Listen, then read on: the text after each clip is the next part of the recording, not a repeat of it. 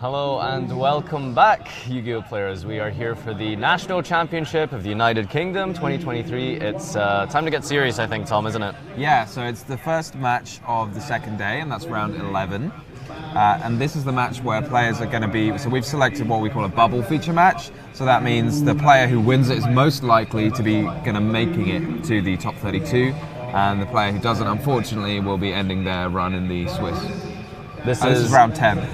My apologies. This is all to play for. It's X2 is the standard for usually where you're at that last ditch effort to get into top cut. And I think you've been there a few times yourself, haven't you? Exactly. Yeah, it's worth saying it's not like a guarantee, because sometimes if you're a player you might not make it, but we're hoping that the winner of this match will make it into the top 32.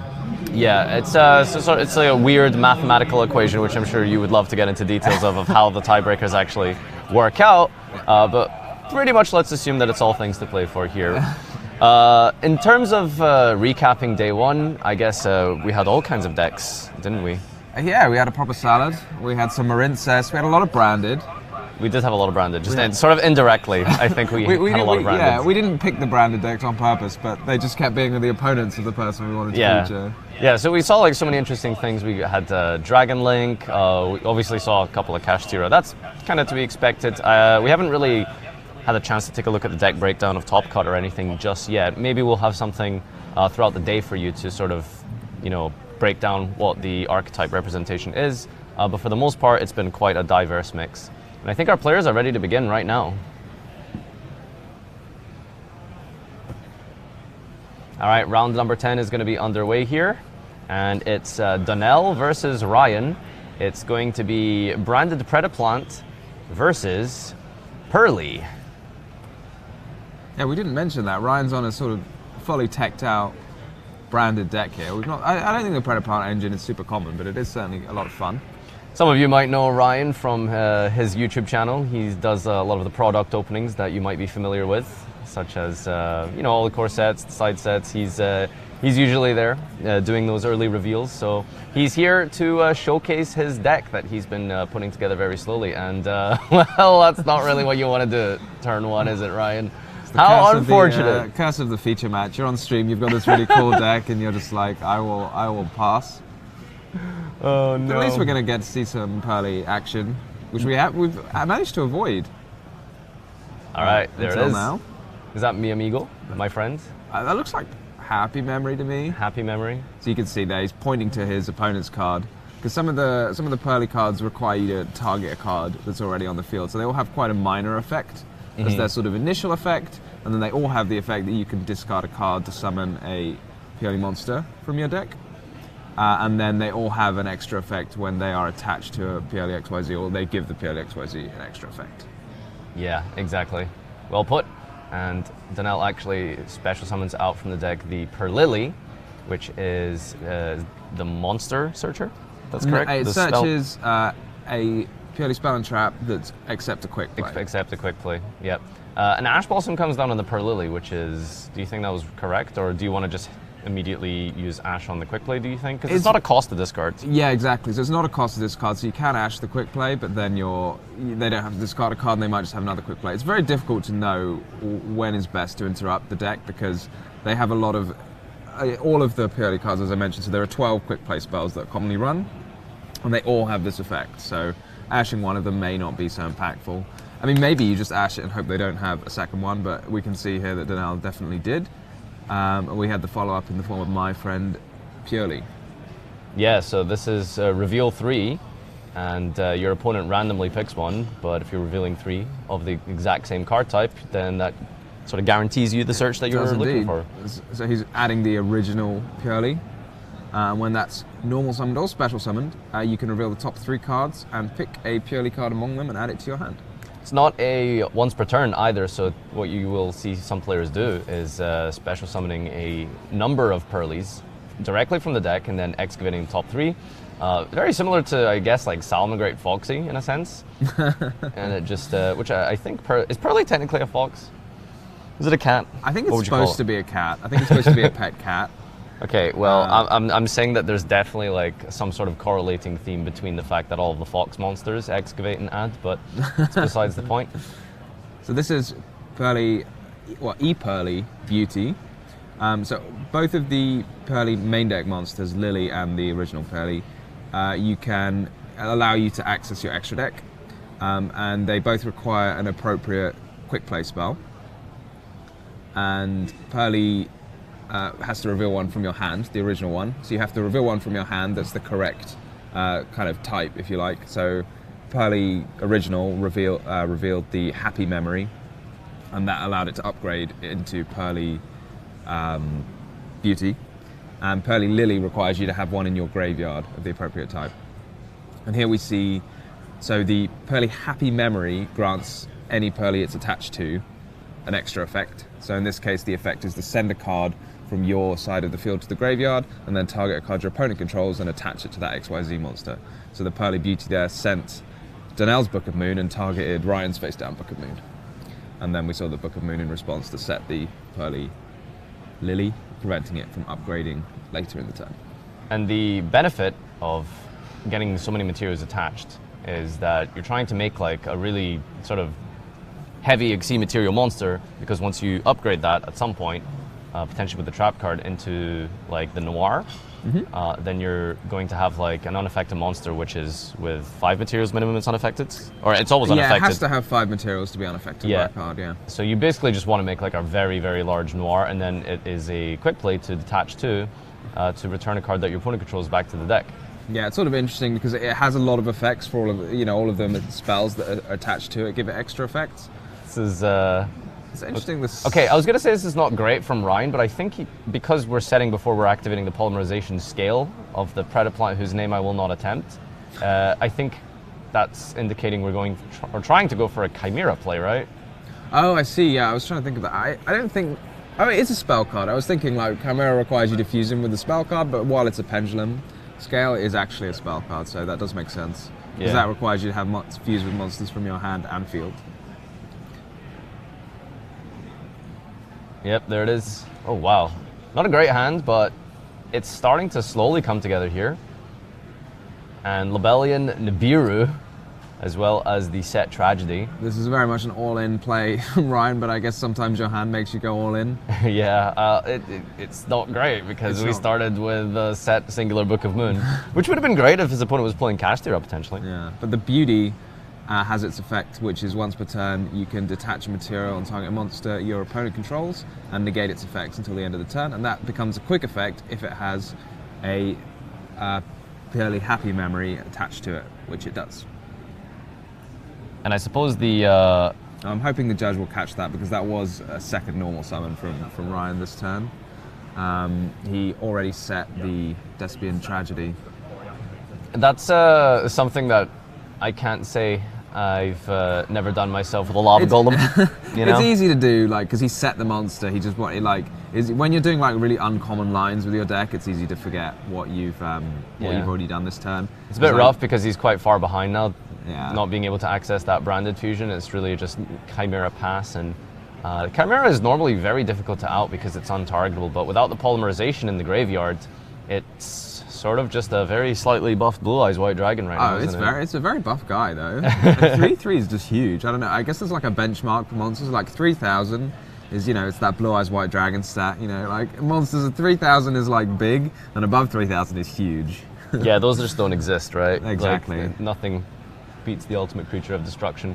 Except a Pearly, potentially. Let's see you how... can make Pearlies very, very big. Yeah, is it the Delicious Memory that gives the boost, yeah? Exactly. So if a Pearly XYZ has a Delicious Memory underneath it, then it will gain 300 attack for each material that it has under it, including the Delicious Memory. So if you can get like 4, 5, 6 materials, then your Pearly monsters start to get very buff, very big.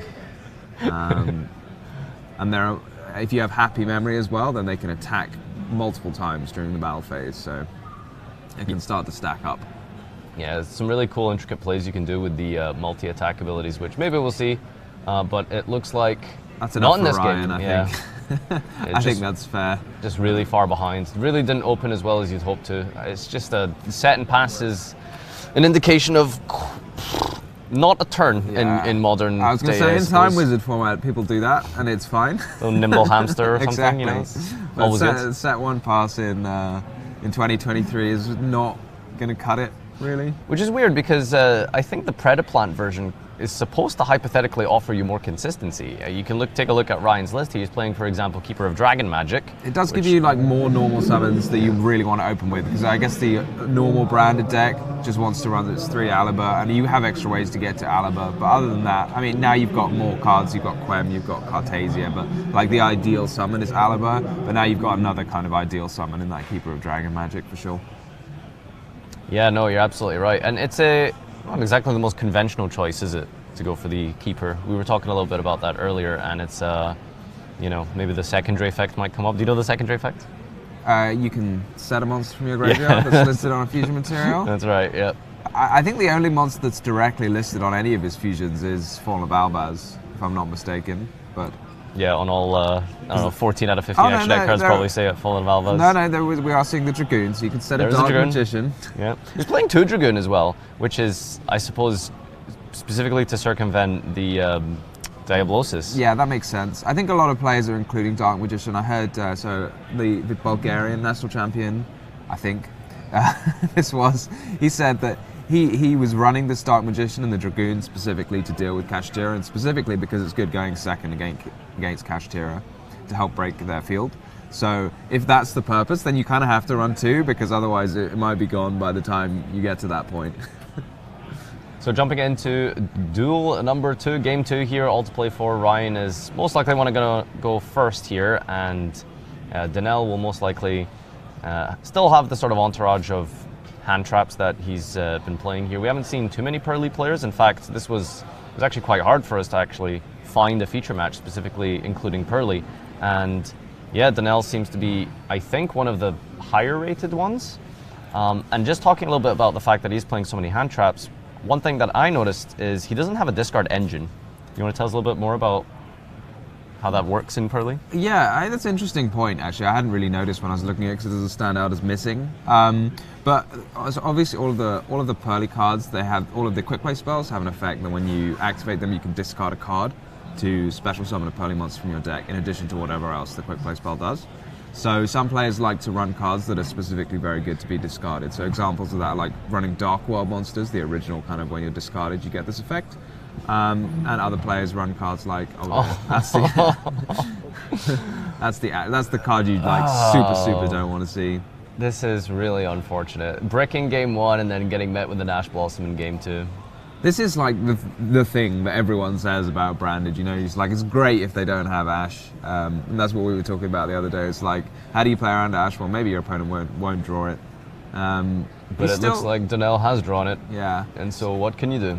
Nice play from Ryan, at least, that you summon the Cartasia, and it's always good to do, you can summon the Cartasia before summoning Alaba, and that way, if your opponent wanted to respond with an Effect Veiler or an Infinite Impermanence on the Alaba, then you could chain the Cartasia, because it's got a quick play effect to fuse, and then the Alaba won't be on the field, and then you get to resolve it.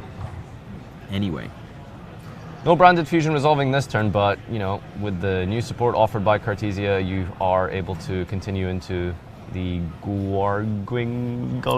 I'm not going to try and say it. But it looks like Danelle might have a response here to it as well, which is, I suppose, maybe the other advantage. Wow, Imperm Ash. That's so unfortunate. Yeah, so, we were mentioning a little bit about the discard engines that you have the ability to play in Pearly. Danelle just opting to go for full engine, and then the rest in pure hand traps, which I suppose definitely helps you going second when you lose the dice roll. So that's working out quite well. As we kind of mentioned, the best thing about the sort of Pearly quick plays is that they don't discard for cost. I mean, you could argue like discarding for cost sometimes can be good in Yu-Gi-Oh! Just sort of depends on the context. Yeah, I mean, for this deck, like discarding for effect, it's got a couple of advantages. First of all, you can use like Dark World cards, and the other discard engine people often use is Shadow cards. Yeah.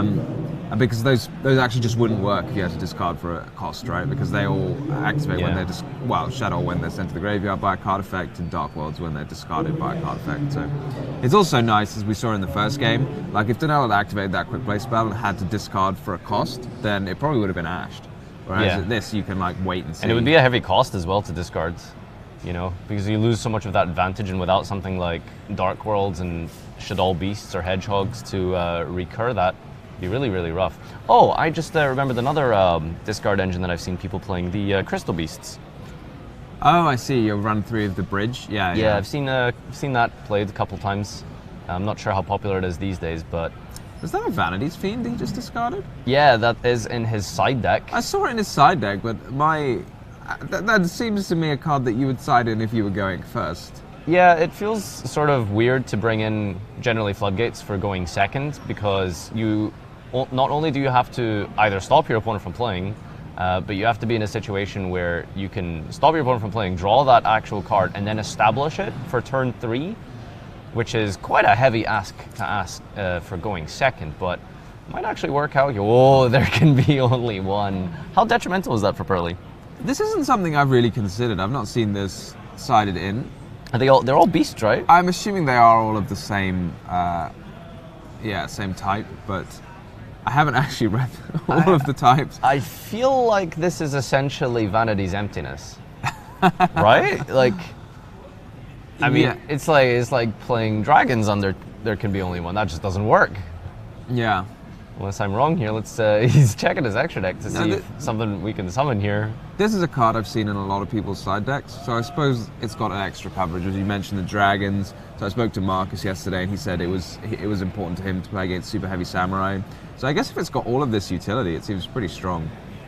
Kashtira as well. I think most of the main deck monsters are psychic, so it seems pretty annoying for a lot of decks. One thing I've noticed about There Can Be Only One is it feels like a sort of more powerful than things like Gozen and Rivalry, in the sense that generally when you build a deck, it's an archetype, and archetypes tend to be of the same sort of typing and attribute, because I guess that just thematically makes sense for a deck. So things like Rivalry and Gozen don't usually hit a lot of decks, but There Can Be Only One is on the opposite end, where most decks, if they are the same type and of that archetype, then well, you just can't really do anything. Yeah, it is definitely an interesting. I feel like sometimes it's great for you, and then sometimes it can be weird. Really kind of context dependent for sure. Do you like to roll dice for random choosing in Yu-Gi-Oh, or do you prefer to just sort of like point randomly? And If I'm just playing casually with my friends, I definitely just point. And some people will roll dice like in any situation. I think if you're playing like a proper game, it's nice just to roll the dice, just to be like everything like clean and clear. Because if you like point, you might have been able to tell. You don't want to like maybe tell that you could do it. Okay, so Winged Beast plus Beast to overlay into some sort of rank 1, which might get you into Zeus. That's a plant monster, so all legal. And I think the most important thing is if you can establish an XE monster that can't be destroyed by battle, which is going to work out quite nicely here. Oh, because none of them can be destroyed by battle with a defense position monster. Exactly, which you could argue maybe was a bit of a misstep by Ryan, because if you have There Can Be Only One, then putting your monster in attack mode is maybe safe, because then you can't, it's quite hard to maybe have that foresight. So, okay, I'm going to flip this, then my opponent is going to attack with an XE monster and then Zeus me. No, I totally agree. It is a bit. I just love that we're going into like 5 different typing here. What is Zeus? He's a thunder, Zeus right? is a machine. He's a machine, of course. People like say this because there is like, it does have the effect that that no one ever seems to use. Is like when one of your cards is destroyed, then it can attach something from your grave deck or. Is this a secret effect? Yeah, and one of the things people attach is the Infinitrack Goliath. So it is a machine. Yeah, it is something to keep in mind, because a lot of players by default will put monsters in defense mode when they can. Obviously, if they get attacked over, you don't take any damage. I think Lightning Storm is also maybe and Lightning Storm, giving people that sort of natural habit of putting monsters in attack modes. In defense, yeah. Yes, sorry. But in particular, against Purely, like one of its main game plans when going second, and to be fair, for a lot of decks, the main game plan going second is to access Zeus. And Zeus requires an XYZ monster to have battled. And so if your opponent's forced to attack with their monster, you may want to put yours in attack mode.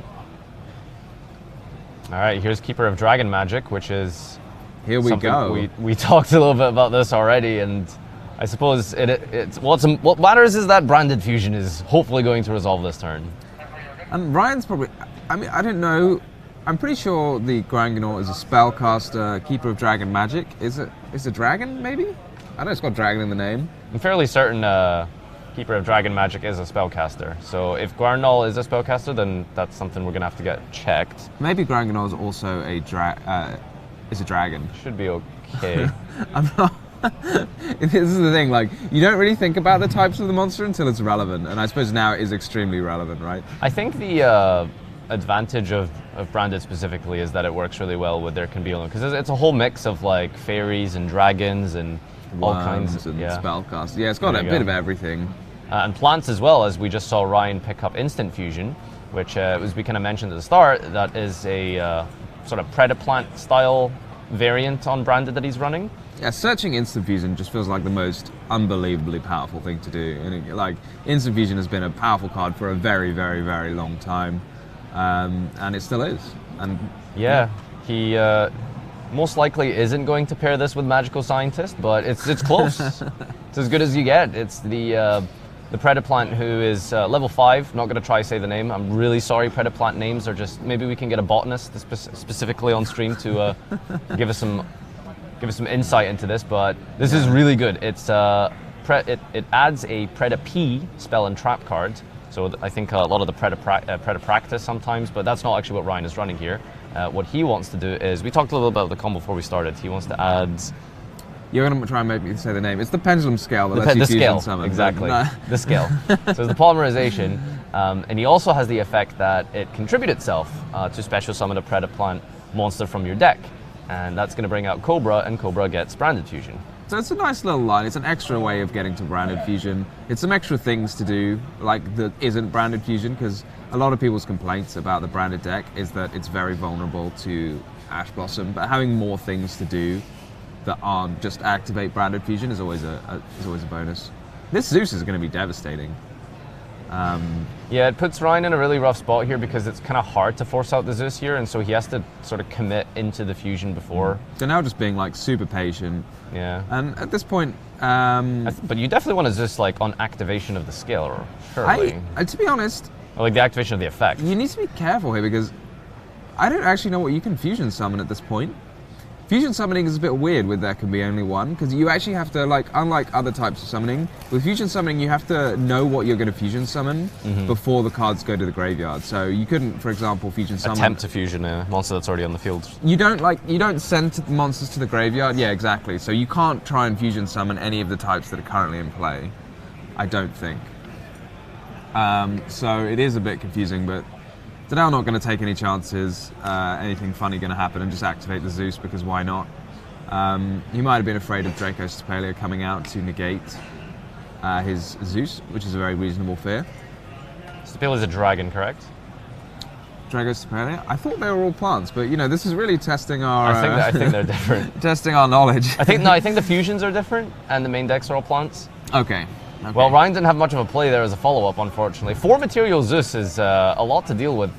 And even just the single effect of Zeus, you know, with a field like that, with the scale, there can be only one, and all the bodies, like, it's kind of got wiped away here. Zeus has been an unbelievable card, like, ever since it's been out, to be honest. I love Zeus. I really, really do. Like, anything that helps going second be stronger, I'm always a huge fan of. Yeah, it's really nice. It's, like, really generic. And a lot of decks can use it. I agree with you. Like, it's a really cool card because it's got like counterplay as well, because you can like try and stop your opponent. As we mentioned, like maybe if Ryan had put his Grand Canoil in attack mode, then this whole thing wouldn't have been happening. But here we are. Yeah, it makes you consider and think about the fact, hey, my opponent's making a Nixie, which you know in some decks is like that just doesn't seem very good, and it's usually to fulfill the summoning condition of Zeus. Just slap it on top of an Nixie monster.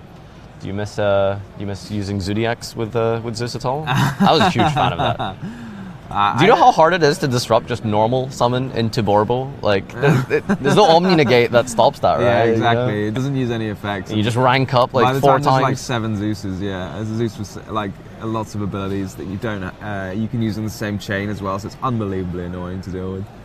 So I'm not sure how familiar, or rather accustomed to, you know, 8,000 damage, 1-turn kills that Pearly can offer, but you know, it's definitely going to be super controlled here. Yeah, to do that. A big multiple Delicious memories, or Delicious is the boost, right? Yeah, Delicious is the boost. So if you have multiple, I think it does count for each one. So if you have like 3 Delicious memory, then it's gaining 300, like 900, I guess, for every material. Was that his reveal of Amigo? Sorry, my friend. What? amigo. Have you been learning Italian? It's the Spanish name of my friend Pearly. It's just I do love it. But anyway, I think you did search Duelists specifically off of the my friend. Yeah. Yeah. And here we see the Dusk Dragon. I'm just going to call it the Dusk Dragon rather than pronounce its actual the original name of it. It's got an extra effect, which is while it's on the field or in the graveyard, if your opponent special summons a monster with a monster effect, then you can banish it to special summon a Despia monster. It's a very from your extra specific deck. kind of niche fulfillment that you would have to remember there, but here it is, I guess. It's quite. I think people special summon cards with monster effects quite a lot. I suppose, yeah. And it only has to be on the field or in the graveyard. So does it summon any Despia from your extra? Yeah, so there's only a couple people play, so this is Despia. Do you think this is the best option? People don't tend to play that many Despia. Because remember, Despia and branded are different, so you can't summon any of the powerful branded fusion monsters that people really want. So people only play like 1 or 2 just for this purpose, I think. I think Plump has also attached the branded fusion out of the graveyard here, so Tragedy is going to be able to recur that. That's very sneaky. I like that. Yeah, it's one of those cards, like, I didn't notice it the first time I read it, that it could attach from either player's graveyard. But obviously when you play with it a few times, maybe you see someone else do it to you, you then realize that. Ryan there just chaining Despia Coertis, which should set the attack of all monsters that are not level 8 fusion monsters to 0. But I think this will not deter Donnell, because he can rank up that Plump into a Noir. And then it's no longer got 0 attack. He's just giving a good count there, being like, I have like 1 million materials. I do quite like how many zones we're taking up here with a single Noir. So Zeus has 0 attack, if I'm not mistaken, but I might be mistaken. Just yeah, he's just smiling there. I think he's just switched to attack mode and attack with a 0 attack monster. For full intimidation tactics, I suppose. And then the Noir, I don't know if my eyes are good enough. It looks like it's got 7 materials. What do you reckon? It looks like 7, yeah. 7, so it gains 2,100 twice. So we can do it starts with 1,100. We can spin once and still make sure it's unaffected, which is, I suppose, really important. It's great, yeah. It's unbelievable boss monster Noir, like unaffected. Depending if it's got like sleepy memories, it can draw cards. If it's got pretty memories, it can negate cards. It can do, well, it can steal cards even. It can do everything. Book of Moon comes down in the Zeus here to, I suppose, make sure that we can guarantee our fusion play here with Cartesia.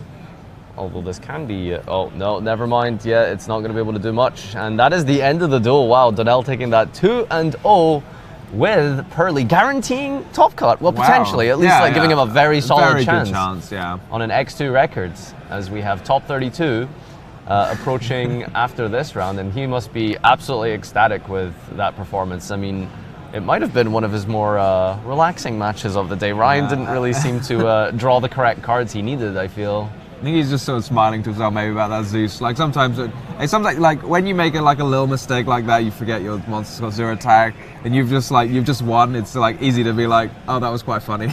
It's easy to be quite chill. So speaking to the more, I suppose, powerful factors of the Pearly deck, you know, that Noir is that huge boss monster that's unaffected. But in terms of its relevance within the meta scheme, especially against Kashtira, do you know what the out is for Kashtira to deal with a Noir? I think people have to like run something specifically, or unless you're going to say something funny, but like people have... It's Scareclaw. It's Scareclaw?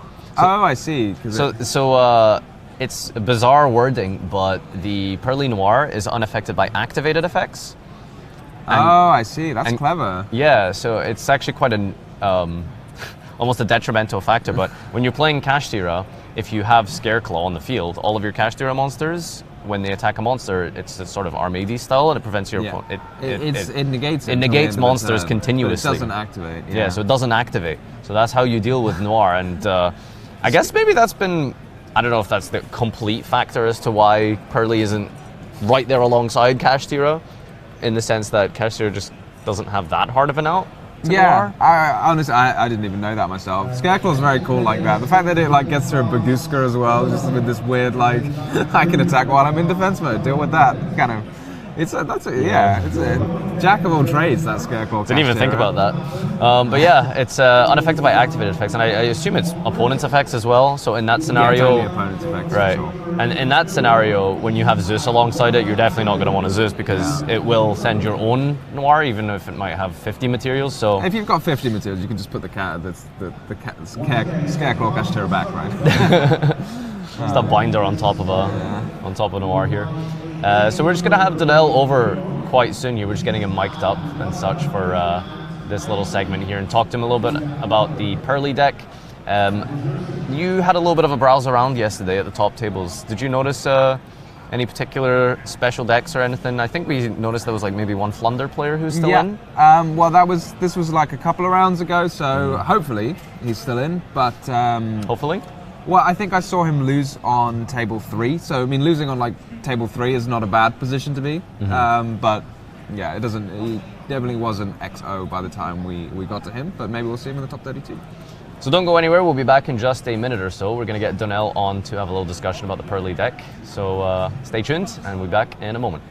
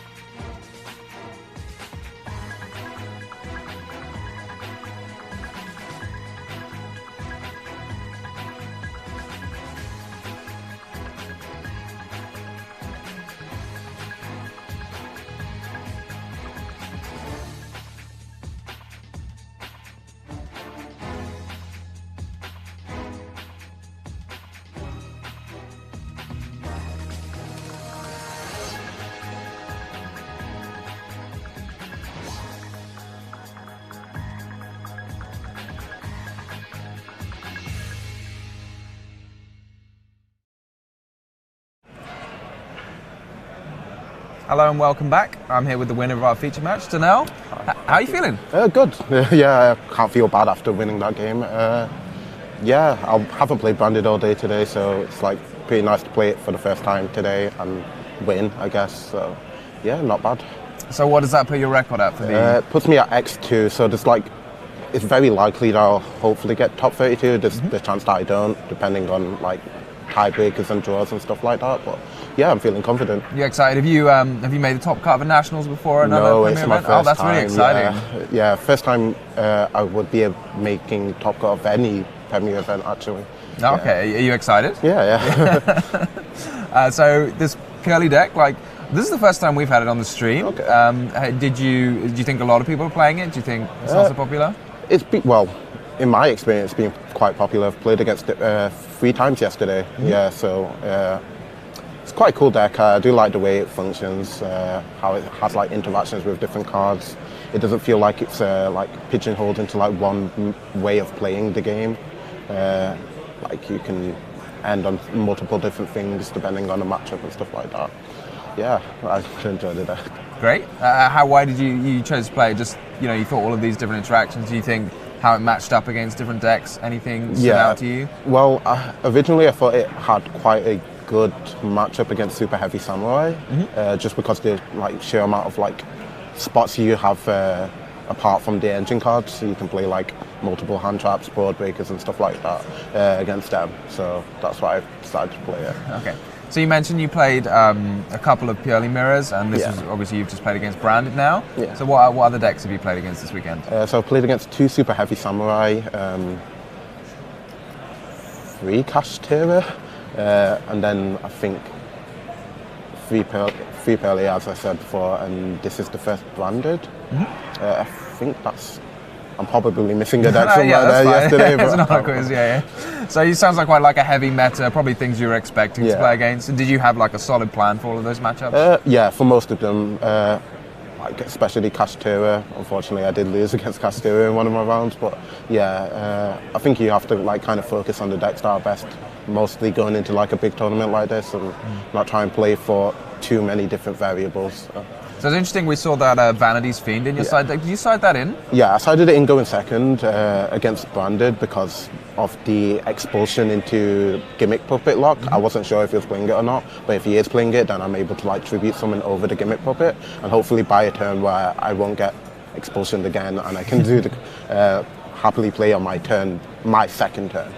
Oh, that's an interesting decision, because we were discussing that, because we were like a bit surprised to see that Vanity's Fiend. Normally it's a card that you want to side in going first. Yeah, generally it's a good card siding game first, but I thought, well, if you can't special summon, it sets them a turn back because they have to remove the card first and then set up another like board after removing the card. And generally if I open like enough hand traps, like you kind of saw that I opened DD Crow, Ash Imperm, it gives me an extra turn where I can draw another engine card or something like that. So is there any other like kind of spice you've been playing that? Nothing really too interesting. It's like quite standard for Pearly list to play like Vanity's Fiend in the side deck to like go first, where you get like hand trapped a lot, so you can tribute summon over your Pearlies, as you don't always need to normal summon them if you don't hard open either of the level ones. So yeah. And did you think about running a discard engine, maybe some Dark Worlds, maybe some Shaddolls? Yeah. At first I thought about discard engines, like especially Shaddolls. I thought the way they interacted, so they could chain block the Pearly cards when they summon, was like quite good against Gamma. But then Shifter. That makes sense. Shifter's Yeah. quite a scary card, so I didn't want to have cards that are just like automatically dead in hand. So. Okay. Well, I mean, have you had anything else from your tournament experience you want to share? Nothing particularly. It's been quite a good experience so far, so I've enjoyed it. Well, I'm glad you've been having a good time, and I really hope you make it into the top cut. Oh, thank you. Well done on winning your feature match, and thanks a lot for our interview. So we're going to sign off now and see you back into the top 32.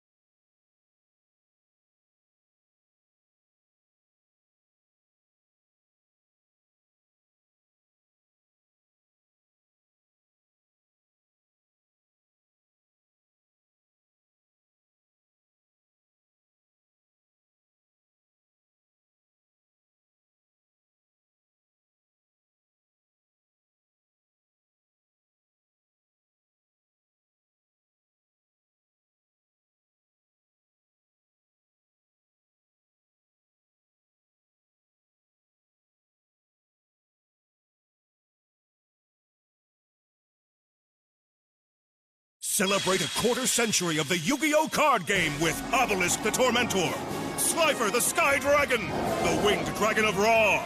These ancient cards from the beginning of time can all be yours, including 3 Egyptian God cards, plus 3 variant cards and 6 booster packs. From the dawn of dueling, Yu-Gi-Oh! Legendary Collection, 25th Anniversary Edition. 61 cards per box, each box sold separately.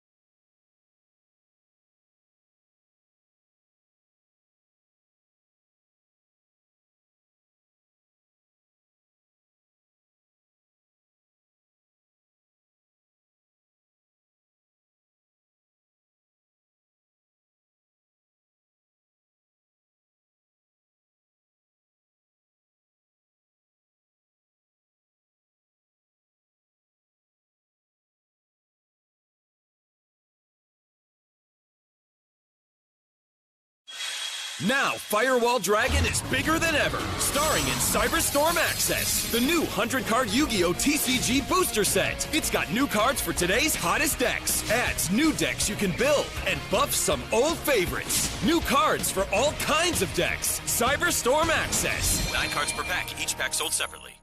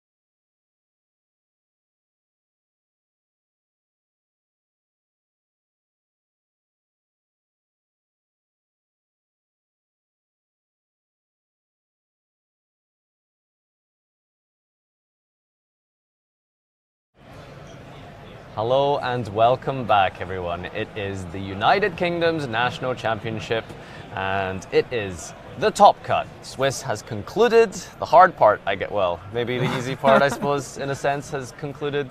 And it's now on to the knockout stages. Now There's no safety time, net. yeah. Yep, nothing else to protect you here. This is it. It's all to play for. Yeah, this is the exciting bit where the one champion is made. And we're really excited for this top 32 match. So we've managed to fetch out a Runic Naturia player, and this was a very popular deck pre Cyberstorm Access, but now we've hardly seen it at all. Yeah, I think with the advent of Kashtira and the power of Arise Heart's banishing, it's really hard to maintain that graveyard and keep recurring your Mole Cricket, constantly drawing with your fountains. So it sort of dropped off in popularity, but I think Thomas has made a good use of the strategy. Clearly, we've made it all the way to top 32, so it's got a couple of advantages. It's in the sense that there's a lot of draw power, you do gotta love that, and spells are just amazing. And if you have Naturia Beast to stop those spells in a format, you're in a really good spot. And his opponent, as we can see there, is on Purely. So yeah, after finding no Purely for most of day one, now it's raining cats. And there's no dogs in Purely, but just cats. Lots of cats. There's Runic Jerry. There's Runic Jerry. Raining cats and one dog. That's a pretty good start here. Runic Tip is a searcher for the Runic archetype, and so you get to, dig in for it. It's easily the best card, isn't it? Yep. Because it's any card you want, plus a free Runic spell in your graveyard. Yeah, so you want to get as many of these Runics into your grave as possible to resolve that fountain turn one for that draw 3. And it looks like we've hard opened the fountain here, which is generally pretty decent, especially if we can go for a discard of another Runic spell. Which we definitely have. I think it was the Destruction that we added out here. Yeah, it's nice because it lets you get that the chain block in, as players sometimes affectionately refer to it. Okay, so it's not going to discard a Runic spell, and instead we're going to discard Kurikara. Not so useful when you're going first. Yeah. It's good to have that utility of if you need to discard a card anyway, you can afford to play these cards that are aimed at going second, and then you still have a use for them going first, which is just discarding them for your Hugin. I played a decent amount of Sprite Runic personally, and I think one of the sort of advantages is the fact that if I like to play, for example, evenly matched. I was quite a fan of that, and so it's good use because worst case scenario it's a discard, you know, so you don't really worry too much about it. And no access to Naturia cards, it looks like. We're just going to have to go with old Fateful Destruction and I guess trying to draw into more Runic cards to stop our opponent with an Effect Negate, the Pulp of Flashing Fire, and I guess you can protect a body with your Slumber. Spell and Trap Destruction is pretty relevant as well. Yeah, especially against Pearly. Yeah, is a very useful card. Is that a Sleepy Memory that was a Sleepy Memory. Yep, we're going to go for Pearly now. Cut of the deck, and this excavates 3. There we go, Delicious. Straight into Delicious there. That's pretty good. All right, Smiting Storm and that's a Dispelling. A Dispelling, yeah. So it loops one out the hand, right? Yeah, so if your opponent adds a card from their hand that's not except in the draw phase. So, I don't know if this is the draw phase, actually. Yeah, because players typically, as a habit, if you can activate an effect in the draw phase, then you kind of should. Because that way you can't be affected by Draw Lockbird, and also Runic Dispelling. But sometimes players miss that with Runic Dispelling, because it's not normally when you read except in the draw phase, it means except for your normal draw for the turn, so you're not allowed to activate it when your opponent just draws for turn. But also, I think it just says you can't activate it in the draw phase. So, but James is just emptying his hand anyway of the things he doesn't want to be discarded, which is a fair approach. You might as well get the sort of value of the discards by using them immediately, since you're going to lose that card out your hand regardless. Yeah. So you're going to lose one card, but if you use all the cards you want to use first, then yeah, for sure. So this is a chain. So those 2 cards were banished for the Runic Dispelling, and now there'll be a chain of Purlily and Purely itself. We will see. Look, I look like the Freezing Curses came down on the Lily. That makes the most sense to me. Lily adding the My Friend potentially is definitely not something you want to do, right? Let your opponent resolve that. Yeah, exactly. It's also got the most powerful graveyard effect. The most powerful rank up effect, if you like, because it can attach from the graveyard, so you don't have to use the resource of a card in your hand. I'm genuinely wondering if the it's sort of like, oh, did we hit another Delicious? That was a happy. A happy? Very happy. But Thomas is looking very happy himself here. He's going to get to draw 3 cards. I mean, nothing brings a smile to the face of a Yu-Gi-Oh player like drawing 3 cards. Yeah, 2 is usually the standard, I think, right? In terms of the old reference to the card that shall not be named. But 3 is pretty decent too. And of course, you know, you want to get deeper and deeper there so that we can finally see that Naturia engine, since unfortunately we weren't really able to set up Nat Beast turn 1, which was, Oh yeah, I suppose, the whole win condition of this archetype. The purely deck runs a lot of spells. Yeah. So going for Princess Sprite. Old school card, Princess Sprite. Takes 2 level 1s, you can detach and excavate a card, and I think if it's a spell or trap, you can add it to your hand. Is there any reason we're not just going straight into our Pearly line? Oh, wow. Hits a triple talents off the top there. Yeah, I think that's a good good for Thomas not to, he was just not use any spells and traps. I guess you might as well use the Sprite first because it gives you more, you know, information before you make whatever your next play is. So purely he's got Happy Memory, and so that means you'd have to upgrade into purely Happy. You can't, you have to upgrade depending on which spell you're using to do so. Mm-hmm. So in this case, you have to make Happy. Happy is not the is that Happy? Am I making that? Is that the Searcher one? Yeah, so it has to attack. So it's not the most useful when you're going first, but when you're going second, it's definitely one of the better ones because it can search cards after it attacks. I think it's pretty strong specifically into the Hugin, right? Just because, you know, it's a defense position monster that doesn't really affect you at all, so you're always going to be guaranteed to get a decent amount of attack in without too much risk of losing your monster. As we were mentioning, this is like another reason that it's really important to have your monsters in attack position where possible against purely, because it stops, you know, you don't want to give them an easy attack either for the Happy or to upgrade into a Zeus. I mean, in this case, it's got 0 attack and defense, so you might as well have it in defense mode. But if your monster's in any way like beefy, you should probably put it in attack. You know, just as a concept of the runic cards, I find it sort of really, I mean, it's a super powerful idea that all of these cards all do the same thing. Like every single runic activates an effect, especially some from the extra deck, and then those extra deck monsters are like 3-fold choices. And on top of that, you have all of these other effects like your destruction, your interruption, your utility, your versatility. But there's a third effect of the runics, and that's the banishing off the top of the deck. Now, a couple of those resolving is probably irrelevant, but after a while, especially after a good back and forth of multiple turns, you start to lose a lot of resources off the top of your deck here. There's a Dark Ruler coming down from Thomas. I wonder if, I'm just curious if in the long term that can be a real detriment to Pearly. It definitely can, because they only have 6 main deck monsters that you really like, well, as in like the only kind of, there are hand traps obviously in Nibirias and things like that, but the only main deck monsters that it runs are the 6 purely monsters. So, and they do go through them quite fast, as we saw there. There were 3 in play, right, already. So, and a couple got banished. So once you run out of those main deck monsters, then your spells don't have anything to summon, and that is enough. Yeah, James is going to pick up the cards there because Runic as an archetype is, I want to say, quite slow. You're very much controlling the field, and one of the most, I guess, difficult or really powerful restrictions and conditions of the card is that you aren't able, you must skip your next battle phase. And because of that, it takes a long time to win. And I think, at least with inexperienced players, well, I'm not technically losing life points. I guess I'm still in the game. But the problem is that when you're against Runic, and they have like 10 more cards than you. Yeah, they've just got full control of the field. Yes, you might be sitting there top decking, but you need to understand, especially in a situation in a timed competitive duel, you need to recognize when it's over. For sure. So James does that, obviously, in this game here, recognizing that, you know, that's definitely the end of the game here. Thomas is drawing 3 cards basically every turn, has full control, and yeah, it's time for game number 2. It might be the case that James, I feel like a few, like maybe at YCS London, people probably would have had a side deck plan for Runic decks. Definitely before, yeah. Yeah, but now, I haven't seen the deck as popular as it once was, so it might be that people are thinking a bit less about it, and I'm looking, so like Cosmic Cyclone was a particularly popular card, I think, so you can banish that Runic Fountain, which gets around it being added back or protected. I'm looking at the side deck here, and almost every single card in there loses to Naturia Beast, doesn't it? You can side in Grave of the Super Ancient Organism is 6 or higher.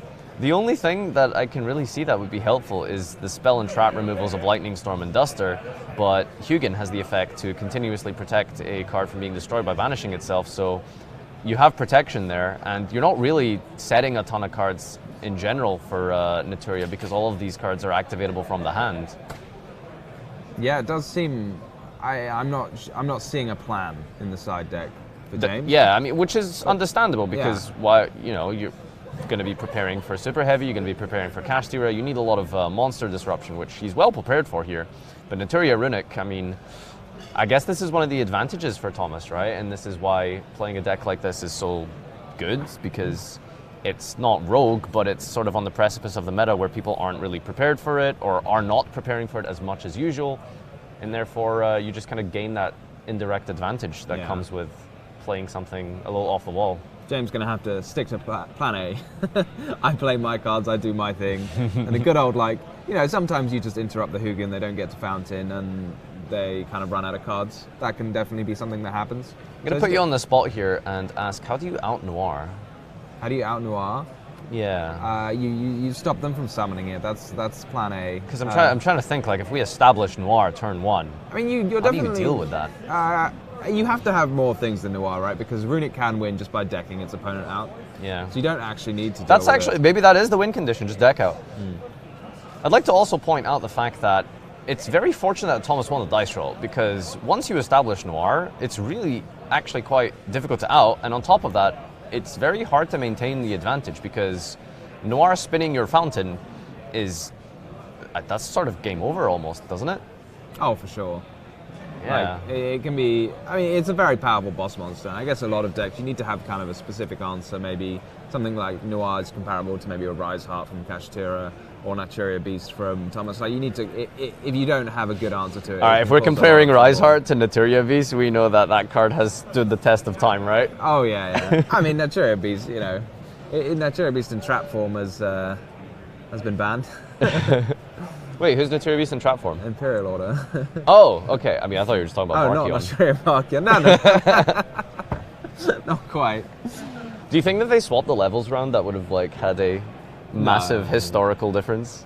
I feel like 5 is like a very specific number because it's a normal summon level 4 and a 1 tuner, right? That just feels easier to make than a 6. Maybe. I mean, I guess in this deck specifically, you don't have the Earth level I'm sorry to 2. get tied down in the multiverse of potential hypothetical Yu-Gi-Oh card design of what like, society if Naturia Beast was level 6, Like, yeah, it's probably easier in this deck because the cards, your best cards are Mole Cricket and I'm going to say the name wrong, Camellia. Yeah. So I think this deck is probably more convenient to make a Naturia Beast, but I mean the deck runs Barkion, it can make Barkion pretty happily. Yeah, they were pretty much like designed to have these runics in mind, I feel like. Well, maybe not necessarily, because Sacred Tree is ancient, right? It's an old card. Yeah. And it works non-once per turn, and it synergizes so well with the runics, because you discard for cost multiple times, you just get all these searches. Yeah, for sure. Focusing up on James's turn here, this is a great turn 1. I mean, I don't think you can ask for better here. And he's got the trap card, so this is a potential draw 6. Do you want to tell us a little bit about the sort of Pearly engine in the get-go? I think draw 6 is ambitious, but draw a good Hypothetically. few. Hypothetically. So Sleepy Memory is the card that it is talking about. So when all of the purely quick play spells grant whatever they are attached to an extra effect. And one of them is Sleepy Memory, and if you attach that, then during your opponent's standby phase, you get to draw a card. But Purely Memory, Sleepy Memory itself is not once per turn, so if you have multiple, you can draw 2 cards. So if I have 2 of them under the same Purely monster, then I can draw 2 cards. And the Purely Trap card, Purely Eep, it's just called Eep, I think. Isn't it Pure Leap? I mean, maybe it's Pure Leap. Purely Yep. Yeah. Purely Yep. Yep, Purely. Okay, anyway, here's Plump for the multiple materials. Yeah. It lets you kind of rank up, if you like, one of these rank 2s into a rank 7 Purely monster. And if you do that in the standby phase, then it's a new monster with those Sleepy Memories attached, so then you can trigger those Sleepy Memories again and draw even more cards. So if you have 2 Sleepy Memories under your Purely monster, then you get to draw 2, and then you can use the trap card and then draw 2 more. And we're going to resolve all 3 copies of OG original Pearly here for multiple hits off the top of the deck here. I don't know if we've actually managed to get a Sleepy. There's one, okay. Did get a Sleepy finally. Just gonna put those on the bottom of his deck. Hopefully our table judge will that should remind go. him. Those went to the graveyard there. So if our judges could clarify that, that's really important. Easy thing to do. Like you're just, I don't think it's intentional or anything like that. Oh, Thomas has caught it for us. Yeah. The Plump does not have any Sleepies under it, does it? Does it have one? Yeah, so when you activate, this is one of those very rare instances where it says up to thrice per turn. So up to 3 times a turn, if you activate a purely quick play, then you can chain a purely rank 2, so in this case Plump, and it will attach the quick play spell after it's resolved. So that's the way they can get even more materials. But Plump itself, I suppose it's in the name that it eats the materials from the graveyard. Gets very fat with XYZ materials. It's getting very plump. So it itself, that's why it's probably the most popular one to start with, because it lets you take all of those spells that you've invested and attach them. Princess Sprout unfortunately missing the spell trap, so instead, because it revealed a monster, it just gets sent straight to the grave. And there we see a very large Noir. Thomas just counting, just saying, how many does that have? If you have the purely Yep here, is there a point in making the Noir here? Because you don't get as many draws now, right? Yeah, so if you use the Yip, you want to call it, then the monster is returned to the deck during the next end phase, returned to the extra deck. So this sort of establishes it forever. Okay. Is that a destruction that's coming out here? Tom was just electing to read My Friend Purely in the Graveyard rather than one on the field. Maybe. I mean, sometimes players just for fun have cards of different languages in their deck, so it might be that's the case. Or it might just be like, don't want to disturb the field, whereas looking at your opponent's graveyard is easy. That's a Kurikara. Does Kurikara tribute? Okay. That was. It does tribute Noir. Oh yeah, of course it tributes Noir. That's amazing. I mean, you can only do it if there was a card drawn or the effect was activated, which it looks like it was. Yeah, so it's the Sleepy Memory that activates as part of the effect of Noir, technically, right? Yeah. Sleepy Memory gives the effect to Noir. Wow, that's incredible. That's huge. But I mean, it's not like game ending, right? Because like usually people have the impression that, oh, okay, well my big crazy boss monster got tributed for cost by like a kaiju. The effect of the My Friend Pearly on the field there allows you to add back 3 quick plays. Yeah, it's amazing, like the kind of recursion that it offers. So if you can deal with it, like it just as if it's sent to the graveyard by an opponent's card, so that could be by battle, or in this case by simply being tributed. Then you get to add 3. Which, I mean, like adding 3 back, that's so much gas for next turn. Yeah. So James not too upset to see this. Yeah. So in the long-term sense of the duel here, it's not too bad. But I would probably be really scared if Thomas was playing like a very sort of aggressive deck, maybe like a super heavy or something. I think if I was to have my monster Kurikara, I'd very much risk like losing that turn. But with Runics, no battle phase even. So establishing a field of Naturia Beast could be deadly just by itself. I was thinking that because 3 spells, doesn't matter how many spells you have, your opponent has Naturia Beast, unless they have enough like more spells than you have cards in your deck, right? Yeah. Deck out the Naturia player for a change. So Camellia also has this really amazing replacement effect. Yeah. So when you use your Naturia monster, you can pay the cost of it instead of tributing. You can just mill the top 2 cards of your deck, which works really well with the other Naturia card that I think you play, which is Sunflower. Yeah, exactly. So you essentially can get like 2 negates as well. Is he playing Sunflower actually? Yeah, he is. It's in the top left there. Oh, right, his very first card. So most players run like 1 Sunflower, 3 Cricket, 3 Camellia. And like tributing was Sunflower as well, it's not once per turn. So that can catch people out sometimes, I think. Because like normally like you have to tribute 2 monsters to activate it, which is quite a hefty requirement. So like the idea of resolving that multiple times is very hard. But if the first time, rather than tributing 2 monsters, you just mill 2 cards, then you've still got the Sunflower. And you can still activate its effect again. So Stardust Charge Warrior just maintaining and granting more card advantage. Sacred Tree discard with the Search, with the Fountain.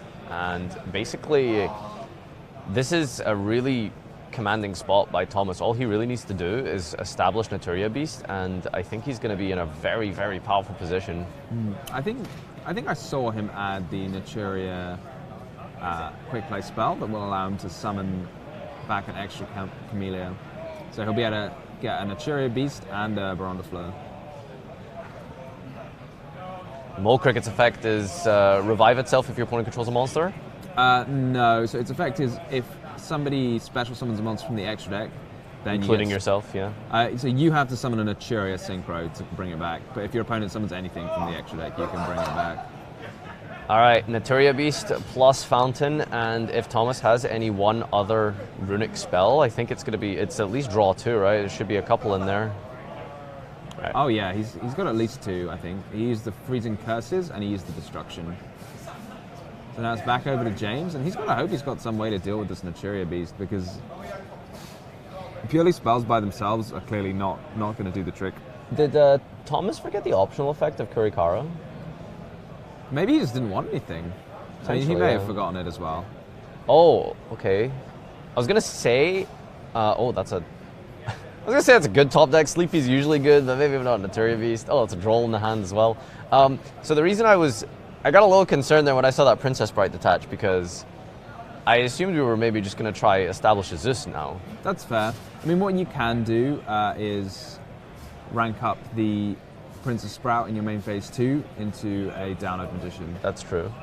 All right, there is Camellia being special summoned out the deck here from Mole Cricket. Do you not get to special summon Sunflower as well? So if your opponent has the highest attack point monster, oh, then it's based you on get attack 2 points. monsters, Okay. Yeah. If you have the highest attack point monster, then you do not. So James has fortunately got some purely monsters to play with, so he doesn't have to rely on his spell cards. They're just making a chain here, so when your opponent summons a monster while you control Camilla, then Camilla's effect will activate and let you special summon a Naturia monster from your graveyard. So that's what Thomas was doing, and then in response, using the monster that was just summoned, E Purely Beauty, Thomas was trying to negate the Camilla, prevent the Mole Cricket from coming back. Here we go, this is very much looking like a Zeus, as you predicted. Zeus angle against Runic is, I suppose, one of the only ways you really have to deal with the multiple disruptions, as well as the floodgate effect of Naturia Beast. There he is. It's interesting. I'm not sure why he would be using it over the he could have had a 4 material Zeus rather than a 2 material Zeus. Could have put it over his beauty there, the Downerd and the Zeus. But he doesn't look like he was that interested in using it this turn, given the number of cards that he's setting. Yeah. Why do you think we're not just Zeusing and then playing again? Well, I guess he wants to kind of hold the Zeus. I don't think he thinks he needs it to activate it this turn. And that is fair. Like, Thomas has got a lot of monsters, but the only one that's really doing much proactively is that Naturia Beast, and the Naturia Beast can be answered by the happiness that's underneath, sorry, not happy memory, pretty memory that's underneath beauty. So I guess it's fairly heads up, like he can have the Zeus as a bonus, he doesn't even need it to win the game. Well, it's looking like this turned out to be quite a hard matchup for Naturia Runic. I know that first game looked quite convincing, but even with the tools to go second here, Pearly's not actually done too bad of a job playing through Naturia Beast. Just got to remember that he is under Droll and Lockbird, I believe. Did we add anything just now? That was a Pearl Lily that resolved, right? Yeah, so he just special summoned the Pearl Lily, so you can't add the Pearl Lily. Again, in Droll and Lockbird is like easy thing to forget. Like if it's, you've taken like 5 or 6 actions this turn after the Droll and Lockbird, and there's like 4 cards hiding it on top of it in the graveyard. He didn't add anything, so he's well aware. But yeah, it's definitely an easy thing to do. All right, Plump is going to start stacking Plump up is going to get large, yeah. Yeah, stacking up those materials So, here. as I mentioned before, you can actually take things from your opponent's graveyard. So, I mean, sometimes you'd much rather have those purely spells. But one thing you could do, for example, is to take your opponent's runic cards out of their graveyard and attach them to your Plump so they can't be shuffled back to draw you any extra cards. So many utility cards that you can take out of your opponent's grave. Mole Cricket, for example, it's on the field now, but just as a way to cut off your opponent's flow of resources, there is just so many cards and many archetypes that kind of build advantage from the graveyard. So You have to take spells and traps, unfortunately. Oh, okay, sure. Spells and traps also included. If it took monsters, that would be insane. That would be okay. Oh my goodness, this is going to be a huge noir. So the plump, all of the purely monsters, when they attach a material. So I mentioned before that when you attach a material, when you This plump activate is a quick, so it's huge. a very plump, isn't it? When you attach a material by activating a quick play spell, they all give you like a bonus effect when you do that. So plump lets you banish a monster until the end phase. So it makes sense just to banish that Kurikara until the end phase, and it will come back with its original 1500 attack rather than the 3000 it had before. So it's a pretty minor thing, but you might as well reduce the attack of your opponent's monster by 1500, even if they can't attack with it because they're playing a runic deck. Yeah, a soft reset like that goes a long way, I suppose. Okay, Kaiju. Kaiju. I mean, it kind of had the same outcome as last turn, where we add back all these cards, but I suppose dealing with the noir is really important because spinning the fountain is going to be quite detrimental. But at the same time, Thomas is so low on cards. Yeah, he's only got the one card left in hand, so it can't be fountain and a runic spell. And James is more than happy. He's going to get to add back 3 more, I believe. Not 100% sure of this ruling, but that's luckily for us. We have table judges because my friend Purely says when your opponent, you lose a Purely monster by your opponent's card. And obviously, like, the Kaiju is kind of your card by the time it's on your field, even though you don't want it to be. Like, it's very much an imposter, but it is yours. But yeah, I think James and Thomas seem to know the ruling better than me, which is good. Blessing for Camellia, which is going to be attached on here. No, it just gets negated. Okay, it's just negating it with the. All right, and then James not messing around. like, You've got no cards left on the field, so no cards in the hand, so we're going to get rid of basically everything. So Thomas down to pretty much nothing, with the exception of the only kind of resources he has is a couple of runic spells in his grave and that mole cricket in his grave, but probably not enough. James has got a healthy size hand there. do you feel like that Zeus was necessary? I guess it wasn't necessary, Probably not, but like, I guess it's just sort of crossing the I's and dotting the T's, or the other way around.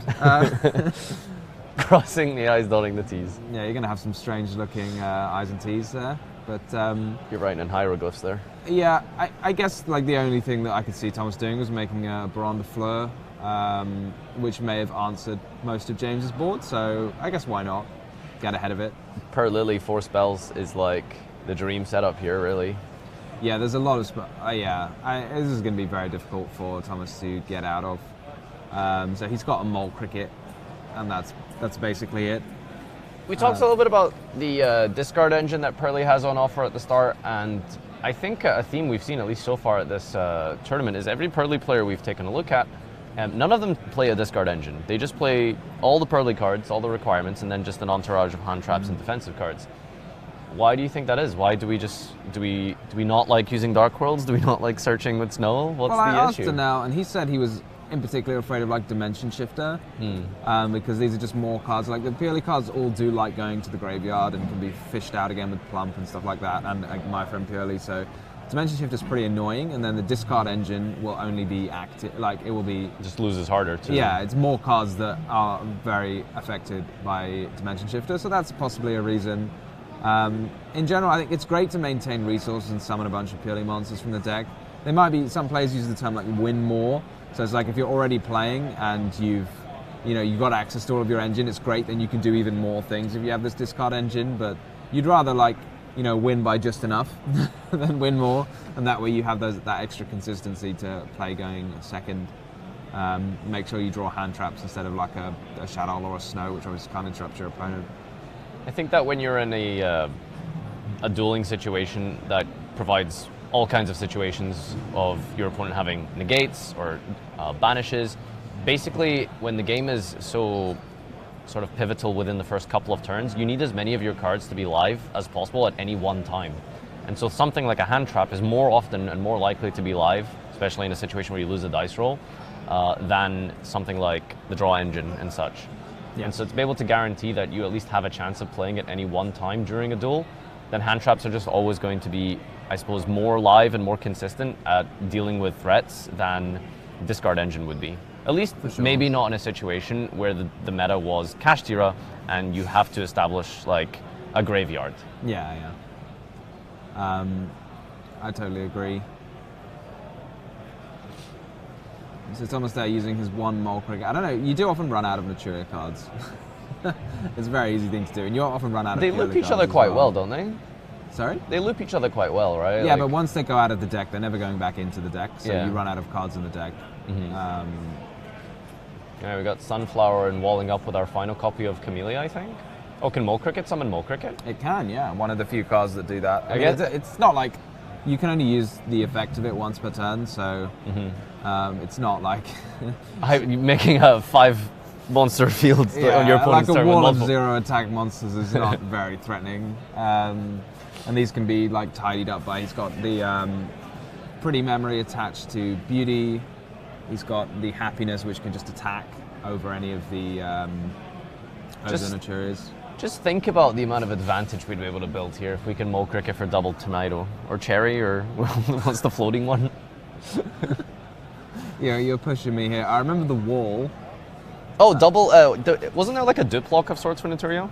I can't remember. Maybe. Is it Dragonfly? Naturia had a lot of ways to stop your opponent from doing things. So I think that was the whole. Yeah, that was the whole thing. gimmick. Was they work very similarly to like I want to say like ice barriers. You know, they have all these like weird restrictions when you have multiples on the field. I think Bamboo Shoot was the. That was like that's like the quote unquote good one, right? That was unbelievable card. How does it work again? Your opponent can't If set. you tribute summon it by tributing a Naturia monster, then your opponent can't activate spells and traps. Spells and traps. They Wow, just can't be activated. it's actually crazy. Yeah. 2000 attack though, so I don't know. I'm not sure how good that would be today, especially with special unicorn. So James is quite far ahead here, and I'm just wondering if maybe potentially Thomas is being cognizant of time. I don't know how well this runic deck performs when it gets close to timeout. Pretty well. Pretty well, you think? Yeah, Not it's, having a battle phase is a bit of a disadvantage. It doesn't matter, right? Because of Munin effect. I suppose, yeah, he's running one copy of it. I was wondering whether players run it in their extra deck. Depends on how much space you have, I guess. Our timer here is fast approaching the single-digit mark here, and Thomas is still maintaining to remain within this game here. Showing off there, so you attached all 3. All 3 delicious. So now which there's is, like... Is that like 4 attacks or something? No. So delicious is the one that gives your monster extra attack. For Okay, each so it's material it 3 has. multiplied by the number of materials multiplied by 3. Well, Is my math wrong? So he's got 5 materials, and each delicious gives it 300 attack per material. Okay. So each delicious that it has under it gives it 1500 attack. So in this So case, it's got 45 plus? Yeah. Okay. Well, there's only 2 delicious, so it's 3000 plus whatever its base attack is, which I want to say it's 1500 as well. It might be 1600. I'm second guessing myself. So it's got about 4500 attack. Yeah, okay. Enough. 2000 life points, set pass from Thomas here. And 2000 life points and a dream. we just have to go directly to the battle phase here and attack. Okay, we're going to use this to set. Tip for the Just search. ash the tip. I was just like, yeah, that's probably game. All right, yeah. Scooping it up from Thomas here, and really took that down to the wire. And I'm just wondering if that's like a sort of strategy where, you try to stay in the game for as long as you can, because you know that going first in game number 3, you're going to have a bit of an advantage, I would say. Oh, yeah. It's definitely something to be aware of, like how your deck performs when it gets close to timeout, whether you need a lot of time to execute long combos. Mm-hmm. We saw that really tense game yesterday with the Dragon Link against Marincest. That was a really intense game. Yeah, I think he was like citing Scarlight and such, and players have opted recently to side cards like that really assist you in time, because there will come a situation potentially, especially if you go into a long grind game, where you have to gain some life points or deal damage. And some decks do better than others, and I think recently we've seen Gold Pride as a newer deck. That's not a deck you want to be playing near the end. Exactly, right? So like has to reduce its own life points. So that's one of the disadvantages there. We had Prank Kids, I think, last year, which would create quite a large deficit. I think 1500 per turn you could do with, like, you're gaining from Dropsies, you're reducing for Lampsies. So you'd create a deficit of 1500 every single turn. And when you're approaching close to time, I suppose that's one of the more advantageous aspects of playing a deck like that. And I think maybe that's something that Runic offers as well. It's a nice little bonus to have cards that just give you, like, in-engine ways of gaining extra life points or dealing a small amount of damage to your opponent. We do see the Moonlit Chill in the list for the purely player. So that's a hand trap that also has a little complementary bit of burn I was going to damage. mention, yeah, I think you have to attack over the monster that's been negated, or when it leaves the field. It has to leave the field, yeah. So Yeah. you negate something, and then when that monster leaves the field, they take damage equal to its attack. I wonder if that's a particular, like, sort of deliberate effort for the burn damage there with Pearly, because I think normally people generally play Veiler before they start putting in Moonlit, but maybe there was a world where, you know, Pearly can go to time, can be a grind deck, and so having that, you know, burn damage coefficient sort of assists you in time. Yeah, there are ups and downs, because the Moonlit Chill is a card that can be used under a Rise Heart, whereas Effect Veiler can't. But as That's we true. saw in the previous feature match, actually, there was quite a lot of utility to having your hand trap be a level 1 monster. So that DD Crow, like the fact that DD Crow is just a level 1 monster that could be normal summoned, was actually really clutch. So Picked up Effect a Veiler talent does with it with have the that. Princess Sprite, so it works Yeah. out. So it does have that going for it in the purely deck specifically. All right, side decking has finished up here. We are basically at the 10-minute mark. This duel is going to end right down to the wire, I think. I'm not sure if this is actually going to be a sort of a finished duel per se. I think it's going to be really just down to who can create a deficit in life points. I mean, has Naturia Runic ever finished a duel? That's a good start. We got Mole Cricket. win by Ash concession. Blossom, however, huge. Ash Blossom on Mole Cricket is and devastating. no Runic cards to play through that. That's really unfortunate. And a Feather Duster comes down from James here. That's a there can be only one. Oh, That's wow. huge. James is kind of looking up. You can Thomas not looking very happy about that. No, Thomas is really upset here. Oh wow, yeah. Thomas has a Sacred Tree in his hand, Got a and Droll maybe coming down. yeah, Droll and Lockbird on the resolution of the Perlily here, getting the My Friend. Is there anything else you can add with Perlily to maybe like play around Droll?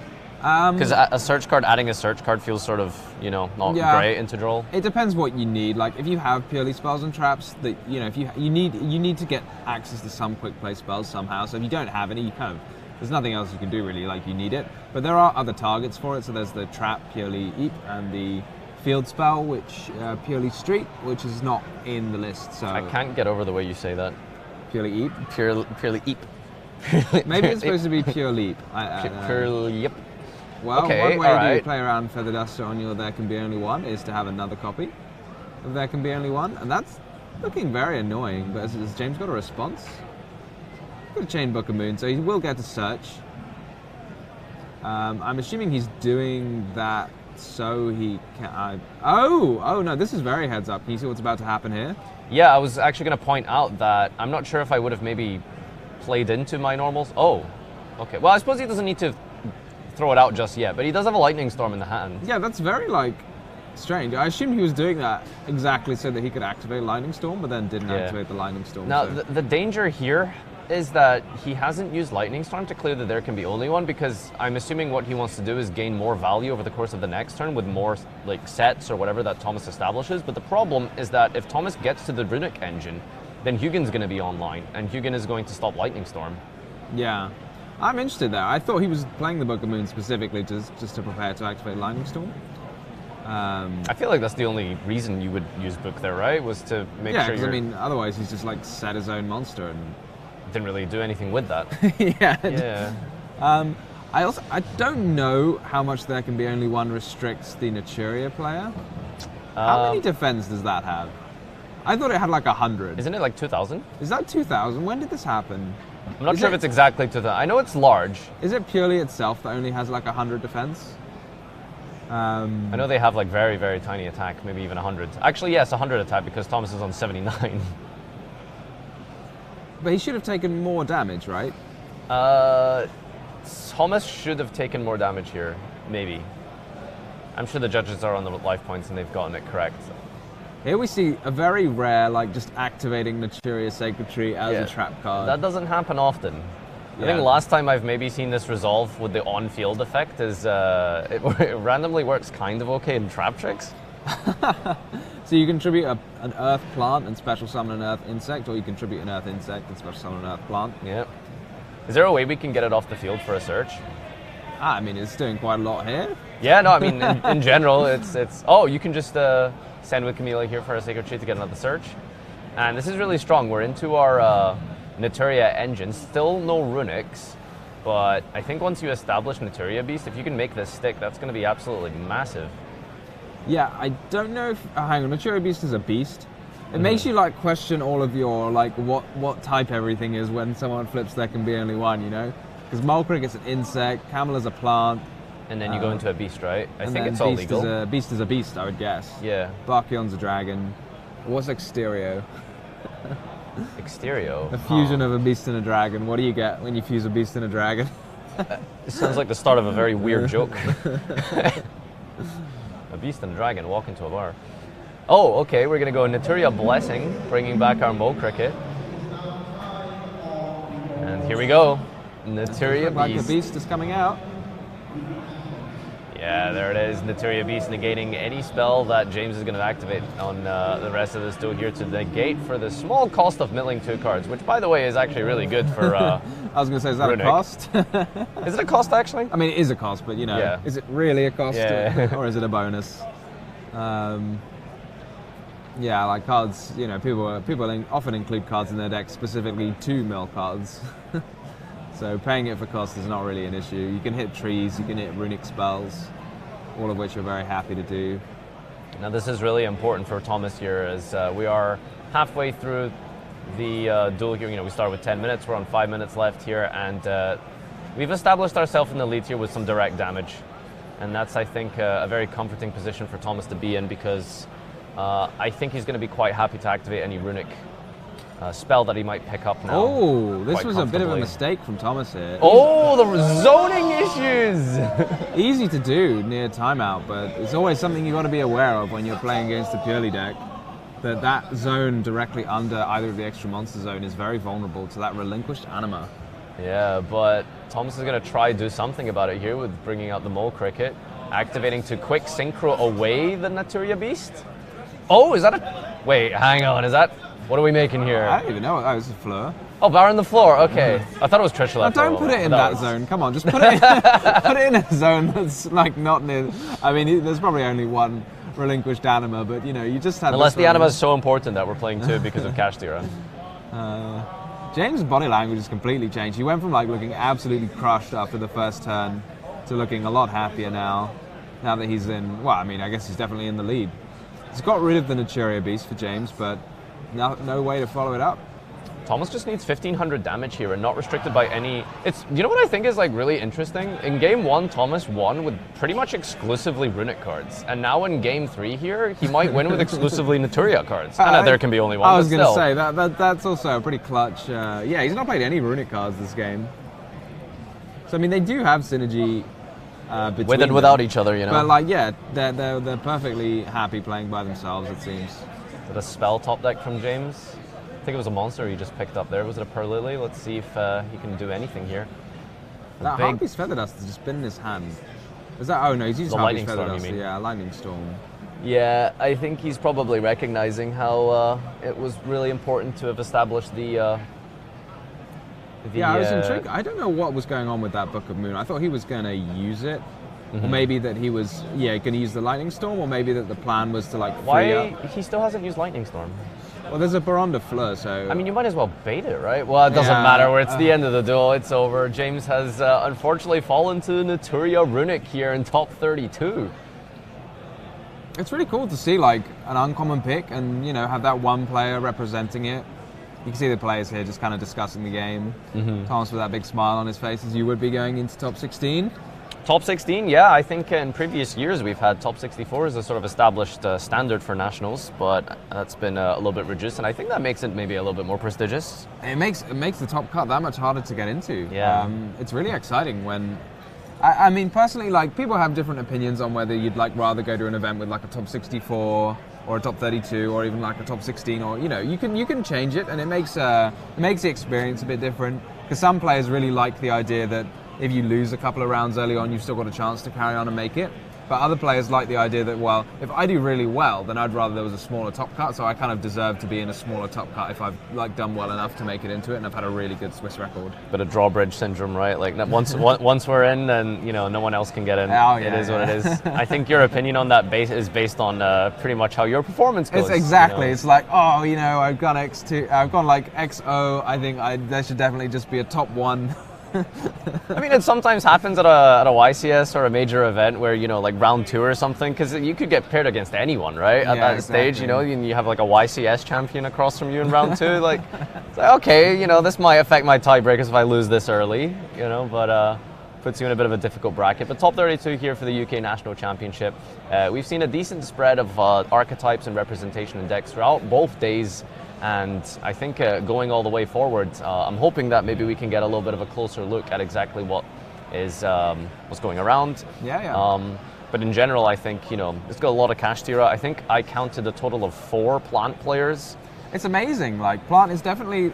It's like I haven't really seen like a sort of local meta this defined. Like for some reason, the UK is the home of the Ricker deck. Yeah, no, it is really a homegrown deck. It is. All right, we'll be back in just a moment. We're going to get Thomas on for a quick winner's interview for this top 32. Stay tuned and don't go anywhere.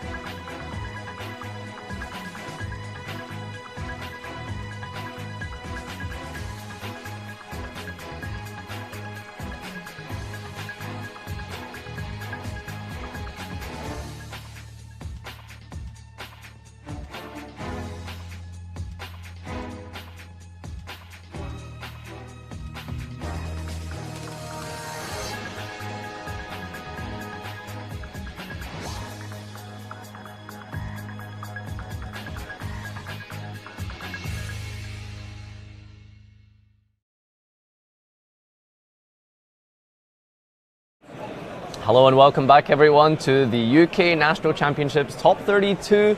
I'm here with the winner of our Top 32 matchup, Thomas Field. Congratulations. Thank you. How are you feeling? That was I guess you've got through the Swiss rounds and you've probably feeling a lot more confident. You got that first victory in Top Cut. Decently confident. I almost threw with the anima. There's no reason to put the beast I know, there. we were talking about that. The thing we were laughing about was that you quick synchroed the anima away for the Baron into the same, but in the other column. I was joking with it in the, I don't play around anima, don't play around mech knights, because he just summons a mech knight blue there. For some reason, I just instantly lose the entire game. Obviously it's not, but, should be playing around it. All right, you decided to play Naturia Runic. I think it was definitely really popular, at least like before Photon Hypernova, and you've decided to continue on for this national, despite the fact that I suppose Rise Heart is such a problem right now. Why did you decide to settle on this deck? There's less cash tiers than there were last format. Nat Beast is just the best card in the entire game, I think. Get to play Excite Knight, get to play Baguska, get to play Baron. Cheng Ying is a beast, and I can play some nasty tech cards, and I'm very likely to see them, given that you draw so many cards, you run through so many from the Naturia one. I suppose that's like the great advantage of this deck, is they have so much draw power alongside anything that you do tech in. I mean, the great disadvantage of the deck is that, you brick, and occasionally you'll have a hand of like 4 tech pieces plus 1 Sacred Tree. I really thought you were out of it for that game 3. It looked really dicey, but you managed to claw your way back in. That's it. Sometimes you just sort of push for it. When I flipped the TCB, I don't know why.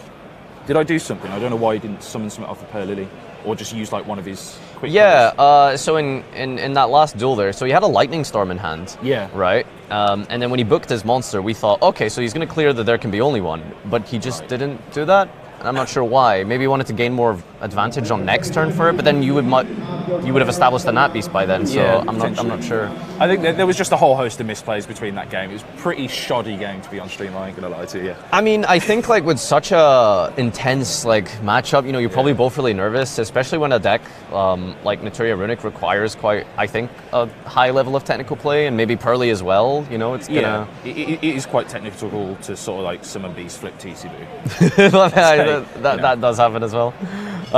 Game number 1, you know, I was joking that you won with 2 different decks, because in game 1 you won exclusively with Runic cards. Yeah. And then in game 3 you won exclusively with Naturia cards. You know? It doesn't happen often, but sometimes you play against certain decks that you can just steamroll them.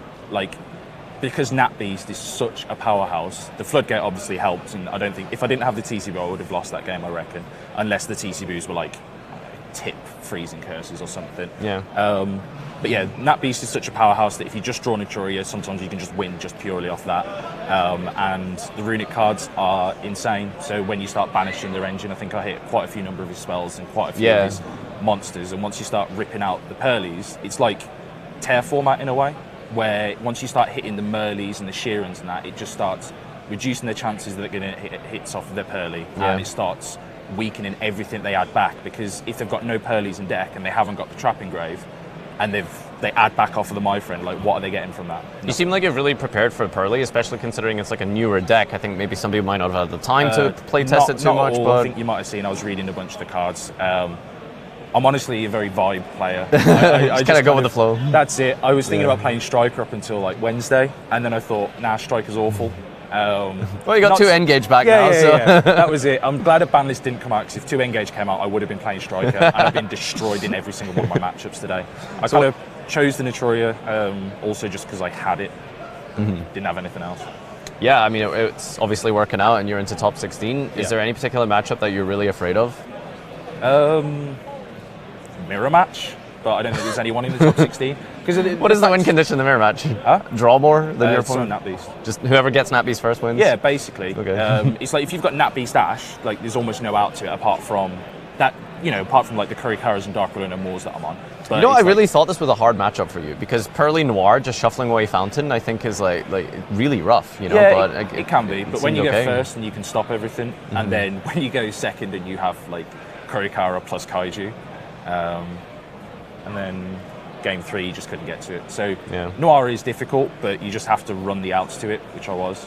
I mean, I tried to build the deck based on like cards that make me tilt. Okay. So make my opponent tilt. If I'm playing a combo deck and I got Dark Ruler, I'm instantly just upset.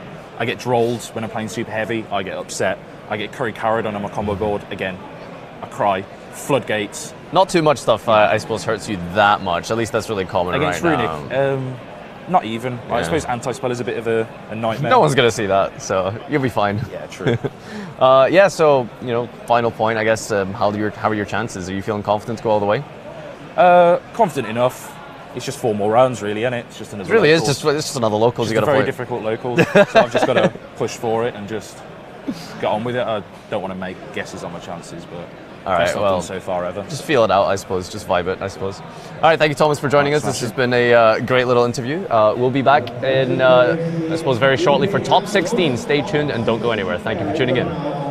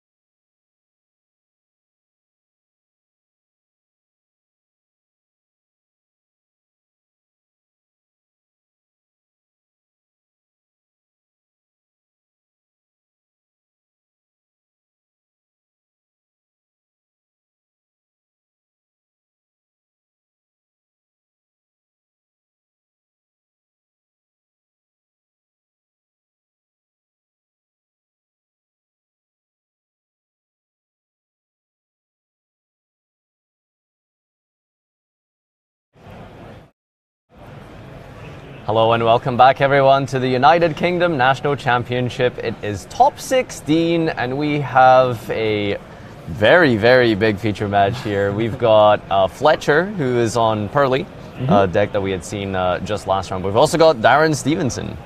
Yeah, very well-known player, Darren. He's been to Worlds, is that right? Worlds competitor 2018, yeah. That's an amazing accomplishment for any player. Like, it's so hard to do, and I think he did it by like performing well throughout a year and like going to lots of events. Yeah, no, Darren is well accustomed to, I suppose, the high-level play. Made it to the final of YCS, been to Worlds, so this might be a bit of a bread and butter match for him. And Fletcher, on the other hand, top 16 of UK nationals, you know, been there, done that. Fletcher might be feeling a little bit nervous potentially, but I think he's got a really solid deck, and I think he's got a great chance of going as far as anyone, especially with this Pearly strategy, which has been actually doing quite well in day 2 here. Yeah, like we didn't find it all day 1, and now they're just all coming out of the woodwork day 2. Darren on that tried and true cash tier strategy. I mean, I guess there's not too much. I think everyone's kind of familiar with it. It gets to run a Dimension Shifter, which to me is like one of the big deals of running the deck. Like, it's such a powerful card.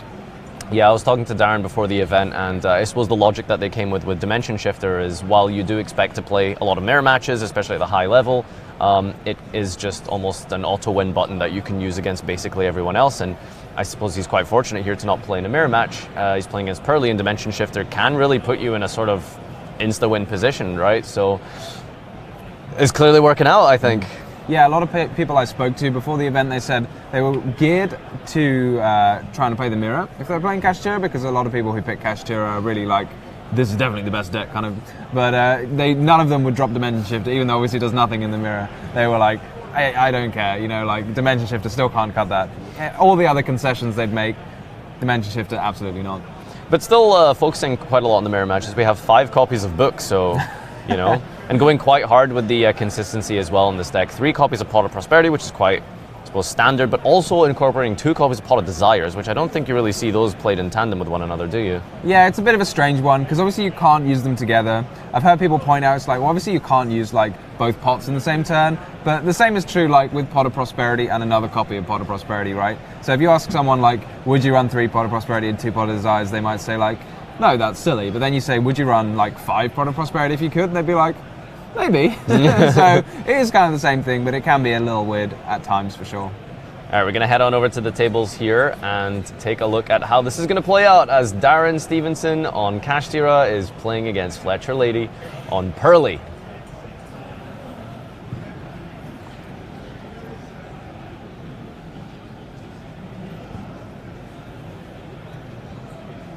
Unfortunately, we don't get the dice roll ceremony that we are normally accustomed to, so we're going to have to see who goes first by whoever plays the first card. The ceremonial dice roll. Yeah. I like it's a good ceremonial dice roll. It's kind of a bit of fun.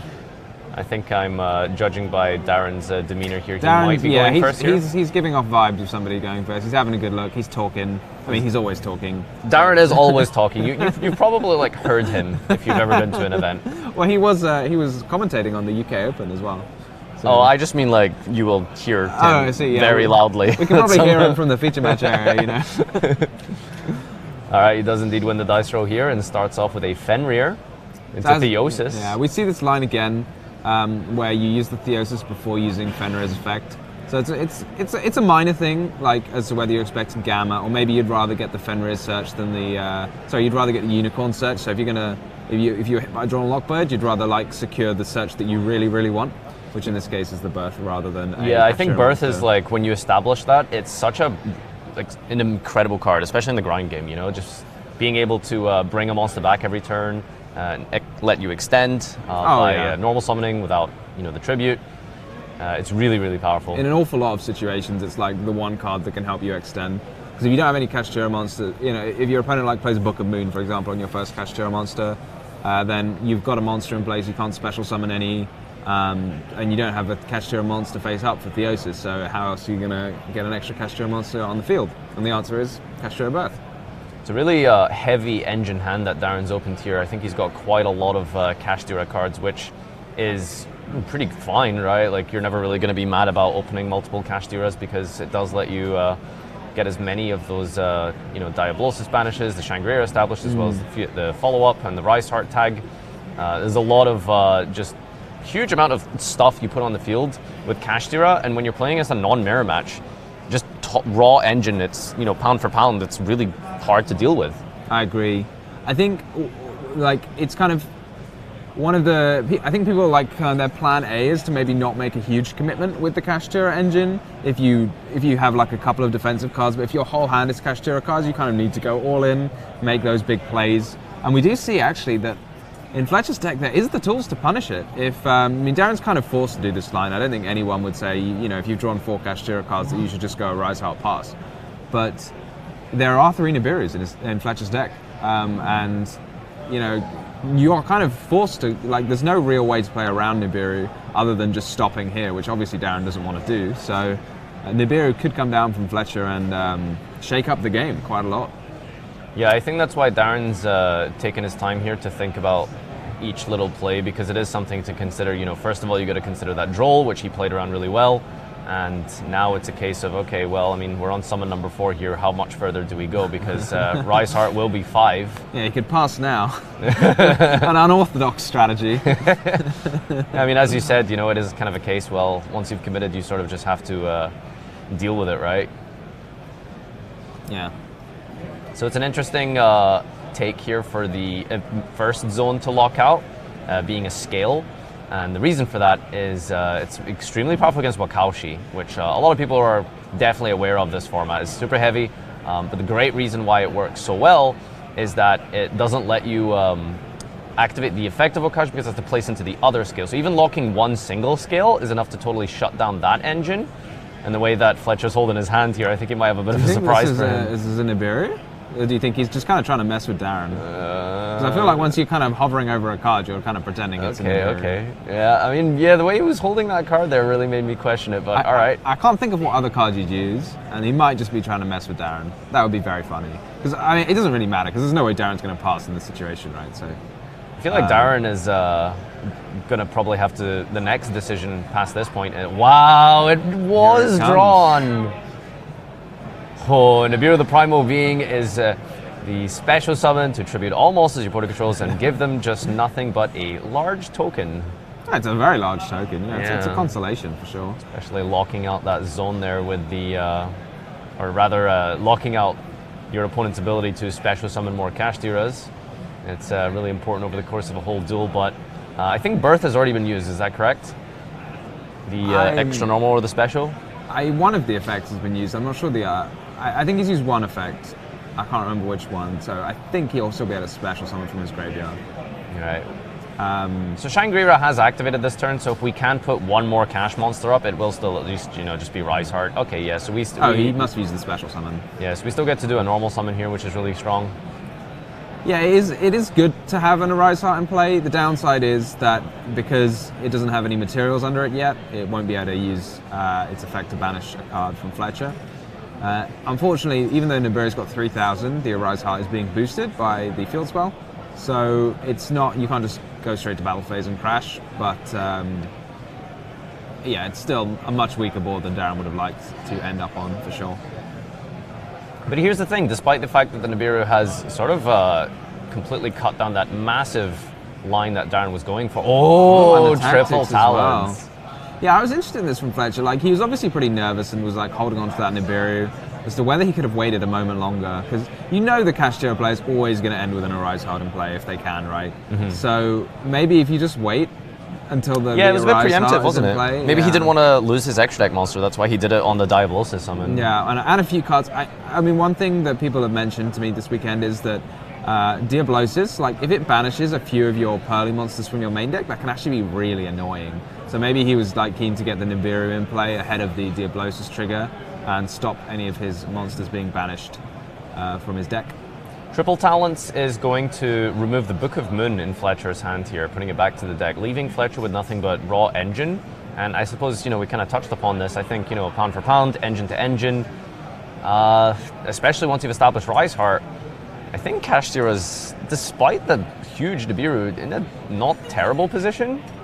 Oh, for sure. And it's going to be very difficult for Fletcher to prevent, in order for the Arise Heart not to get any more materials, Fletcher would have to not use any cards that would go to the graveyard, which is pretty hard to do. So, but he might be able to. Yeah, this is my friend Pearly, very useful here. It requires you to reveal 3, and then your opponent randomly selects one. But if you've only got the one, oh, is that an Ash? That is an Ash Blossom. Oh, that's really annoying for Fletcher, because now, I mean, not only is my friend Pearly negated, but it gets the Arise Heart up to that magical 3 materials, which gives it, turns its banish effect online. All right, this is a really important Pearly here. If we can get just another engine piece off the top here, it might be a decent way back into the game here. We hit a Sleepy Memory and a Perlily. We're going to take the Sleepy Memory to the hands some here. good tongue twisters in the Pearly arsenal. So with Rise Heart now online, that's very, very huge. Do you think you use it on like the activation of a Pearly to attach, or when do you think like the sort of best opportune time is to banish? It can be quite tricky because you don't know what they're going to summon when they activate the Pearly effect. Because you don't have to reveal. You don't reveal when you activate the effect. You just you reveal it when you're resolving the effect. So Darren would have to sort of chain the Arise Heart immediately. Fletcher will have access to a Zeus if he wants it. He is running the. I don't want to say its name. The bird that the says little bird. no. Fucho? I love the art on it, Fucho. Yeah. Yeah. It's kind of just like a bird that's like looking away from you, like you can't touch me, because it's unaffected by your opponent's card effects. So yeah, you can make that, and that's like the easiest way in the world to make a Zeus, right? Because your opponent can't interrupt it, and then you just get to go straight into that Zeus in main phase 2. But it would be like quite a heavy investment, and Fletcher's only got the 1 card left in his hand. Well, depending on what this Pearly hits. So Pearly is going to mill off the top here. Hits nothing. That's a whiff there. Oh yeah, I was wondering if he was going to. For some reason, I thought he was going to get to pick one of those to add it, but you can't add a card off Pearly.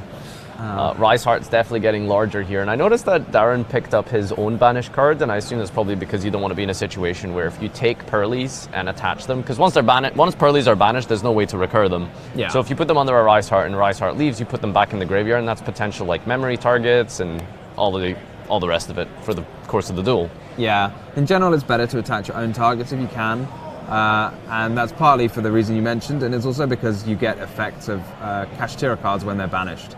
So if you banish, for example, a Theosis, then you can add a banished Kashtira card from your to your hand.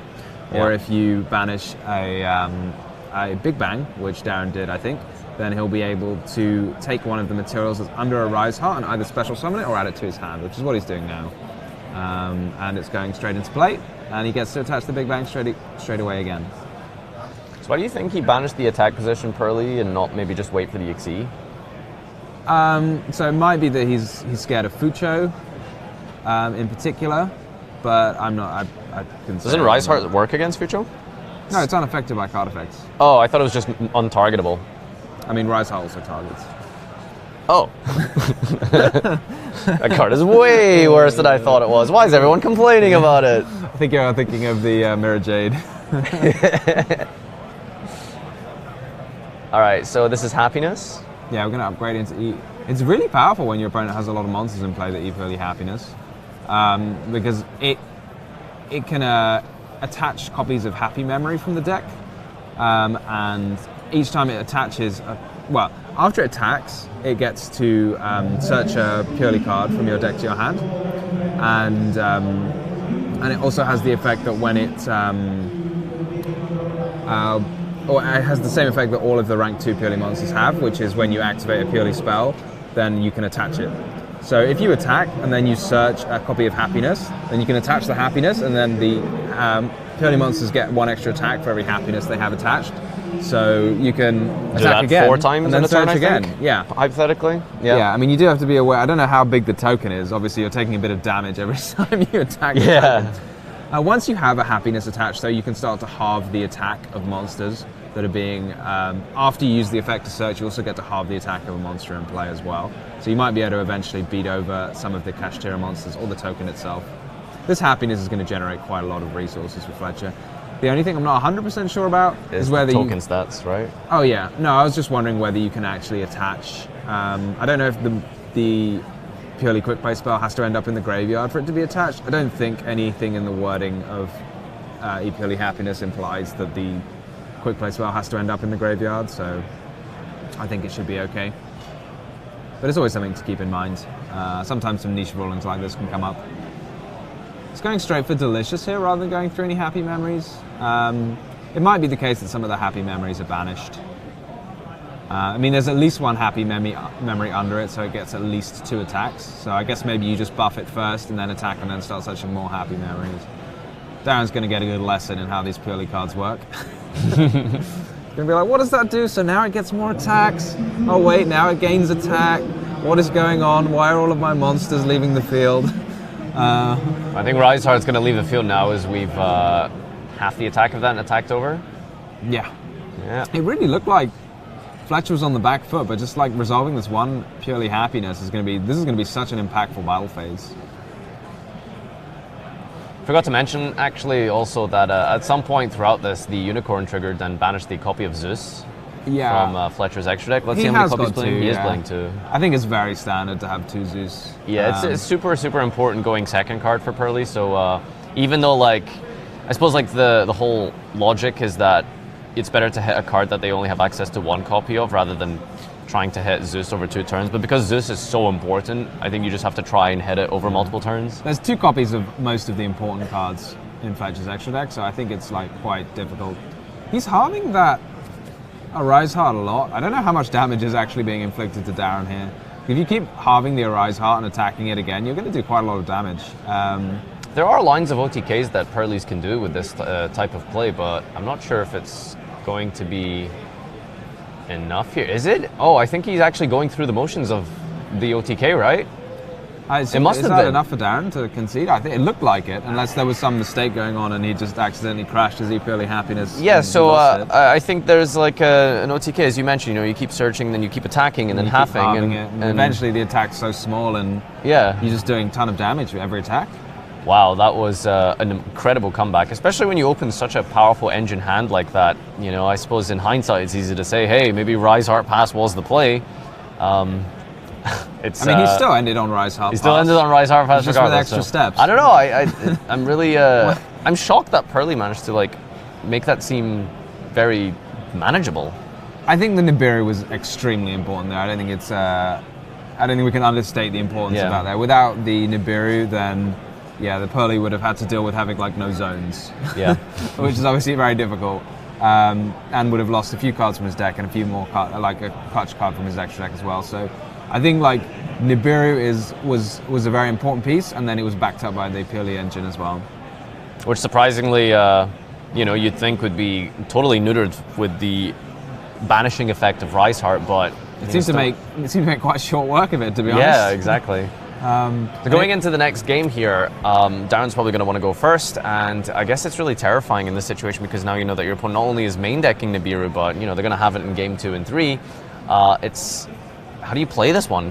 One thing you said, like, Darren doesn't have to go first, and a lot of people I've spoken to with Kashtira say that sometimes, like, Kashtira I think is a deck that's like amazing at going second, and it's kind of fine at going first. It is really good at pulling apart fields. But yeah, like it's excellent at going second because the monsters come down, you can just special them straight from your hand. They're really big. They all have bonus effects when you attack. So it might be the case that you want to go second with the deck. I'm not 100% sure, and it probably depends on matchup to matchup. Definitely in the Kashtira mirror, people are going second quite frequently, I think. All right, well, we're going to find out exactly what's being chosen here. And Darren, playing on the back foot now, has to reverse sweep that 2-0 now, I guess, because that's the only chance he's going to have of staying in for this top 8, as Fletcher is making a lead here with the Purley deck. Darren has actually opted to go first regardless, and, well, Pressure Planet Wraith's Off is activated here. Darren has a big hand of spells, as you can see. You see what they are? I thought I saw a Big Bang and a Book of Moon. Yeah, there's definitely a Terraforming in there as well as a Big Bang. Terraforming's not good if you've already got the field spell. Heads up from Darren, obviously, we were talking about Drawn Lockbird before, so if you had the field spell and the Terraforming, like normally you'd activate the Terraforming first in case your opponent had Ash Blossom, but now that Drawn Lockbird's so popular, you'd much rather just make sure you get your search through in case your opponent has Drawn Lockbird. And we have a confirmation there from Fletcher that there is indeed no draw on Lockbird, so still going to be able to do a decent amount of, I guess, comboing here on Darren's part. And again, I guess it's just a question of, hey, what do we do about that Nibiru? Yeah, I don't know what you do. I don't know if you just kind of close your eyes and do your combo and hope it's not there. Or whether you just go a bit more. I mean, once you've been punished quite hard by it in game one, maybe you just go for the relaxed approach of just a Rise Heart pass. But it's also like a sort of, it feels almost like a strange results-oriented kind of bias that you can establish, right? Because you've just, you have that recency of, hey, I've been Nibiru'd, and then you start to play unnecessarily conservatively when realistically you should just kind of go in. For sure. Well, you have to make a decision. It's really tricky to make these decisions in a game because you can't really tell. It's just your opponent's opening hand whether they have Nibiru or not. I mean, he's used an impermanence here. It doesn't mean he doesn't have Nibiru. I mean, yeah, it's always hard to tell.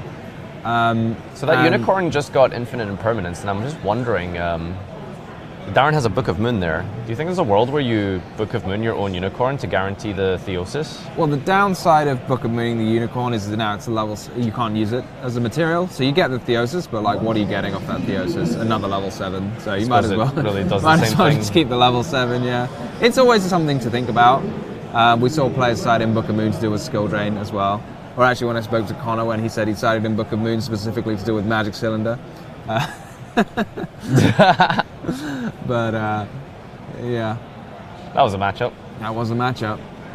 All right, well, the Terraforming will add another pressure planet here, so that's going to be fine for next turn to reestablish and get another search. But on this turn, however, it's looking quite rough here, as we don't have too many more crazy plays. Like, do you just leave Fenrir and Unicorn up? I think there's definitely a merit to doing that. You could instead make maybe a Diablosis and then look at your opponent's extra deck once, and then use the Birth to revive the material you detach, so maybe the Unicorn or the Fenrir. It doesn't look like Darren's going to do that. He'd rather have the Unicorn and Fenrir. But yeah, I was going to suggest, like, for example, you could like banish a Zeus from your opponent's extra deck and then have the Unicorn ready to banish another card from your opponent's extra deck when they use a monster effect. Book of Moon immediately being used. Double Book of Moon! Book of Eclipse with extra steps. This is a, Book of Eclipse with a -2 deficit. Honestly, there. at the end of the day, you'd rather, if your opponent's got these Book of Moons, that you didn't make a Rise Heart, because then you've kind of consolidated 3 monsters into one, whereas in this case, Fletcher's used he's used 2 Book of Moons and an infinite impermanence to deal with Darren's sort of opening gambit, if you like. So 15 plus years and Book of Moon still being a meta threat that it is, and I guess so many people have said multiple times the best -1 in Yu-Gi-Oh! That was definitely foolish burial. Good point. Delicious added off of the Targeting, over here. Darren just checking there that you can target a face down monster, which I assume Fletcher knows what he's doing by this point, that you can. All right, Sleepy Memory in rotation as well for a Pearly here, and it's not looking ideal. I'm interested why you start with the Pearly. It might mean that he's got a Lily or another quick play spell. I think you've got to have Lily in your hand at this point, so I don't know why you'd go straight for the Purely. Because Lily's like a guaranteed search, whereas Purely could miss. So you always want to play a Lily if you can, every turn. So here we see the miss, because it has to add a spell and trap, can't add that Purely Lily. So yeah, I'm not sure where Fletcher's going to go with this. He's only got 1 card left. We saw Darren's got that Book of Moon, as you were talking about earlier. So if the 1 card in hand is a spell, and you use the Purely effect, then you just chain Book of Moon, and you don't get to make an XYZ. And then there's no way you can summon any more Purely monsters with just 1 spell, because you don't have the discard. And if the 1 card in hand is a Purely Lily, then you can't use the Purely, so you'll just book the Purely Lily. So this has got to be a spell in his hand, because I'm guessing Fletcher activated the effect of Purely, and Darren responded to it. And this looks like the cleanest. I think you've predicted this quite well here. Yeah. That's exactly how it's gone down, and the Book of Moon actually being clutch here. The third one is the charm, I suppose, for this duel. Yeah, this was 3 books between the players here. Yeah, this was really interesting. I mean, Darren was not looking happy when those 2 Book of Moons came down, but Fletcher scoops that one up, and it was a bit shaky for a bit there. I thought Darren was really on the back foot, but it might have been that miss on Purely that really turned that game. Because I think maybe if it hit, he'd have had the one extra card, so Darren would have played the Book of Moon, and then he would have had a card to discard for whatever spell he had in hand, and then could have summoned the Lily and searched, and then made an XYZ with Lily.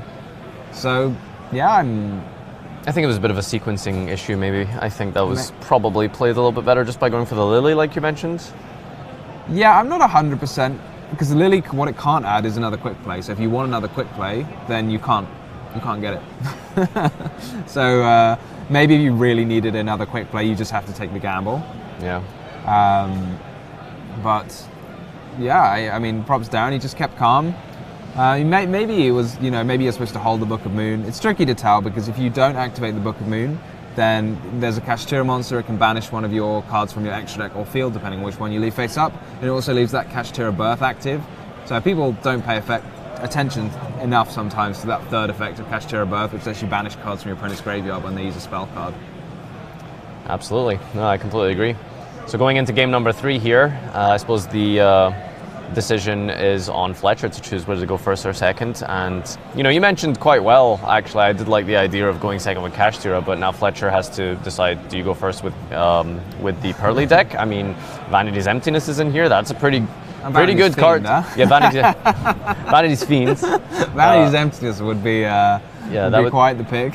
Yeah, I think we'd have to get the police involved if that was the case. Yeah, that's too serious for a judge to handle. Someone's playing Vanity's Emptiness.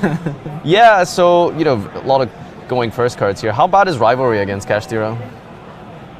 Again, you have to play a bit. I'm pretty sure. So there's a couple of different typings, I think, right? Are they all psychics? The levels, the main boys, your Fenrir and your Unicorn, are both psychic. Rise Heart, which clearly, as you can see from that last duel, that's all he needed. Yeah, so. Exactly. The Rise Heart level 4 is a warrior, and Scareclaw, I don't want to say. It's a Kashtira monster. I don't know what not a Kashtira monster. Well, it is a Kashtira monster. It's a Scareclaw monster. I don't know if it shares a type with all the other Scareclaws. I don't think you're siding in Rivalry to deal with Kashtira. I don't know if you play Vanity's Fiends against Kashtira because obviously they do want to special summon their monsters, but they can always normal summon them if they've drawn a copy of Kashtira Birth. So that's kind of so-so. Might be the case you just go second. As we said, if the Kashtira player wants to go second, then maybe the Purely player wants to make them go first because that way they don't get to go second. So yeah, there's a Dart Ruler no more in there, so I can imagine that's there primarily for Super Heavy Samurai, but there could be a little bit of crossover here if he's decided to go second. We'll just have to find out as we head on over to our table here for game number 3. This is all to play for in the top 16. Darren Stevenson versus Fletcher Leahy. Game 3, 8,000, 8,000. Let's see how this one unfolds. Nice friendly handshake from Darren there. All right. 5-5, and I'm just really excited to see how this one plays out. It's so intense when you have a game 3 like this, so deep into. I guess it's not that deep yet, but it's still pretty intense here. You're in top 16. It's always nice to see those back and forth games. It's a bit of a awkward hand here by Fletcher. I think that's one too many defensive cards you'd want for going first here. I think he's having a good think because. I mean, obviously he knows what he wants to do with the Sleepy Memory, but he has to pick what card that he least likes in his hand. So we see a lot of different cards to discard, being, that Ash, that Nibiru. Yeah, Primal Being is a really good card into Kashtira, specifically going second, because, I mean, if you're going second, you are going to have to, special summon a lot to try and crack your opponent's field. And so as a last-ditch effort, that's going to be really strong in Fletcher's hands. It's not bad going first, because a lot of people mention this.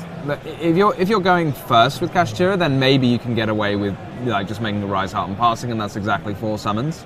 But you can't really do 4 summons when you're going second, right? Yeah, exactly. Let's say your opponent interrupts one of them. Now all of a sudden, if you want to even make a Rise Heart, you need at least 5 summons. So Nibiru is pretty reasonable to keep in going first for sure.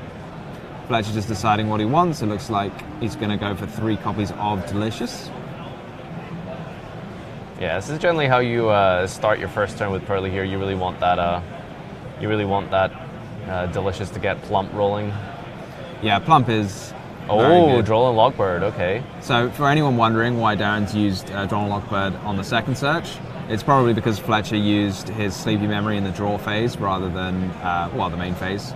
So Draw Unlock Bird says if your opponent adds a card from their deck to the hand, except during the draw phase. So it's always good if you can use something in the draw phase to use it in the draw phase.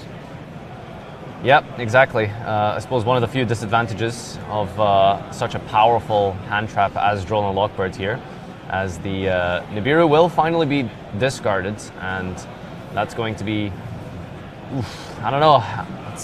Do you think you have a reaction when you see Nibiru being discarded? Do you think that means they don't have Nibiru, or do you think that means they have another Nibiru? Because why would they do? Yeah, it's a weird one, isn't it? Because you're identifying that they definitely play that card as you did in game 1, and then they discard it again here. I don't know. It's rough. I think going second for Darren, I assume you're probably in a situation where you just kind of have to go in regardless of how much you fear that Nibiru, right? For sure. So that Per Lily was... and the Vanity's Fiend. Darren just kind of nodding to himself there. And we can hear him laughing all the way over here. Yep, that is a So this looks like a kind of birth or bust situation, I would say. He's got a book in his hand. Or a book, Yeah, I he's got a suppose. book. Okay, that's also pretty solid. Does it have...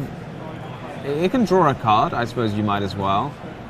Fletcher's last card is Ash Blossom, so this really hasn't been a super opening. It just depends if you've got a way to deal with the Vanity's Fiend, which, as you said, Book of Moon works perfectly well. Yeah, but I'm struggling to see a lot of engine in Darren's hand here. I'm hoping that's not just all, defensive cards. Maybe, it's either we're struggling to see it. Oh, double Book of Moon, okay. So maybe he's doing this in the draw phase to get ahead of that effect that lets you draw a card. Yeah, that makes sense there. Oh, wow. All right, and there's this unicorn. That's incredible. All right, but we do know that Fletcher's going to hit this with an Ash Blossom. But the question is, does Darren have another card to be able to play through that? Looks like he's let the search go. All right, okay. Why do you think? Maybe he's just saving it for Theosis. Yeah, that's true. But the thing is, I've noticed is sometimes people hold for Theosis and then they can just get punished by Birth, right? So, yeah, so in this case, Darren's searched Birth, but it's better this way around for Fletcher, right? Because now, if he'd ashed the unicorn, then the Theosis would have. This is terrible though. So if you've already got Theosis in hand and then you ash unicorn and your opponent activates Theosis, then you feel like a bit of a muppet, right? Whereas if you hold it and if they don't, so in this situation, if Darren had rather than the extra Fenrir in hand, he'd had Theosis, then he would have searched Birth and then Ash would have come down on the Theosis and then maybe Darren wouldn't have had any follow-up. But in this case, Darren's had an awful lot of follow-up, which is going to be very distressing for Fletcher. This is a perfect combination of outs here for Darren. The double book, the exact engine requirements to play through exactly Ash Blossom. I think that's quite a commanding position as Fletcher is on... Does he have a card in hand? No, this is nothing. Yeah. He's going to start losing his extra deck as well. He's going to lose his graveyard to Birth if he uses a spell card. Hashira just banishes all of your opponent's cards face down. It has no mercy. Face down recursion of banish cards is almost impossible to get back in Yu-Gi-Oh, right? There's very few cards that let you do that. There is a Rise Heart, exactly. Exactly, Rise Heart, yeah. Which even then you can't exactly, when you reattach if there's multiple banish cards, you can't pick the one, right? Because it's random or... No, you can pick if it's your own one. I suppose because you can count it in the order that it's banished, right? That is technically Well, yeah, you can pick it. Yeah, your own cards you're allowed to look at and choose. One thing that was quite fun, you reminded me of a very long time ago, is if you used Pot of Desires and then you had a side frame Lord Omega, it lets you return a card that's banished, so you can do that as well. Yeah. You'd use that to return your snow, just for a lot of memories. But yeah, this is looking like Darren is firmly in control of this game. Can't really imagine what could come off the top of Fletcher's deck here to get him out of the situation, if Darren even gives him another turn. Is there anything that you can do with the sort of the banishing from the extra that's actually relevant here? I mean, you will just be taken apart. Zeus's, I think, is the most important thing. Well, at this point, you could go after the smaller engine pieces. Yeah. If you wanted to as well. So you could, for example, take away that Happiness, which was the one card kind of comeback. Oh, he's actually going to Big Eye. Well, Big Eye can make a very large Zeus using the opponent's plump, which is pretty brutal. I thought he was going to Big Eye the Vanity's Fiend, but you can't flip it up this turn. You can flip it up, yeah. No, because it was... Oh, true. It was only Book of Moon. Yeah. Do you think that was maybe a play?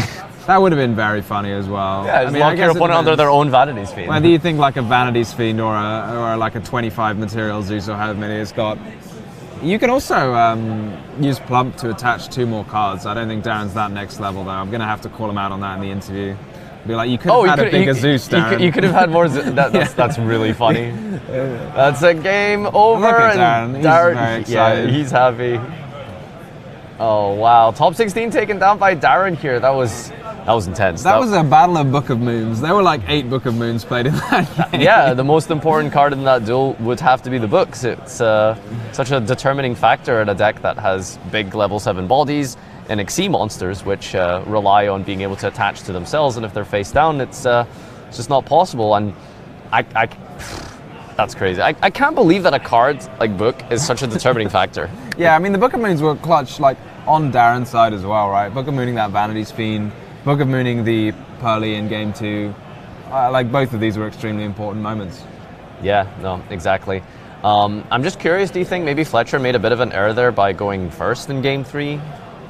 I think you probably have a plan, and you know it's easy to say because he didn't win that maybe it was bad, but at the end of the day, like, he probably has a plan. He's probably tested this a lot, and it's probably been working out very well for him in Swiss. And sometimes, you know, Darren did have to have a specific answer to that Vanity's Fiend, so he did need to have exactly Book of Moon. I mean, Book of Moon, or Birth plus a monster. You know, it solves all problems. Book of Moon. It demands very specific solutions, I suppose, and you know that's where it comes down to. And yeah, I just wonder, do you think Darren's primed for the rest of Top Cut? Because, you know, I feel like sometimes there's a big difference between a Top Cut deck list and like a winning deck list, you know, because like the way you approach a tournament can sometimes be, okay, if I want to top, then I just play something very generic that's just kind of got a good catch-all matchup. But, you know, when you have such a centralized anti-Kashtira engine, do you think maybe this is a type of deck list that's built for a finals type of thing? Yeah, for sure. I think people do this sometimes. They'll either tailor their deck for a wide metagame, so for example cards like Dimension Shifter,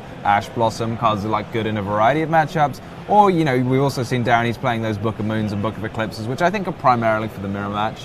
So you've got that, when you come to your engine, I feel like it's kind of your engine's your engine, that's what makes your deck, and then when it's a non-engine cards, you make those decisions like those Pot of Desires, as you were saying. And I think you're right, Darren's very much tailored this towards Kashtira, which he's expecting to find in the top cut. Yeah.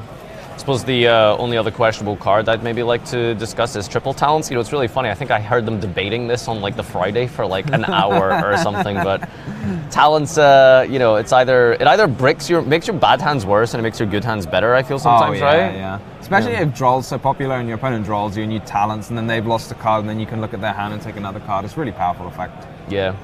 No, that's absolutely true. So we're just going to get Darren mic'd up here as Tom is going to have a little bit of a discussion about his matchup, his deck list, and I suppose his chances for the rest of this national championship. We'll be right back in just a moment. Don't go anywhere. We'll see you soon.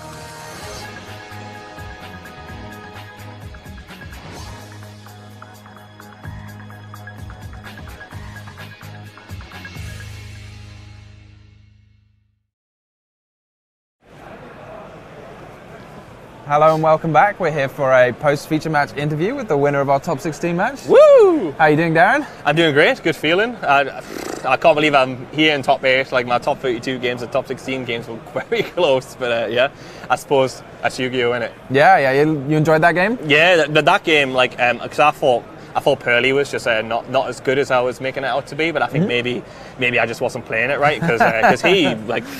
Game 1, he obliterated me. Like, I was like, oh no! I was terrified, and I was debating whether to go like second game 2, just because, like, you know, it plays its best when it goes second, doesn't it? The Pearly deck.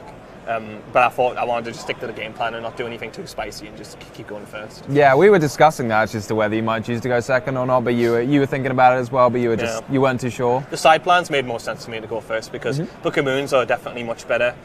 Going first than they are going second against the Pearly deck. Well, in my case, it was still great, thankfully. But yeah, I just wanted to stick to the game plan and just hope to draw shifter going first. And that's a good game. Yeah. We were talking about it actually. There were like 7 or 8 Book of Moons played in that game. Yeah, even he had Book of Moons as well. Yeah, he played 2 in the second game. So what were you thinking in that first game after the Nibiru came down? Like, I accounted for Nibiru, that's why I held a normal summon. The only thing that I did wrong was I got Unicorn because I was initially thinking follow-up, because it's the best extender if I keep the Birth online, I suppose, but I guess Fenrir would have been fine, because if I just got Fenrir, then I would have just normaled the Fenrir, Arise Hearted, then I could have, like, Big Bang back the Fenrir instead. So when he made the Pearly play, which beat me, I would have just banished that face down. So you'd have had a Fenrir in play rather than Unicorn? Yeah, rather than the Unicorn, because he put 2 level 1s on board, and I'm pretty sure there's a rank 1 that's unaffected by card effects, like this chicken. I don't want to say its name, Fucho, yeah. Fucho, yeah. And I knew that was a thing, so I was just like, okay, I've got to get rid of the 1 and just hope he can't ladder up with the Pearly, but I knew he could, so I was just thinking, I realised my mistake immediately, just not having Fenrir instead, and then I just accepted I was just dead when he kept on attacking, but I was just like, oh well, take it on the chin, I'll just know for next time, I guess. Yeah, but you kept your head going into game 2 and game 2 and 3. So like game 2, like you just passed with two Kashtira monsters? Yeah, it was rough. I think I was done. I thought I was done for. I was debating whether to respect draw or like Veiler and stuff. I can't remember exactly what my hand was. I think I was like, I'd rather lead with a Fenrir, because if I get disrupted, then Fenrir is quite good against the Pearly deck. So I was just like, okay, I'll lead with Fenrir. He didn't disrupt that. He decided to Ash the Unicorn instead. I think he was holding these hand traps a bit too long. I think the best way to beat Kashtira is just to throw them at it and just hope for the best. And I think that's why I won game 3, because he held his Ash instead, which I don't think is incorrect, because you can argue that it's better to hold Ash for Theosis, but like you don't know, because you can get like a random blend of Kashtira cards, can't you? And I think in that instance, and on Unicorn Fenrir, and you Book of Moon for both. I think Book and Unicorn was probably not correct. I think if he held a Book of Moon in his turn, he might have not have like just been OTK'd. I think if he should have just booked Fenrir and left Unicorn, because Unicorn wasn't really doing anything, but maybe he just saw 2 Book of Moons and just thought, I'll just get rid of them both. Yeah. And then I guess his hand couldn't beat 1 Book of Moon. He says he got unlucky by not hitting a quick play spell with the Pearly, which I think he was right. I think he would have basically did the same thing and made Zeus, and I would have been done for. But yeah, I think I was quite fortunate game 2 for Book to just carry me, and then we were looking. We saw the Vanity Spin came down. It's very much you need an answer to it. Oh, and in game 3, I was referring to game 2, but game 3 I saw my hand a double Book of Moon, and I was thinking, this isn't going to be that great, you know, like, because like the only instance where that's good is when they try to like use the trap and then ladder up the plump.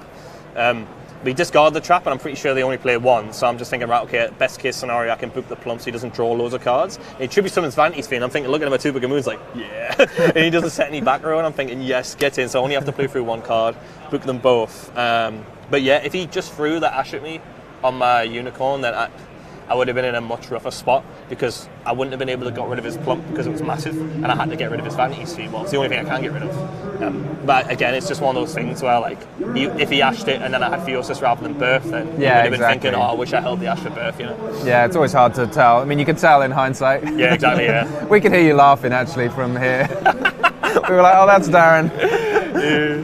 So how are you feeling about the tournament in general? Yeah, well, it's just like the first time I got top 8 of Nationals, so I'm quite happy about that. Obviously, I'd very much love to get a win on my resume, especially like a one like UK Nationals, like national pride and stuff. You've done it before, so I bet you're quite proud of that as well, so I'd love to do it again. Well, not again, but I'd love to win, so that'd be great. So hopefully, you know, I don't know Yes. the results of the other feature matches, like Top Cut matches, but I know Marcus Patel and Tom Rose, like 2 previous national champions, are still in were still in going into the top 16. Is there anyone you're like scared of going in? Well, my loss in Swiss was to Tom Rose. Okay. He's playing that Ricker deck, but like, I don't know. I'm not sure. I'm not massively worried about the Ricker deck because the way I lost was with like Nibiru and an unfortunate draw, which just beat my hand, and a lot of the time in the tournament, draw hasn't been that effective.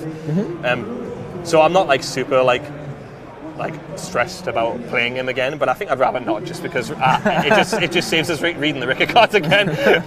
You haven't learned them by now? Yeah, well, I kind of know what they do, but like, I'd rather just read them and then be absolutely sure, because I don't play it enough. Whereas like, I don't need to read cash cards because I played them like loads, and the pearly cards I was reading them a lot because I didn't really play against them. I'd rather just make double check, because there's been events where like I threw because I assumed something did what it did, and then if I just read it, I would have just picked, There's always like sometimes like the technical text on the bottom of a card can trip you up, or like a card could just have a little extra effect that people rarely use. Yeah, I take in information by like people just telling me what stuff does, rather than reading it. So I take people's word for it, and then when something else comes up that they haven't told me, I'm like, oh no. You don't want to rely too much on your opponent to let you know what they're about to do. Sure, yeah, exactly. So I give it a quick read, especially if it sounds ridiculous. So if they give me a card effect that sounds ridiculous, hang on, I'm gonna draws 2. I'm gonna read that one and double check. So you're not too afraid of the Ricker deck. You're not too afraid. No. Are you hoping to play Kashtira?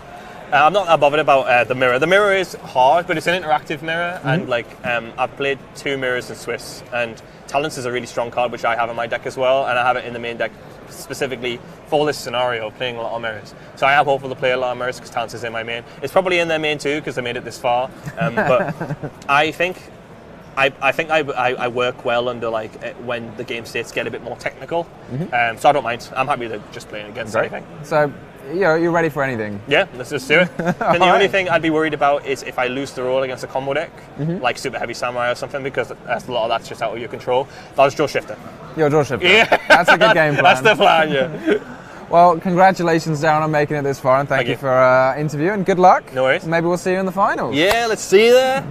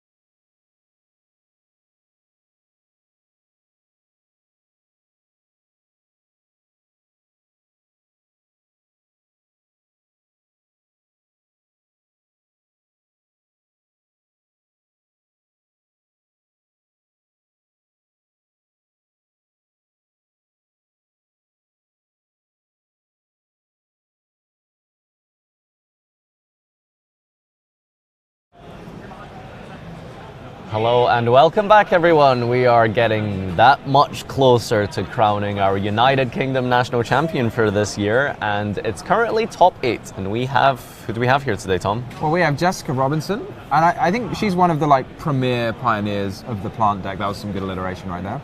So she performed very well. Like when Marcus Patel won the European Championships, I think he credited her and another guy, Alex Robertson, for creating the deck. And she did very well at YCS London, I believe, so I think she was placing very highly in the Swiss and made it to the top cut.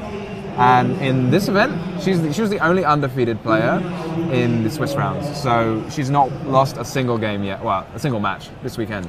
She seems to be the root of all of these plant shenanigans. I don't know what it is, but this deck seems to have truly cemented itself as like the British deck for some reason, because so many plant variants and I suppose other players all seem to be running her list, and they all seem to also know each other, which is quite interesting. Yeah, it seems like they've a lot of good players have worked on the deck together and really seem to believe in it. So I think we had 4 plant decks, if you're curious, for the deck breakdown of this event. So we had Jessica, we had Tom Rose, who was featured on the stream earlier. A local of mine, Billy, also managed to make top 16, I think, with the plant deck. It seems to be quite a powerful choice, I think, doesn't it? Yeah, it's a good deck.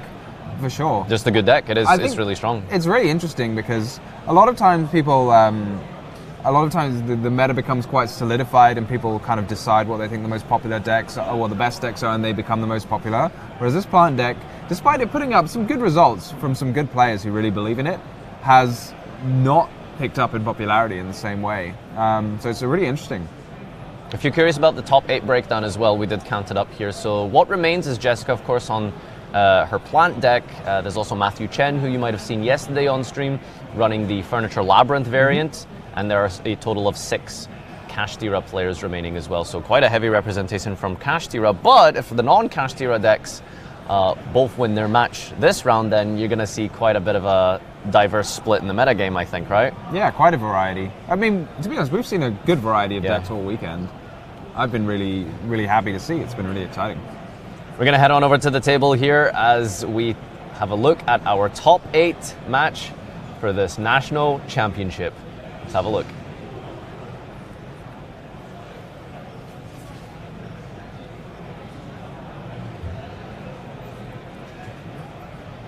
Michael Broadbent has been in the game for a while now. I think I remember playing him at some point in a very early national championship many moons ago. He's definitely a face I recognize. Yeah. It's been a long time when you're this much of a veteran. So don't count him out just yet, despite the fact that he is, of course, playing against the penultimate plant duelist that is Jessica. And here is a all-important dice roll. Did you catch who won that? I thought it was Jessica. I thought she swung an 11, but I might have missed that. It's quite difficult to see on the camera. Jessica is the ultimate plant duelist. She's the last one left. Literally, yeah. And ultimate is second last. Oh, do I just not know English? Maybe. I thought it was like the peak. Never mind. Okay, I don't know words. Anyway, apologies for the deck error on screen there. It is indeed Rika, or Sun Avalon, or Plant, or however you'd like to describe this deck. So not Pearly. But yeah, she's starting off with Princess. Or is that Petal? It must be Petal, right? Because she's Petal. going into her deck. Yeah. Princess does not have an effect that lets you search. Yeah, so this is not the start that you want in the Rika deck. Normally you want to start with access to your Sunseed. But in this case, yeah, and I think normally you're either normal summoning the Sunseed or activating Unexpected Die to special summon it from the deck. But if you've summoned a monster, then you can't normal summon the Sunseed and you can't activate Unexpected Die anymore, so that probably means neither of those cards are present in Jess's hand. So she'll have to go a bit off-piste, which I'm sure she's well capable of doing. In terms of the technical play and the lines and combos and stuff, she's genuinely like extremely well versed in this. You know, I had a small conversation with her this weekend, and yeah, it's just a complete fountain of knowledge of this deck. Some people just seem to like pick up a certain deck and they build this attachment to it, and they just learn it in every shape and form and facet. It's unbelievable just the level that people will dedicate to a specific archetype. So it's absolutely incredible to see it, you know, get rewarded, right? Like, you know, it gives you it rewards you for all that time, effort, and practice.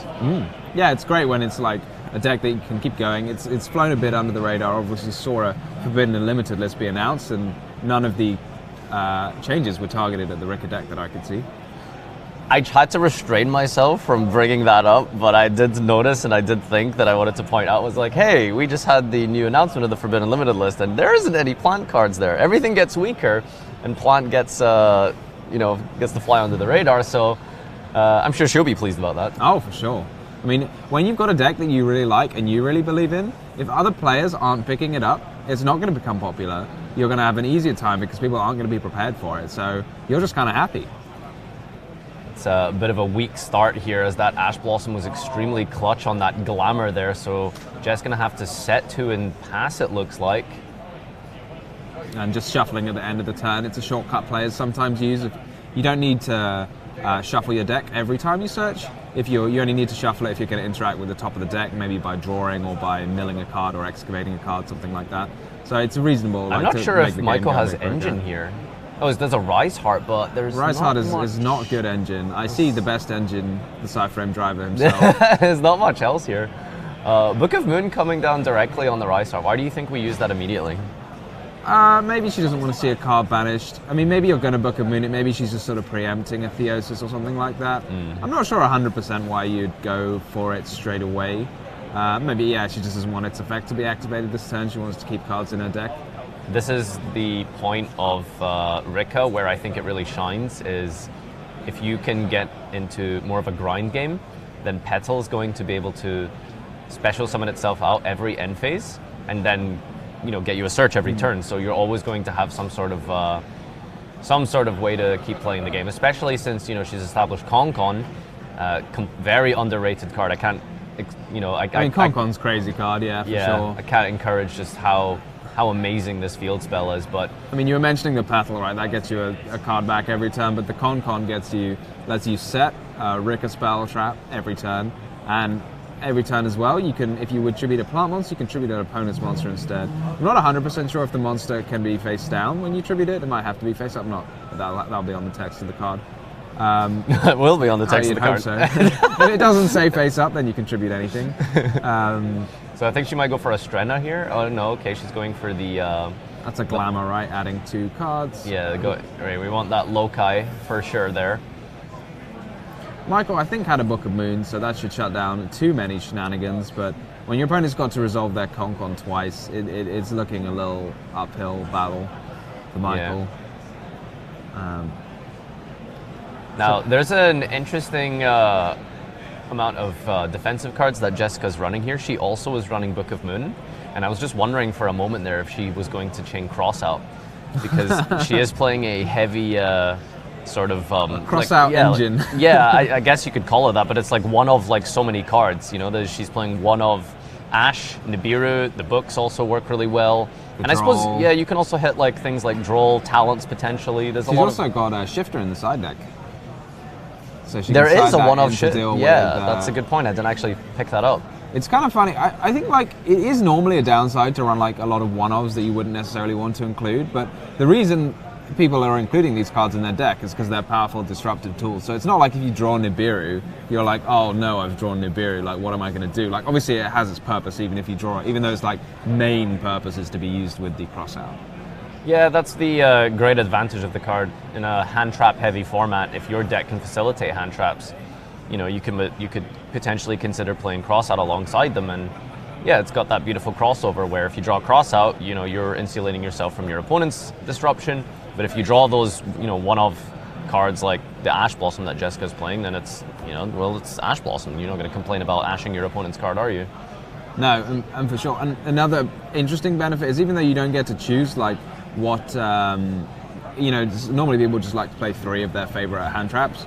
But if you're running a variety, it can make a difference to your opponent's plays, right? Because Nibiru, you'd play very differently around to an Ash Blossom, for example. So you don't necessarily know what your opponent's going to have. So it's a bit of a awkward and weird line that Jess has to go through here, but it's going to work out kind of fine actually, because this Jasmine, the Link 2 that she's going for here, is able to tribute a monster that it points to, special a plant out the deck, any plant, by the way. Special a plant, any plant. Yeah, And, oh, enemy controller. All right. That's pretty strong. It will potentially disrupt Jess for this whole turn here, but it's... I mean, yeah, if you disrupt your opponent for a turn, it doesn't matter if you don't have anything to follow up with, yeah, right? I think Michael's really going to have to pick up a unicorn off the top of his deck here because he's really fallen far behind on engine pieces. So I think passing over the deck means, yeah, Jessica's not searching anymore and she's about to end her All right, turn. here we go. Is that a pressure planet or is that a birth? I thought it was a Theosis, so between us we're completely useless. It's a birth. I think it was a birth. No, I was okay. 50% right, see? But this isn't very good though. No, it really isn't. I mean, he's got, maybe he already had Theosis. Oh, okay, maybe right, that's yeah, what we've I got was seeing. Theosis. All right, this is getting better, this is strong. It's interesting because Jessica there, if she'd held the Book of Moon for just a minute, then the Theosis would have come down last turn and been shut down by exactly. by the Book of Moon, so the Theosis would just be in the graveyard. Yeah. And the trade-off for the Theosis being in the graveyard would be that your opponent would have got to banish a card from their deck and banish 3 of yours. So I don't know, maybe she didn't want to lose 3 loci off the top or something. maybe in hindsight, I mean, it's easy to say, like, there's always hindsight, like how the game's ended up, that it would be better that the Theosis wasn't there and you'd rather just let your opponent activate the effect, but I mean, obviously Jess has her reasons. She probably knows how to use a Book of Moon. That's huge. That's huge. All right, we got Rika Sheet being activated here. I'll tribute one of your monsters and take the other one, please. Yeah, no, combining this with Con is really powerful. Now, normally just, disrupting by stealing a card your opponent controls is like, I mean, that's powerful enough just by itself. But also attributing your opponent's other monster for cost is really, really good. And yeah, that's turn ending right there. Yeah, I don't know if Michael's got any follow-up. Presumably he's not holding any Kashtira cards. Is Sheet permanent? No, it's not. No. I think they were just going through their sort of end phase effects. I think Jessica's allowed to do them in any order she likes, but... Yeah, I guess I think that is correct. You can choose to, like, okay, resolve the effect of Sheet, which is the trade, and then you can choose to resolve the pedal. Oh, yeah. I suppose not, actually. Is there some restriction on pedal that we're not aware of? It's probably the wording of Sheet. I assume it probably says something along the lines of at the end of the turn, return it to your opponent or something, and then therefore at that point you can't use your pedal in the graveyard because it's the end of the turn, not the end of the phase. It might be that she tried to use pedal when she had a non-plant monster in it. I'm not 100% sure. Potentially. But now we're, after 3 attempts... I mean, it's not... finally... Yeah, it's not going to matter too much here because normal summon Loci into no disruption is... Yeah. Does she play like the... Yeah, okay. I think that's how you go through the typical OTK line. You want to go like Thrasher into Malayas, and that just gives you... I think that's just game by itself. I mean, the only thing that Michael has going for him here is the fact that he's going to be able to use Birth to banish 3 cards from Jess's graveyard, but I don't think that's going to be quite enough. Yeah, I mean, it's basically just a case of navigating through 8,000 damage here. And it's interesting that neither player has done any damage this turn, but it doesn't really matter because, you're sort of in this... I don't want to call it a stalemate, but you're in this tug of war between each other for a couple of turns, and then whoever fully establishes the control, as Jess did last turn with the Sheet, you're now just free to absolutely pop off as your opponent has no more disruption. Is that a Snowdrop we summoned, manipulating the level for Queen? Snowdrop the Rika Queen. Yeah. Well, hang on, what's the Rika Queen called? It's Rika Queen. Is that just Rika Queen? Does she not have a name? Teardrop? Teardrop, that's the one. Because isn't Snowdrop also a Rika Queen? They are all queens, Tom. They are all queens. No, okay, Strenna's a queen, I'm pretty sure. Isn't it Rika Queen? Yeah, Teardrop is a Rika Queen, but I'm pretty sure all of... Is the XYZ Strenna not a Rika Queen? Is it not Rika Queen Strenna? Okay, titles aside, let's have a look at what we are going to try and establish for game number 2 here. Jessica does manage to take that duel quite convincingly. Well, I mean, it was a bit shaky, I suppose, for both players, but you got a feel for Michael. I don't think he had particularly the greatest hand ever. Yeah, there was never a time where we were looking like it looked positive for Michael, was it? Like he got to start playing for a minute, and then Jessica used her interruption in the form of Ricochet, and that was that. Yeah, I mean, sometimes you're this deep into Top Cut, you're really excited and happy to get raring to go, and I think one of the more frustrating aspects is at least if your hand didn't have a Psychic Soldier that rides on the current of lightnings, then it's upsetting, I think, but it's okay. It's game 1 and you get to pick yourself up. come back fresh for game Dust 2, yourself different mindset, you know. You can decide in those powerful going first cards, if yeah. you've got any, that is. I mean, I'm wondering if this anti-spell fragrance is there for that purpose when you go first. Not sure how powerful it is against Rika. I mean, it can't be bad, right? It shuts off. It's not terrible, but it does hit a lot of engine pieces. I mean, you just look at Jess's deck list Yeah, I was here. gonna It's like say, we you can know, see a picture in front of us, and there's Yeah. a lot of green. Is it green? I'm colorblind. Spells are Are green, you right? actually? Yeah, yeah. Oh, What color would you call spells? Well, people always get mad at me because I call it blue, and sometimes people are like, no, it's turquoise, it's teal. I don't know. I mean, I've heard people say green, Okay, what would you call a trap card? purple. Okay. Okay, I call them purple. Okay, green, brown. Some people and say purple. pink. Yeah. I think it's technically magenta. Technically magenta. Anyway, our players are signing up here for game number 2, and yeah, this is going to be quite exciting because, you know, assuming you've, let's say in your holster, you've got X number of bricks per tournament. You know, you have to mathematically divide them out at like opportune times, right? So it's like, okay, I don't mind bricking in like round 3 and then maybe like 1 game in Top Cut, right? So. For game number 2 and 3, I think like if you were to like math out the consistency of decks, I would probably put it in favor of Kashtira, right? Like it feels like it's a more consistent deck than Plants. Rika? Yeah, I mean that is not how it works. Just to be clear for everyone watching the stream, if you've bricked 1 game, it doesn't actually make a difference. All right, well, for the next game. I'm not going to ask you the math on the As heart long of as the. you shuffle your deck correctly. I'm not going to bother with the math on the heart of the cards here, but regardless. You know, someone is going to take this next duel down, and, well, the Kashtira of Michael Broadbent is most likely going to start here, I think. I mean, I would be very scared to. I mean, because we did talk about, like, Kashtira can let people start, but this is a terrifying deck to go second I mean, against. Darren was talking about it, like, maybe against Purely you can go second, because that's a deck that does a bit, but not a huge amount on its first turn, whereas if you let Rika go first and combo off, it does a lot. Yeah, for sure.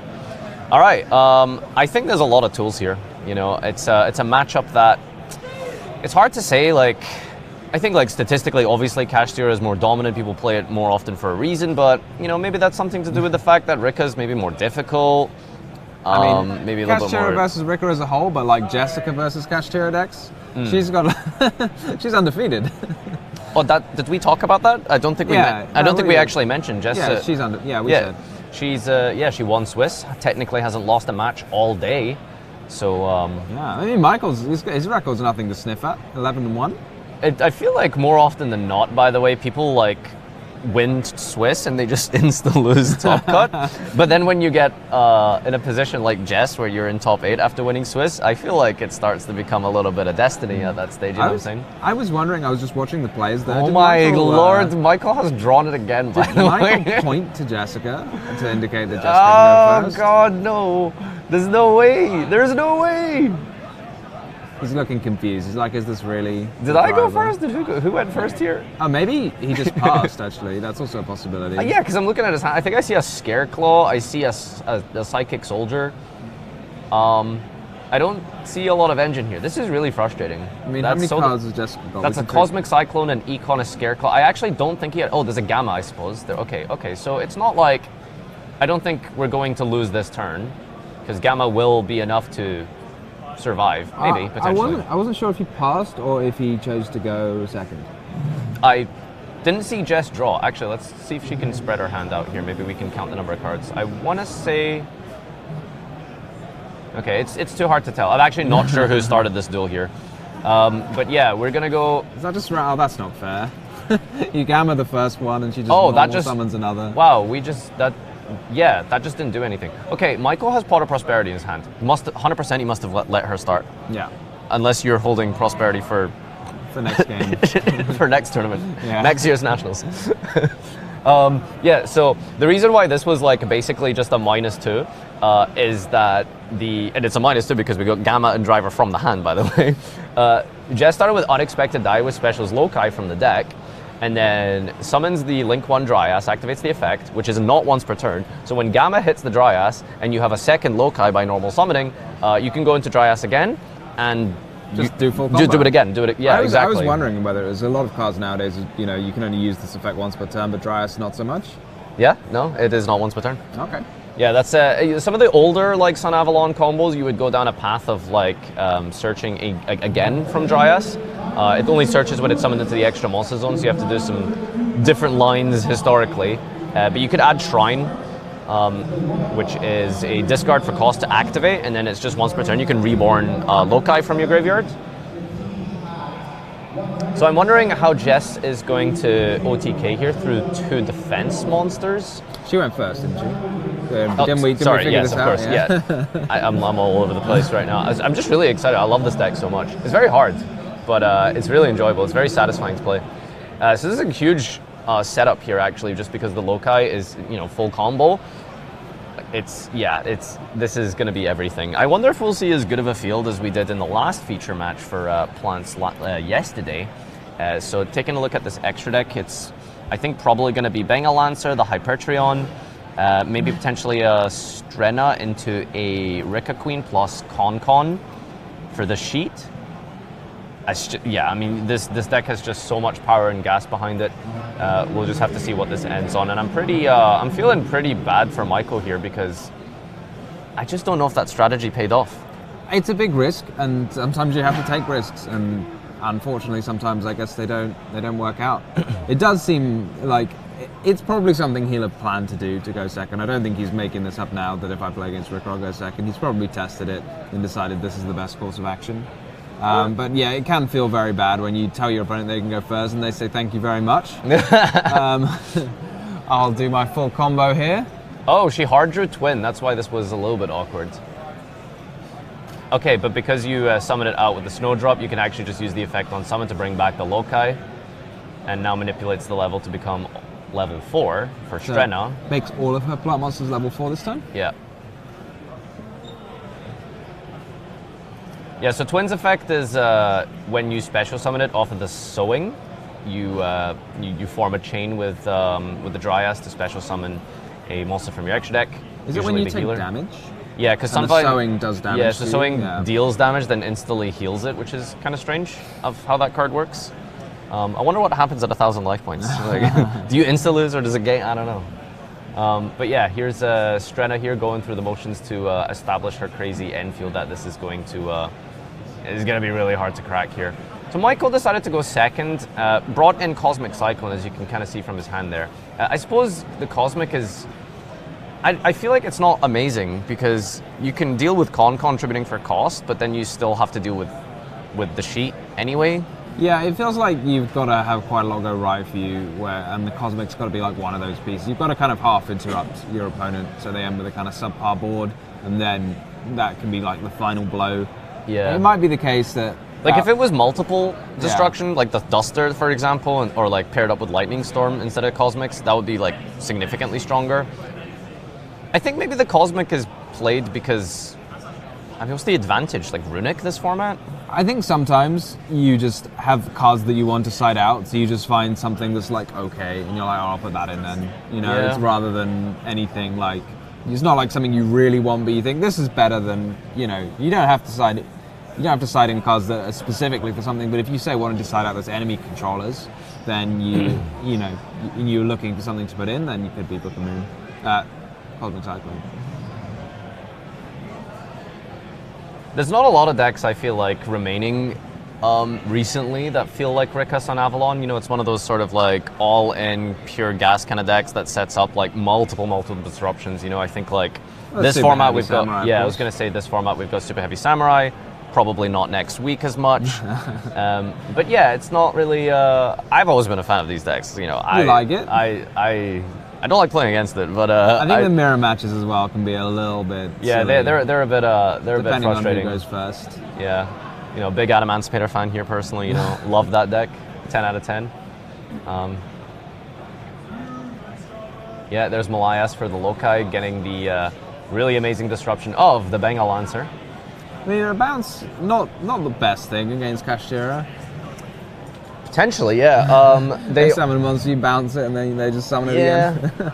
Not a great monster to have, but pair it up with the Con, the Hypertrion, the Strenna floating into Teardrop, and the Sheet. You've got a pretty formidable field here. Yeah, you can't complain. Digging straight for 6 cards for Michael here. I think we need to. But the thing is, what do we dig for? Ooh, there's Lava Golems in his side deck. I was suppose. wondering, do you have a negate this? Prosperity. Post side, I always negate. But like, what do you negate with? The Hypertron, right? Is it not? Oh yeah, we got a under spell underneath it. True. Oh, we only went for 3. it? 3 is. I feel like you have to go for 6 post siding. Anyway, Anyway, I'm a bit confused by that. I was thinking, yeah, post side you negate in case your opponent rolls over a Dark Ruler, right? exactly right. That's what I would be worried about. She's probably not aware of the fact that he's playing Lava Golem. We don't even know if he sided it in. But that is definitely, like, if I was him, I would want to dig for a Lava Golem. You know? Yeah, I'm really curious as to why he'd banish only the 3. Like, I can't imagine this game's going to last too many more turns, so you're probably not going to need the whole depth of your extra deck. Maybe it's sort of like a gambit to see, like, if you banish 6, maybe he thinks she'll negate it, and if you banish 3, then she won't. It's like a little like game of chicken somehow. Yeah. But I'm because, like, if you have Dart Ruler, you're gonna slam that down anyway, so the negate is, you know, irrelevant. So what else do you like potentially hold for? Lightning Storm? What are you afraid of in terms of spells that Cashier is gonna activate against you? Just Engine for Theosis or something? Maybe you just want to deal with Engine, or maybe you want to hold it as a monster negate. Oh yeah, I guess it does have the diversity of that, you know, because of the way the functionality of the attachment works on Hypertrion. It's a really cool card. Doesn't really come up often because it feels like it was really just designed for plants, but yeah, I think it is actually a generic rank 9, is it? I don't know. Is it not 8? Does it not have to be 8 for Breaker Queen's Trana? Maybe I made that up. Maybe you did. Maybe I did. One of those things. This is a lone Scareclaw Kashtira. This is one of the cards where Bengal Answer is quite relevant against it, because you can only use the effect of Scareclaw Kashtira to summon it once per turn. So once it's gone back to your hand, you can't use it again until next turn. Special summoning Kashtira monsters, they're all not once per turn, correct? Except specifically Scareclaw? Exactly. Well, Scareclaw is an effect to summon it, so whereas the other ones are just a condition, so you can just summon it from your hand, whereas Scareclaw, so you can see Michael's kind of holding it in his hand for a minute because it starts a chain. So he's like, I'm activating this effect, and then Jessica has a chance to respond. Whereas like Unicorn, you just put it on the field. Yeah.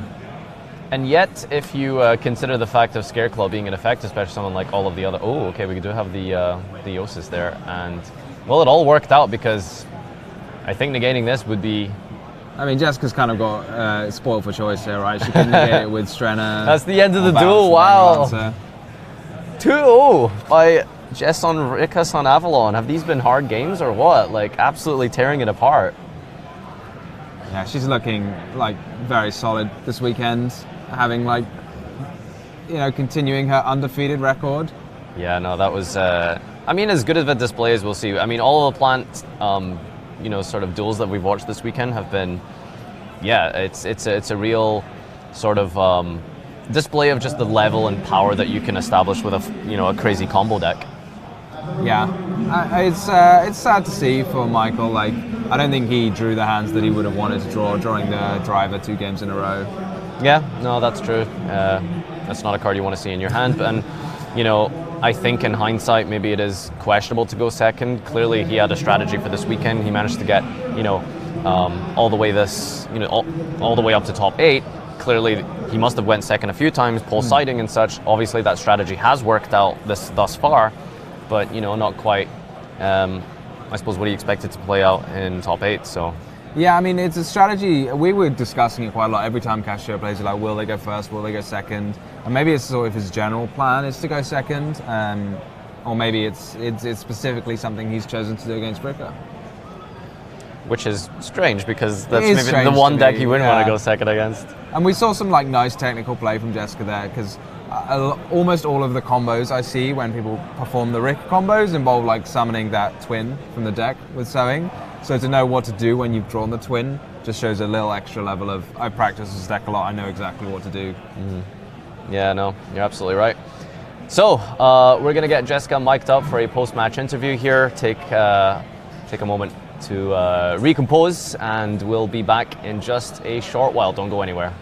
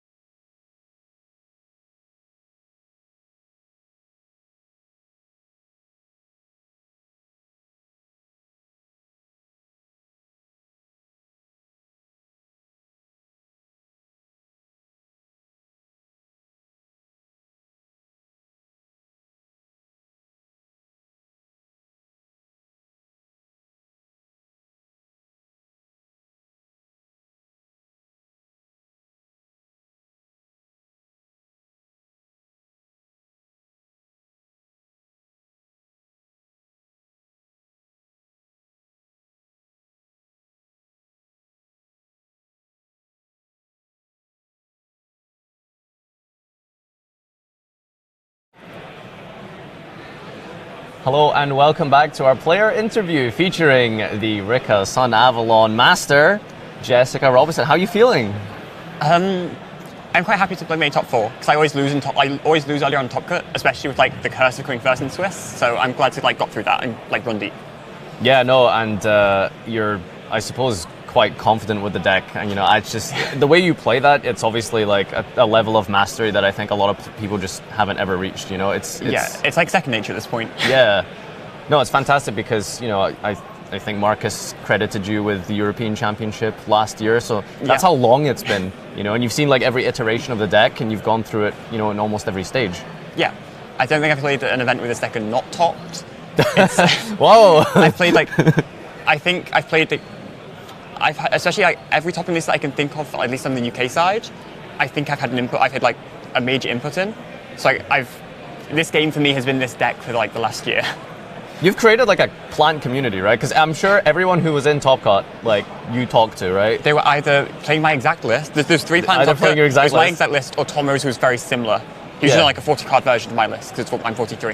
So you didn't build this with Top? Because we had him on stream yesterday. No, I didn't build this Top. No. Okay. He had the idea for the crossout, I admit, but the rest of the build is no conflict. Like we didn't test or anything together. No, we have in the past, but not this time. So specifics of the deck list I do want to get into with you, but just in general, like what is it about Rika that you've decided to focus on, especially in a format where we've had multiple new sets, we've had something like Rise Heart, which would feel like quite horrible to deal with the banishing, and you've still continued to stick on Rika. What is it about the deck that makes you want to keep going with it? So I think, especially for this event, it was a comfort thing. Because I was thinking about playing the IKEA Furniture Labyrinth deck until a few days before the event, and it was something like, I'm trying to think of the words here. The deck, I didn't have enough practice with it. So I feel like Plant was just a really safe pick for me because I know it. I'm one of the best players with the deck. So I thought, I'll win off some matchup. I'll win up knowledge and technical play, and I don't think deck is the strongest. I don't think deck is strongest positions into this format, but I think it's technical play wise. I can definitely make up for that. And then with like tech cards like Book of Moon, Tactics, and all of those, I can just surpass my opponent. Especially when people don't even know how to play around Concon. I wouldn't credit this to like people not knowing. Like all opponents Top Cup know what we could do, but you think by now after almost a year. Yeah. No, that's a good point. I think it is just better to play something that you're comfortable with, you're an expert with, rather than try and play something else that's technically better, potentially. Yeah. It was definitely a comfort pick for me. It was just, I'm comfortable with this deck. I'm not going to mess it. I had exams. I'm not until last Monday. I don't have time to learn a completely new deck to the level that I can play Plant. So just play Plant. Yeah, just play Plant. It's really that simple. In terms of the specific choices you ran, you obviously you have your main sort of engine, and then you played like the crossout package with all of the hand traps and stuff. Yeah. Any reason you decided to go with that approach, maybe instead of another engine or just pure defensive cards? So I know the difference with Tom's list is Tom is playing a lot more hand traps than me. I'm still playing the 3 Tactics and 3 Book of Moons because I think those cards are way too good not to play. The idea is, originally I was only playing 3 Droll Lockbird and 3 Imperm. And I wasn't playing crossouts. I was playing Dark Rules in the crossout slot. But an hour before the event, I saw Tom's 1 hour. About an hour before the event started, because you came up to me while I was testing, and that's when I was rush testing crossout. I switched one of the Imperms to one of the Drolls for the other hand traps, and I was it was so much better going first. And my theory is with crossout, or the theory in general with crossout, is going first, it's obviously amazing, and then going second. Because every deck in this format is playing, let's say, 12, 15 hand traps, aside from Cash plays 9, same thing. So so many hand traps, we can, it's good going first and second, because it's always versatile. Also, because I'm playing power cards like Tactics, Book of Moon, hitting those is really relevant. I hit Tactic in my top 16 match, I hit their Tactics. Or cross out their Tactics and win the game because of it. Yeah. So, yeah. No, that's really cool. One other thing I wanted to ask was, I don't know if you historically ever played it, but did you ever consider playing the Adventure engine at all? Because that was something I think that works quite well with Plants. Yeah, so we did before Rika was a thing. So I think Nationals last year, the list that got, I had a lot of input in the list, the Snavalon list that got second, which was a Punk Snavalon combo deck. Yeah. And we were playing the Adventure package in that, because one really cool interaction is Dracoback equips into a normal monster. Yeah, As which you works on bounce, Loci. Yeah. But it means that you can go equip to Loci. If you have right token, and then go send Loci to graveyard. Then chainlink 1, you use the Dryas, and chainlink 2, you use the Dracoback. So it chain blocks your Dryas, which I think is really cool. Okay. I definitely consider it, but in this format, I just want Rika cards because I want to, especially against decks like Kashtira, I want to abuse Konkon as much as I physically can because that card is way too good. I think you were typically playing 2 as the ratio, but you've bumped that up to 3 now. But you didn't also include terraforming. Is there any reason? Was that just too many copies, especially at 43, or? So the main reason is because of Droll. Because and it's Droll and hand traps. So originally, we were only playing 2 Konkon because it was in a format where there weren't many hand traps. It was a lot of board breakers, and plants really good against board breakers. But now there's a lot of hand traps. We want hard drawing the Konkon means that my Mudan doesn't need to resolve, and it means I can get just the resources much faster, and I can get my board out. It's amazing through Droll. It's amazing through hand traps. Yeah, especially now people are now finally clicking on to hand trapping the Mudan because of how good Konkon is. Having 3 Mudan is having 3 Konkon is I think you have to. Sorry, I could talk to you about plants all day. I had one more question. I wanted to know, why aren't you playing the Dryad Trinity, the Link 4? I think that card is busted. Yeah. That card is so good. Yeah, with the trap card especially, Yeah, I think that card's really, really good. But unfortunately, I just don't want another brick, and especially through Droll. And because I just figured Bengal Lancer doesn't seem that good against Kashtira, so making Dryad Trinity for the mass Simperm seems kind of good. It isn't. It's not very good at all. Okay. And Dryad Trinity is really good for the OTK because of the gain effect of Bloom. The only issue with it is it's mainly extra deck space. Okay. Because in order to pull off combo with that, you need to play 1, the main deck brick, and 2, you need to play a second Melius, the full combo. And my extra deck is so incredibly tight. Yeah. My extra deck is, I think my extra deck is it's been so tested and refined. I don't think it's I don't think I can physically remove a card from it. I've gone through 15 extra deck cards in so many games this tournament. 15 extra deck altogether. All of them. All right. Fantastic, Jessica. You've done an incredible run today. Undefeated, completely undefeated Swiss and Top Cut. And, for now. You're still going. So how do you find your chances are going to be going to go all the way? So I think it depends on who I face. So right now in Top Cut, there are 3 other people in my testing group who know. So half of Top 8 right now is was our testing group, and I'm kind of they know the deck. So I lose. I think the deck is really, really good on its own, but I think I lose that little bit of an edge I'd have over the remaining 3 players. Because they all know the deck almost as well as you. Yeah, maybe not quite as well. Not as well, of course, but they know they've played against me so much to hit Mudan. Yeah, they will hit my Mudan, but no, we can play through that. It's fine. Okay. It's more that they know more than the other. I'm guessing the rest of the field. So I'd rather not. And also, you don't want to play against your friends and knock your friends out. Yeah, of course. I had to do that in top 16. It wasn't fun. I can imagine. So yeah, thank you so much for joining us. Good luck for the rest of the tournament. And thank you. Thank you guys for tuning in, having some insight into Jess's deck list here. Cheer her on if you want to see her go all the way. And we'll be back shortly with top 4 of the National Championship 2023. Don't go anywhere.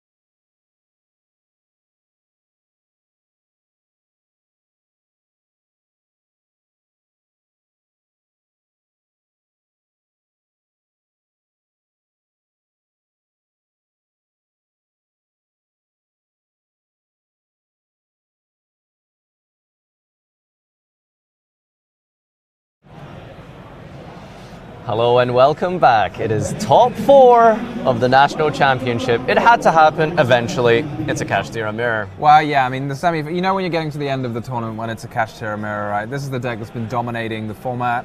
Even with the new set Cyberstorm Access, many people were still, slating it to be the dominant deck, and I think it is.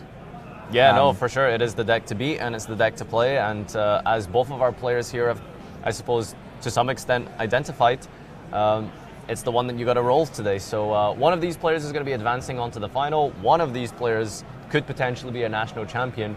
And what's guaranteed is we will be seeing the journey of Visa Starfrost take him all the way to the UK national champion final. So yeah, it's all to play for, I think. All right. I guess there's not too much in the way of tech choices and stuff, maybe when it comes to Kashtira mirrors, is there? I think there's most people I've seen this weekend, they've been running the same kind of Kashtira engine. So cards like Ogre have We haven't fallen seen off. anyone play Ogre, right? Yeah, so Ogre's really fallen off. Most people, though, are running Kashtira cards pretty much the same. And then 3 Shift has been pretty common. Book of Moon's been pretty common. But other than that, you kind of got a choice. And we're seeing, players choose different options. Some people like Enemy Controller, some people like Book of Eclipse, some people like Pot of Desires. It's a lot, I'm sure everyone has their reasons, but it can be quite difficult to come up with the best reasons and the best choices. It's really curious that I've seen a lot of Kashtira deck lists this weekend, a lot.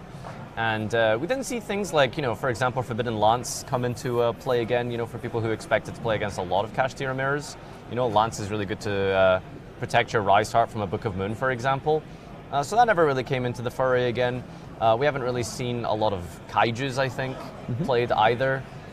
So maybe I suppose in the early part of the year when Photon Hypernova was first released, we did see a lot of, kind of conceptions of those style of approaches of just the protect the castle type of a Rise Heart gameplay, but yeah, not really what people are doing. Maybe they're just more afraid of the wider meta that includes potentially Super Heavy. Yeah, I think Super Heavy Samurai, being such a powerful combo deck, has definitely influenced people's combo decisions. One thing I think that was in Ahmad's deck, I want to make sure we've got these deck lists right around, but I think it was in Ahmad's deck, is the Nibiru. Yeah. So that could be a difference, because that is a card that's extremely swingy, right? So if it resolves, as we saw happen to Darren in the top 16, that was just an absolutely massive impact. I mean, a crater-sized impact, I suppose. Hit the field. Meteoric, really. Yeah, meteoric, there you go. The thing that I wanted to actually pick your brain on here was the inclusion of the Ibli in the side deck for Ahmad's, right? So I suppose the idea is you normal summon that, make Amoraj, give it to your opponent, and that's supposed to lock the mirror out. Yeah, I think it's supposed to be incredibly annoying, or at least, at very least, cause them to waste their battle phase, or you could just put all of your monsters in defense mode and stop them from special summoning at all.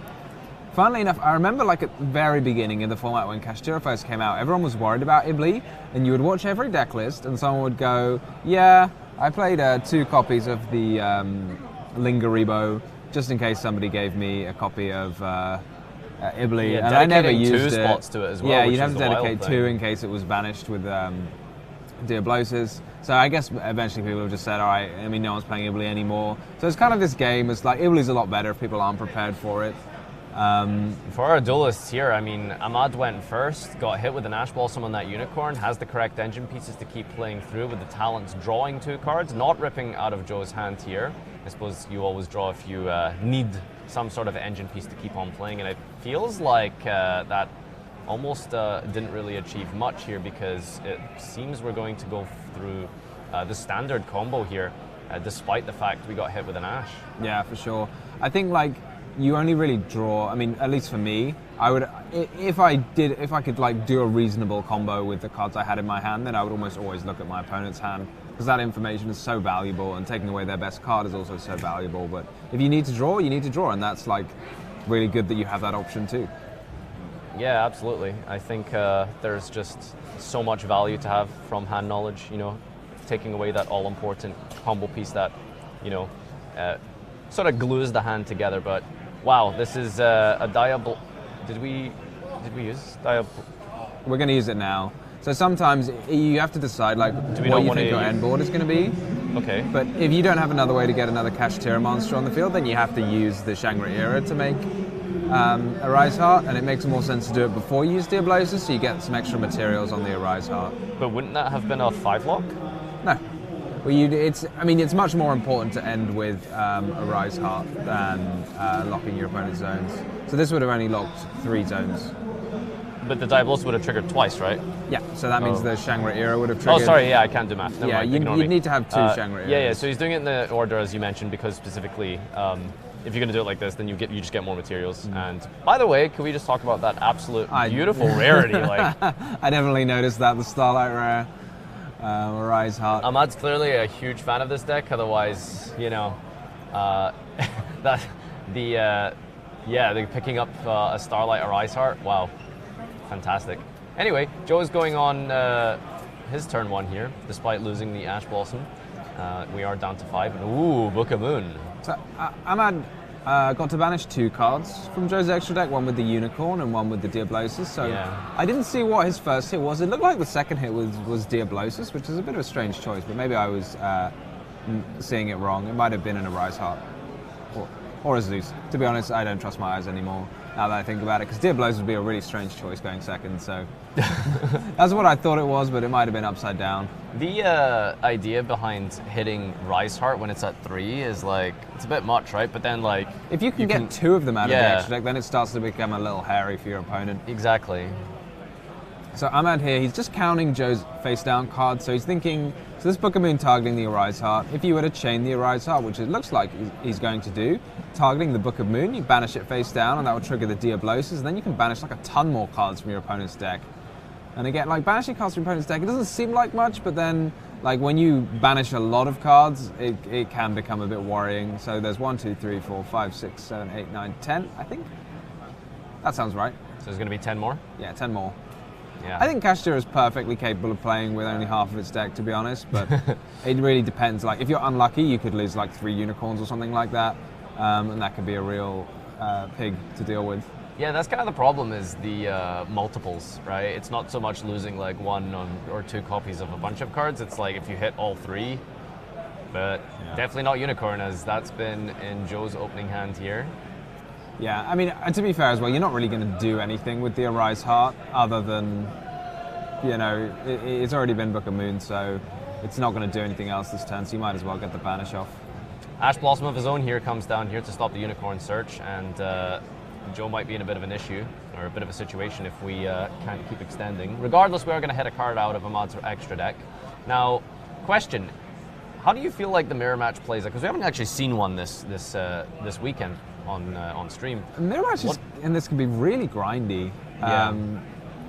So I spoke to Marcus the other day, and he said that actually like going second is great, and if you're forced to go first, rather than like committing multiple monsters into an XYZ, one thing to do is just to leave them up, because they're like kind of reasonable interruptions by themselves. You just leave up a Fenrir and a Unicorn, and maybe you won't be killed by your opponent, and it's quite difficult to set up like interruptions. Like Kashtira has this very really annoying way of interacting with the opponent. It cuts off access to the graveyard, it banishes cards from various places, but funnily enough, those things don't hurt the Kashtira deck itself that much, I would say. Yeah. So it can make this kind of weird situation where like, oh great, I can summon like 10 level 7 monsters, but like what do I really do with them? So yeah, it can lead to these back and forth situations. Big Eye can be absolutely clutch. Zeus can be absolutely clutch. I was gonna mention that, you know, sometimes the mirror can devolve into like a Big Eye mirror match, and you can kind of see it from the deck building because both players are playing 2 copies of Big Eye. You know, that's how important I suppose they felt it was to have Big Eye in a mirror match like this, especially when the monsters that you're taking is, you know, for example, this Rise Heart, or maybe even a Diablosis. Diablosis attack over the Rise Heart, use the effect, and then make a Zeus or something. Could be quite strong just by itself. Yeah, Diablosis is a little smaller than a Rise Heart though. Isn't it 28 into 25? A Rise Heart's 3,000, 3,000. Oh. I thought it was 30, 25. Yeah, that's a large Rise Heart. So Big Eye is I think people run 2 because it's important. Anything that's important against Kashtira, you kind of have to run 2 of it because otherwise they'll banish it from your extra deck. Do you think the Rise Heart being a Starlight Rare gives it sort of like a bonus effect when you big eye it from your opponent? Yeah, I think something like that. And it probably not. You don't want it to be a bonus effect when it's taken. Like, it shouldn't be a bonus effect for your opponent. It should be a bonus effect for you. One of the things, we mentioned this the other day, like, there's not much that can retrieve stuff that's been banished face down, but a Rise Heart is one of those few cards. So Joe just looking from his face down banished pile and fishing out a Kashtira Theosis there, which is actually pretty handy, because if that gets banished later, then Joe will be able to pick up any of his banished Kashtira monsters. Yeah, it's like a bonus effect, you know. It's as if Theosis wasn't really strong enough, you know. It also allows you to recur advantage. Is that one card in Joe's hand? I think so, yeah. And I can't see how many is in Ahmad's hand. I think he's not too unhappy here. As long as that Birth is live, Birth kind of by itself forces out Zeus. It's a very intimidating looking board for Joe, but... Do you think this really forces out Zeus?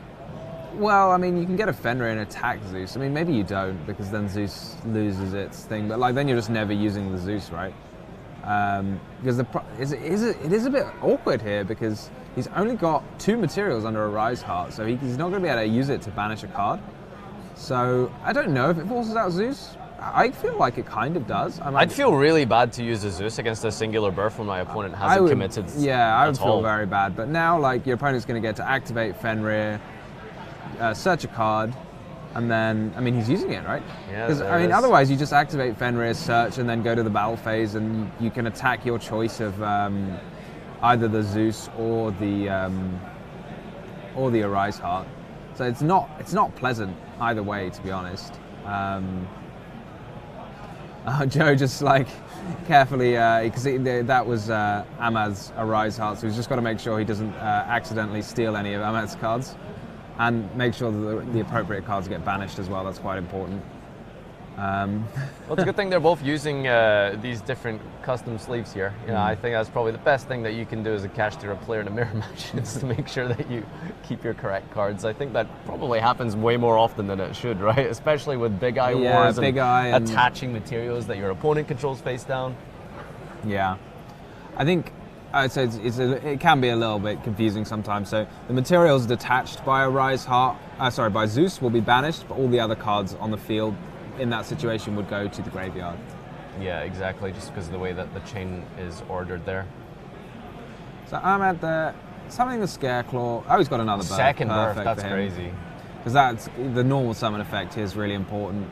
And Joe's going to need that last card in his hand to do some miracles, because Ahmad's looking pretty happy. Yeah, I mean, that Theosis recursion of this Unicorn with the second Birth, just being able to normal summon it, just lets you push through. And yeah, it's a really good position, honestly. He's got a Theosis of his own here that he's just picked up from the Unicorn. So yeah, he's already used the special summon effect of Birth, so I'm not sure. There's a third effect of Birth as well, right? So it's special summon is normal without tributing. What's the third one? It banishes 3 from your opponent's graveyard if they activate a spell while you have a Kashtira monster in play. Fantastic. Which against Kashtira is so-so. Like, it's rare that their graveyard is particularly important to them. But it does banish them face down, so they can't be brought back by Birth and things. Imagine Valhalla, Hall of the Fallen, but like with 3 more extra effects, right? Like, because that's kind of how it works, you know, the special summon from hand, but then it's also got 2 bonus effects, because why not? Yeah, well, I mean, you can't summon a Christia straight from your hand with Birth, you know? Ahmad just counting Joe's decks. Like, maybe I can win with deck out as well, just for a bit of fun. I don't know what his choice of play is. How do we out a 3,000 defense Zeus here? Do we just kind of... You could make a Rise Heart, you could just leave it. Like, it doesn't do much. You could just leave it, yeah. Stops your opponent from summoning a monster. You can bump it with your Unicorn to banish even more cards from your opponent's extra deck. I don't know, you can make a Big Eye and take it. Like, you've got a lot of choices. There's the Dark Arm Dragon of Annihilation, I want to say that's his name. Yeah.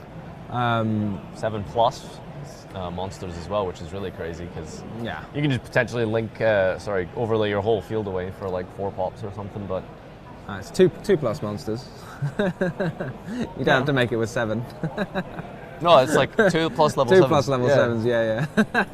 No, you said 7+ monsters, like that's going to be big. Okay, 7-headed dragon. Do you think the, I did actually consider it, but I mean, there is like a world where you just, set up a bunch of your usual cash Tira things and then don't deal with the Zeus this turn because you don't really need to. And then it just locks your opponent out from getting cash Tira monsters out. Yeah, exactly. And that's always a reasonable line. The only thing you have to be wary of in that case is cash Tira birth. I mean, it's got a lot to consider. I mean, as we said, these mirrors can be quite grindy and they can be very back and forth because a single resolving Unicorn or Fenrir can have a huge impact. So if you don't have answers to all of your opponent's cards, if they like sneak through one cash Tira monster, that can completely get them back into the game. So Ahmed's, I mean, it does look like he's completely winning, but he's still got to play it out and be very cautious. So he's got choices there. I suspect he's already used Prosperity this turn, he's already used Fenrir, he's already used Birth, so it's really between the Ash and the Book of Eclipse, which he chooses the Ash Blossom. If you pair up that Ash Blossom just with any sort of field he's going to establish here, most likely a Rise Heart at some point. Anything Europe, especially in a top decking situation, cancelling out a search is going to be really huge. Yeah, so it looks like he's just going straight into a Rise Heart here. Yeah, puts in defense mode, 3/3, and that means we can't get attacked over or crashed into by the Zeus, and yet, as you pointed out earlier, just leaving the Zeus up is just fine. You don't really need to do anything drastic here. Yeah, very clutch there. It's got 3,000 defense points, so it can't be attacked over with Zeus. And Joe could attack the Zeus and then main phase 2 rank it up into another Zeus, but it will only have one material. And that's just a straight up pass. That was a draw and pass, yeah. All right, and now you can kind of just do whatever you like as Ahmed. Yeah, I think this game's going to spiral out of control pretty fast for Joe now. When the Birth is sat on the field for a whole turn, then next turn you get to use it again. It's just brutal.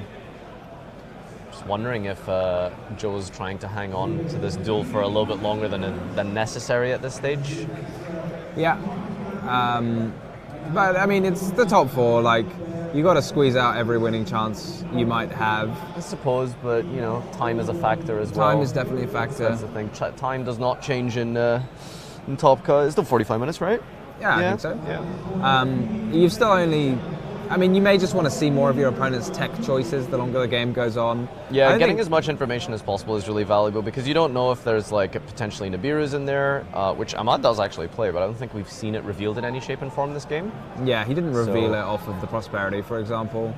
I mean, this should be it looks like a very routine 8,000 damage for Ahmad should come down. I mean, for example, he could his normal summon a Unicorn, special summon a Unicorn with Birth and then banish the Zeus, and that's 8,000 right there. But I suppose you can dot your I's and cross your T's and make sure you play around all of the possible things.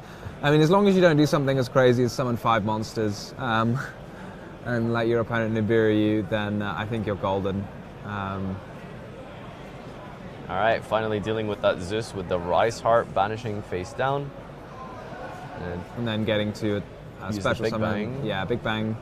So it's pretty powerful, isn't it, this Rise Heart? Even though it doesn't say it on the card that it gives you a ton of extra gas, it kind of does by virtue of reattaching those Theosis and Big Bangs that are in your banish pile, and then you can reuse those. And this is a lot of damage. Yep. Double Unicorn, Rise Heart, and Scareclaw, all doing more than 8,000 damage for this. So Ahmad takes down a convincing game 1, I think. It was. I feel like he was pretty much in control of that duel, and it worked out quite well for him. It was back and forth, but I think maybe those 2 extra draws from talents are particularly useful. I think, cash Tira mirrors can be very grindy, and we saw that there. So, I mean, well done to Ahmad. He kept his cool. I mean, again, it looked like, when your opponent ends their turn with such an imposing field, like a Zeus, a Rise Heart, you might be a bit worried, but Ahmad was not at all worried. He just played his turn and said, actually, that's not very strong. And kudos to him. Yeah, so the more kind of weaker hand traps, I suppose, in the mirror match would be something like Ash Blossom. It feels really bad to kind of activate those, because even if they resolve, Talents is really popular right now, very, very popular. We can see 3 copies in both players' deck lists, so maybe you just side out those Ash Blossoms. Potentially, yeah. It's also, keen to point out that there's sort of the heavier cash Tira cards that Ahmad's running here with the Book of Eclipses, rather than also playing alongside the Book of Moon, whereas only Book of Moon is being played by Joe here. Now, I wonder how much, say, Eclipse will factor in going second, because a full field of cash Tira monsters, if you just have your opponent go all in, not playing too many hand traps as Ahmad's running here. Something like Eclipse or a Nibiru at the right time, I think could be really detrimental.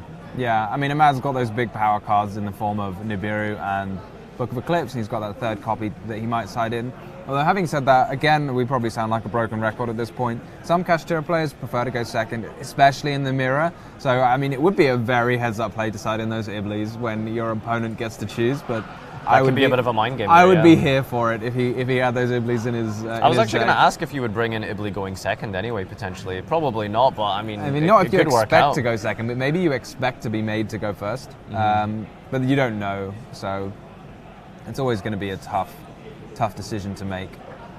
I'm wondering just how many people have had to deal with that exact decision tree sort of throughout an entire tournament. Maybe you start to gauge an average throughout Swiss and then maybe a little bit into Top Cut, like, okay, well, these number of Kashtira players made me start, everyone still went first, and then maybe you can kind of factor in at that stage, like, what I should do. I guess we'll find out, like, who can tell us better than the players? We're going to jump into game number 2 here of our top 4 between Ahmad and Joe. It's a real nail biter here because I just want to see who's going first in this duel, honestly. It is Joe, I think. Yeah, Joe will be starting this. Looks like a field spell. It's moving towards the field zone. No, it was a Fenrir. My prediction game was not there. Eventually we'll get field monsters. Field monsters?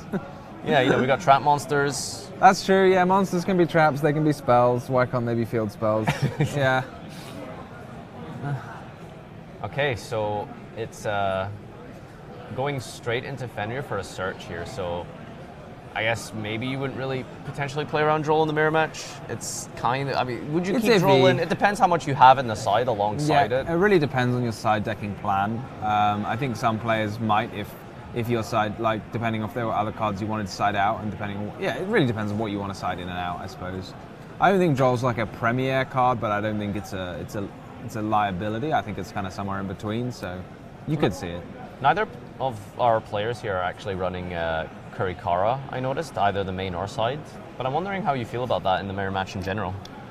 Personally, I'm not a fan of Kurikara for the Kashtira deck, because I don't want to put a monster on my field that's not a Kashtira monster. But I guess different players feel differently about it, but I don't think we've seen it in too many Kashtira deck lists, and I think that's probably the reason. But I mean, I'd rather in that case just play a Kaiju and then I can give it to my opponent and my field is still clear. But yeah. Not the greatest opening here by Joe, just Fenrir pass. I'm interested in that choice of enemy controller rather than Book of Moon. Given you're using it defensively, like, I'd much rather have a Book of Moon personally. Yeah. Against Kashtira, like, they just summon their monster, you Book of Moon it. I mean, maybe you're scared of, like, their enemy controller being responded, like, chained to your Book of Moon, and that would be pretty annoying. God, this is so scary when you activate Ash Blossom into, like, their first card for 6. Yep, there it is, triple talents. That's what I was worried about. Oh, he's going to steal the Fenrir. He's going to take it. Oh, wow. Yeah, that makes sense. So all the... I think it's probably best to take here just because, your opponent has the enemy controller. So if they hold it for long enough, stealing like an XE or something till the end of the turn could be quite annoying. Now, how horrible must that feel to imperm your own monster? I mean, given Ahmad's taken, that might mean that he doesn't have any other way to access a Kashtira monster. Because for me, like, if I was, I mean, I guess it does shut down the enemy controller, so it might be for that reason that he's chosen to take. But I feel like if I have a Kashtira monster of my own, like, I don't want to clog my monster zone. So I would rather just draw 2 cards, or look at my opponent's hand in that situation. Shuffle back that unicorn maybe that Joe has searched already. So maybe it feels okay, because maybe you think he doesn't actually have any follow-up to this. He's thinking quite hard here, so something's maybe gone a little bit amiss with Ahmad's plan here, unless we're elaboratively thinking about the next 19 steps of our play here to. Well, he did, like, in the previous game, think in advance of his plays, which is a good habit, I think, just to, like, at the beginning of your turn have a plan. rather than like make it up as you go along. But I'm sure that's something we're all guilty of. You're like, I I'm think, pretty sure I should start like this. I think that's something I'm just learning here. You've really given me a eureka moment here. Is that what I've been doing wrong this whole time, Tom? Well, because sometimes you start and you do the obvious thing, and then like a minute later you realize, hang on a second, like I should have started in a different way. So it's a good habit to get into. I mean, you do always have to play at a reasonable pace. And the thing is, if you have a big think at the beginning of your turn, and then you do something, and then your opponent interrupts you, and then your plans change, like that can be making the game go a bit slower. But in this case, we were right. I didn't actually have any follow-up, so... Yeah, you're absolutely correct. That imperm and losing out on your... I suppose using your imperm for your own monster actually did work out in the end, since, as you mentioned, he was just trying to stop his follow-up. But do you not think like drawing still potentially gets you fall? Because any one cash Tira card sort of just lets you... Yeah, I was thinking about that. I mean, from Ahmad's perspective, like, you're not by any means guaranteed to hit off of the 2 draws. And even then you're still contending with a Fenrir. And so, like, but this deals with the Fenrir on your opponent's board as an interruption. It deals with the enemy controller, and it gives you a cash Tira monster to start with. So, I can see it. I'm not sure what's there. There's some like token face down. Maybe it's just the glare. It makes the card look white. The token? Where? Oh no, I can't see what that card is that was just banished at all. Oh, it was Birth. Okay, yeah, it looks very just white to me. It was the Rise Heart effect banishing Birth. Okay, yeah. I thought. Did you think he just banished the token from his deck? I just thought it was like a face down card or something. I was really confused. Yes. He was banishing his Hornet Drone token from his deck. Oh, I thought there was something. What's the card that's underneath it? It's a face down card. It's a banished face down card? Yeah. What was it from? I'm trying to think. There shouldn't be a banished face down card, right? I feel like there was. Oh no, he's Prosperity. He's Prosperity. Yeah, okay, that's the Prosperity pile. Diablosis is summoned here. That's an interesting choice. Eclipse. Yeah. All right. Well, that resolves, and Book of Eclipse kind of mentioned before, if that was in Ahmad's hand going second against probably a better field that Joe had. It might have been significantly stronger, but didn't have much of a play other than to just set it. So it just goes to the end phase. No other play here other than to flip it up. And Book of Eclipse allows you to draw a card for each face up, or monster rather, that was face flipped. Yeah, that gets flipped face up. Yeah, I'm personally like, this is why I think a lot of people prefer Book of Moon, is if you have to use it defensively like that on your opponent's turn, that you're not going to let your opponent draw a bunch of cards. Yeah. I was wondering, like, Ahmad maybe last turn could actually have used that Book of Eclipse like aggressively to flip down his stolen Fenrir, because you can actually flip it face up again afterwards, but sometimes that can be quite difficult to keep track of. Like, normally you don't want to be flipping down your cash Tira monsters in response to whatever your opponent's doing, but in this case, because you've taken control of it, it wasn't a special summon this turn, you could flip it face up again. Yeah, I think you would have had a lot more plays at that point. You still get to resolve your Fenrir, you get to add special summon out the Rise Heart, make an XE. So something could have happened, I suppose. You're right. But from here, maybe this means he's got a Birth because he's banishing that cash Tira Unicorn. And in this case, he's going to be, off to the races because Birth can special summon the Unicorn. That's huge. And then get Theosis and get Fenrir. And this looks like it could be a potential 8,000 damage incoming, unless Joe has got something to say about it. Yeah, I mean, that card that he picked up off the top of his deck in the end phase off that Eclipse, ideally some sort of hand trap here to give himself another turn, but Ahmad is really pushing forwards here, and I think this is going to be a significant amount of comboing by Ahmad, really in the commanding seat here. And I feel like just watching him play, it doesn't feel like to me that he ever felt nervous or ever felt like he was in much danger. He seems very calm and collected in how he's played this. Yeah, he looks like one of the calmer players we've had, which is quite impressive considering he's all the way into the semi-final. Yeah, no, this is a great play by him. Every move he makes feels like he's doing it with such confidence. He has actually normal summon. That was one thing that I'd missed. So he's not going to get to use that Birth effect to normal summon level 7 because he has to normal summon the Rise Heart. The Rise Heart at the beginning of the turn. And we'll see if he can sneak through 8,000 damage, which I think he can, just with maybe just Big Eye and then special summon the Scareclaw. Should be 8,000 damage. There it is. Big Eye for all of his max rarity, by the way. Just saying. Real flexing with that ultimate Big Eye and Starlight, the $1 million extra deck. Yeah, Scareclaw banishing Fenrir here, gets to bring that back with Birth next turn, if there is a next turn. Diablosis into attack mode and battle phase time. I mean, maybe an impermanence on Scareclaw Kashtira would make Joe survive an extra turn because it would stop it from being able to attack while it's in defense mode, but if there's nothing, that should just be the game. This is the final moments, you know, when you're just looking at your opponent, just waiting for them to accept. Like, shall we proceed? Is this enough? Joe just making sure. It's always worth counting. You don't want to... there it is. Wow, 2-0 by Ahmad taking down the Kashtira mirror match. What an incredible display.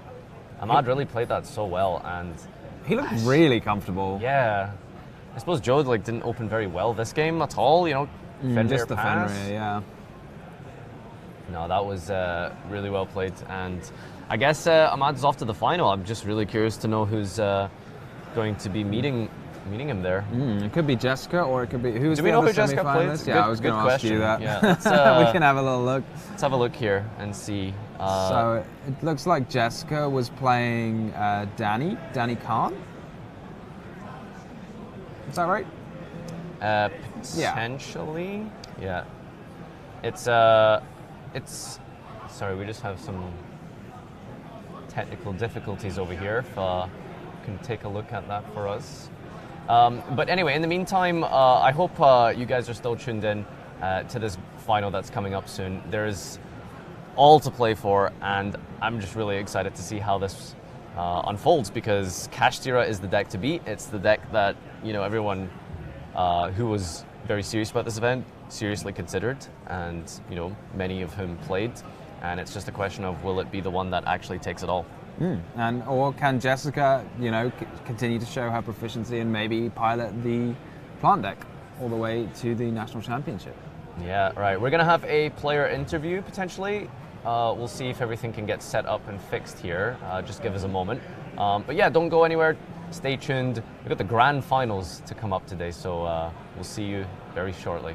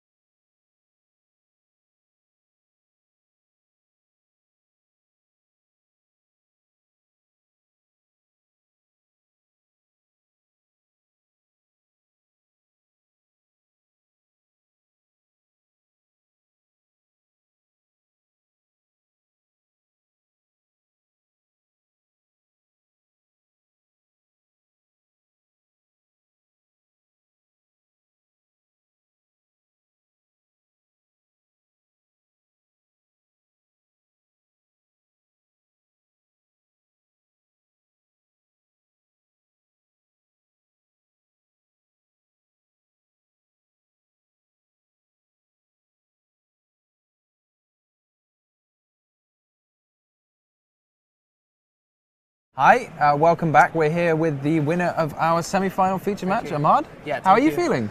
Feeling pretty good. A little bit nervous, but really happy and good. Yeah. So we were watching you actually. We thought you looked the most relaxed of anyone we'd seen this weekend. Is that how you're feeling on the inside, or maybe that's just how you look while you're playing? I look relaxed, but it was my first feature match, so I used to play competitively on another game. So I used to play on stream as well, Clash Royale. So I'm kind of used to it, but it was my first feature match, so yeah. But you handled it well. I thought were you happy with your play? Were you happy with the match? Yeah, I was happy with the match. The only misplay that I was kind of regretted was when he impermed my Fenrir. The Fenrir I took from him game 2. I had book of Eclipse. If I just chain, then my Fenrir resolves, and then I can just flip it back up, search Unicorn, and I can just kill him there. Yeah, we thought about maybe you could have done that, but it's sometimes difficult to see. Yeah, then I realized I have no more monsters, so I had to just pass back. Yeah, because you don't often want to book of Eclipse your own monsters, because then you can't flip them back up. But if you take it with talents, then you can. Yeah. So how's the weekend been going for you other than that? It was pretty good. Started 8-0 XO, and then I lost to last round yesterday, and then I lost another round today this morning. But I was pretty happy with my deck. I think my deck is really good to beat the mirror matches specifically, and I practice that quite a lot. So in the final, there's one. In the other semi-final, there's one Rika deck and there's one Kashtira deck. So, what do you want to play? Kashtira? You want to play Rika? To be honest, I don't know what most Rika cards do because nobody does. But I probably prefer playing against another mirror match because it's the deck I'm most confident against. Rika, probably Cash. Another mirror match. I'm happy with mirror match. I already played. Cash, yeah. Yeah, this is my third mirror match in Top Cut now, so I'm happy with more mirror matches. Yeah, you're definitely tried and true in the mirror match. You look very you were prepared. You knew how it went. Yeah. So, is this your first time in the Top Cut? In National, this is my second time, and then I top Euros as well last year. Oh wow, so pretty good record. Is this all in the last year or two? Yeah, last year, yeah. Wow, so you've been performing really well recently. Yeah. So have you been to YCSs as well? Yeah. Didn't kind of I did pretty well London day 1, but then I kind of lost day 2. But I was still on Cash, but yeah. So you're very practiced with Cash too. You've been playing it for a while. All right. Well, lots of Yu-Gi-Oh for you. Big congratulations on making it this far, and we'll see you in the final in just a moment. Okay. Thank you. Thank you.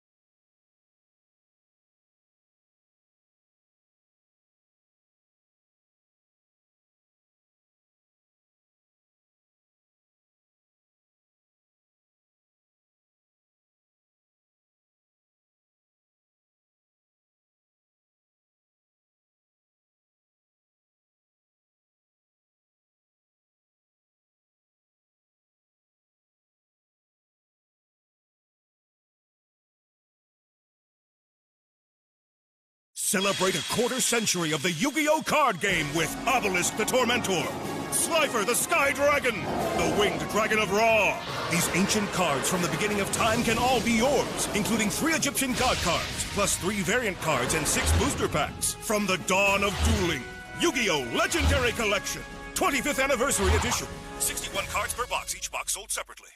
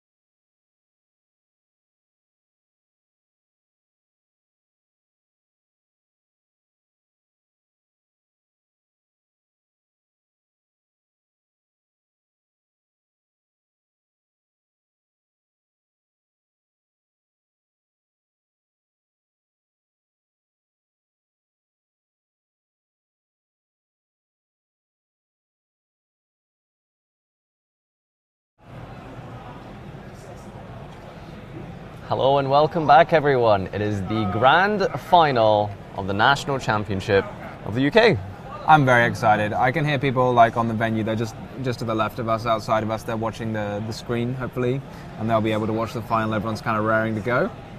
Yeah, no, I mean, this is the most exciting part. It's the final. It's what everything has come down to. 1,000 plus players concentrated into two finalists, the two best players of the day, I suppose, or of the weekend, in some respects. So they'll have the accolade of being like the winner of the largest UK national championships ever, the most recent winner. It'll be great to go to the European Championships, being like representing the UK. As a reigning champion, yeah, as a representative. I don't know if we talked about this before, but it's something a little bit more special, I feel, sometimes about representing and playing in your own sort of home nation kind of thing, right? Yeah, I mean, it's not like necessarily the largest event in the national championships, but it is an event that I think carries a lot of like emotion for a lot of players to be like that national champion. It's a very cool feeling. Pretty sentimental. So I think our players are ready to go here, actually. It's I'm not sure what Danny realizes. Maybe he does. Maybe he just doesn't care. He's like, yep, okay, give me a moment. Just going to have some water. Well, we'll be beginning momentarily. I think our players have actually shuffled up and are ready to begin. So this looks like it is, yep, we're about to go on their way here. I like that. It was the old fist bump handshake maneuver. So I got to say, I'm a little bit biased here. Danny is from my locals. Right, that means I have to be on Team Ahmad. Go on, Ahmad, let's go. You're on Team Ahmad here. Yes, that's a unicorn. It's really cool because he's started playing this game maybe a few years ago, and you see that growth, you see that development from not being great to being better and improving, and then all the way to potentially on the cusp of being a national champion. I mean, it's like, I feel like that's sort of the father figure right now, you know what I'm saying? Yeah. I'm getting emotional. Yeah, you've taught him everything he knows. Yeah, no, he's a great player. I think last time I played against him was in, was it a regional? I think it was a regional, actually. This was like back in Phantom Night format. If you could call it Phantom Night format, anyway. You're really stretching here for some... Sorry, yeah, no, I gotta circumvent this into a bit of a spin, you know. So Ahmad's actually won the dice roll here and gets to... yeah, no, we're in a very good spot, it looks like. We've got the Fenrir Unicorn, Theosis into Shangri-La using the Rise Heart, and this is looking pretty powerful for him. Ahmad, so we can see Danny's deck list in front of us, and it does feature Nibiru. So this is a card that was always the topic of questions, like, should I play into Nibiru? Should I put Nibiru in my deck? You know, how should I deal with this? And Ahmad simply says, I'm just going to play like it doesn't exist, and maybe that's the best line. I mean, he probably doesn't know Danny's deck list. He doesn't have the benefit that we do of just having it on screen in front of us. So he's just got to play what he thinks is going to be the best on average. And even if he was hit with the Nibiru here, he's not committed that many cards, right? This is a one-card combo, even though it doesn't look like it ought to be a one-card combo. It is just a one-card combo. He's going to go first, get to banish a few cards. Yeah, just a few off the top here. I think it's, what does it add up to 8 altogether? Well, it'll add up to 8 in total, so that's 7 from the main deck and 1 from the extra deck. I hate being victim of that so much, you know, I gotta say. It's especially with runics and stuff, you know, so it's a sort of similar kind of... That's true, yeah. Might lose one too many engine pieces off the top, but... Yeah, here is the next couple of cards coming off from Diablosis here. Oh, is that a Nibiru in the hand of Ahmad as well? I think it is. I think I saw a Nibiru and a Prosperity. Prosperity, one of those cards, I've said this before, it just feels like the fact that you can use it to kind of toolbox your extra deck and cheat them into play somehow, it just feels absolutely unreasonable, you know? It's supposed to be like a downside, banishing cards face down from your extra deck, and yet... and yet you can draw extra cards, you can make your... a Rise Heart indestructible. You can, get a draw from Garuro. To be fair, a pop from Untus. Yeah, I'm actually not playing so many targets that I can see. Yeah, there's a couple of things that you can play, but I think Danny's running the Fossil Fusion, Skullgar. I think it's the Monster Destruction. And the man's just not playing any of them. Did he actually banish Infinitrack Goliath? Because that would be pretty sick. I saw him attaching whatever he banished from Danny's extra deck. I didn't see what it was though, but you can banish your Dragon of Annihilation from the Diablosis. That would be really funny. You can banish your opponent's Infinitrack Goliath and then attach it with your Rise Heart. But it looks like he's not that fast. I don't think there are that many effects that would destroy an Arise Heart. Like Kashtira's main way of dealing with cards is banishing them, so the protection is not super important. Gosh, you get to also pick up an Ash Blossom here as a defensive card potentially. Or you could go for the Eclipse, I suppose. He's spoiled for choice, really. He's got Ash, Draw, Eclipse. Does Eclipse book all cards on the field? Even take a Shifter. It does indeed, yeah. So even yours? And does your opponent draw from your monsters in the end phase? No one draws from... Your monsters don't even get flipped up in the end phase. Ah, okay. That's never really come up for me now that I think about it. Your own monsters from Eclipse. All right, well, reattaching here from the Rise Heart. That's getting quite thick and large, as we're going to have a banish on... I suppose definitely on Danny's turn, and then potentially one back on ours, as we have that many materials. I think that's a Dimension Shifter in Danny's hand, which is, you know, you tech in for some matchups and stuff like that. Dimension Shifter we kind of mentioned before, extremely good against every other deck in the game, except specifically in this one matchup. And you probably didn't want to see it in the final, did you? No, you really hope it's just chilling right on the bottom. You don't want that card in your hand. I mean, is it worse than Driver? I think it's a little better than Driver, and I'll tell you why. Why? Go on. It's because you can activate in the main phase, and that will trigger your opponent's Arise Heart, and then you can activate Talents. It's a pretty niche use, but you know, every little counts. That's very specific. Okay. Okay, so Unicorn is normal, special summoned here, and gets to resolve by adding a Birth. Ahmad did pick up that Ash Blossom from the Prosperity, correct? That's a good question. I think so. I think it was, yeah. I mean, if it was Droll, he'd have activated it now, so... Yeah, do you think there's any reason we didn't just slap down Ash on the Unicorn, or is it maybe one of those hold for Theosis situations? Yeah, maybe he holds it specifically for Theosis.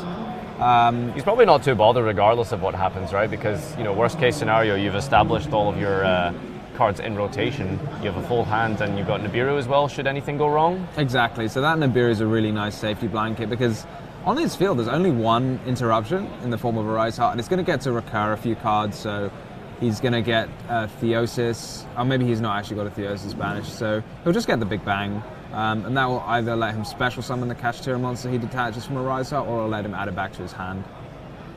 So I'm just thinking here, and he's using the Arise Heart, and I guess given he's doing it in response to the summon of his opponent's Arise Heart, that it's just going to target his opponent's Arise Heart, but we can't be certain. Could be on the Unicorn. I think banishing Unicorn face down feels a lot safer, right? Just lets you, you know, make sure that your opponent doesn't recur it with something like Birth. But no, it does look like Ahmad's going to go with the Rise Heart. I guess in this case, Unicorn's already been activated, so yeah, I guess why not? Unicorn's now going to get its ability to banish. They'll just make sure they form the chain links in the appropriate order, because there's a couple of effects they're going to activate here. So there's going to be the Big Bang, there's going to be the Rise Heart itself, and there's going to be the Unicorn. So Danny's going to get to take a peek at Ahmad's extra deck and pick his favorite card to banish. Ahmad on a copy of Big Eye, and it looks like Danny hit one of them. That was nice of him to show us, because often players just put it face down. He knows he's playing for the stream. But it's being reattached here from the Rise Heart at the end of the resolution of that effect. So I think getting extra deck monsters is fine, right? Because typically I think you don't want to put actual main deck cards, since they're easier to recur with things like the Theosis and stuff. Yeah, it's nice to have them in your banish pile for when you can, you can get them back off of Theosis. It's nice to have like at least one Kashtira monster underneath your Rise Heart, so that you can use Big Bang to add it to your hand or special summon it. Shouldn't the Oblosis have triggered at some point here? Ahmad can trigger it, I guess. He could trigger it now. So this would... Oh no, he should have triggered it before, so I guess he's missed his window to do so, because it would have been in that chain that optional, just right? happened. Yeah, it's definitely optional. Okay. Yeah, no, that's not completely relevant, I suppose, since there's not too many... He might be holding it for Prosperity. That'd be pretty hilarious. Wait until your opponent banishes 6 more. Here's that Ash Blossom on that Theosis. So that would have definitely felt really bad if Ahmad had just ashed the Unicorn, just to be met with a Theosis. Yeah, it's always tricky, because like... And Danny's picking up, it looks like. That. Yeah. We didn't even get to see the Nibiru. That was waiting for him, so... Nibiru, just the cherry on top. Yeah, no, that was a rough one, I think. You know, Ahmad opened pretty well, And it looks pretty routine for him. He seems calm. He seems collected. I mean, I spoke to him after the game and he said he's not calm. But, he's giving that impression to his opponent. Really? Wow. He said he's feeling very nervous. Okay, he's hitting that quite well, to be fair. Yeah, I mean, it's very respectable to feel very nervous. Like, this is the... Of course, the grand finals of your National Championship 1,000 plus player event. It's been an absolute blast, This has been an incredible tournament. It's been run super efficiently.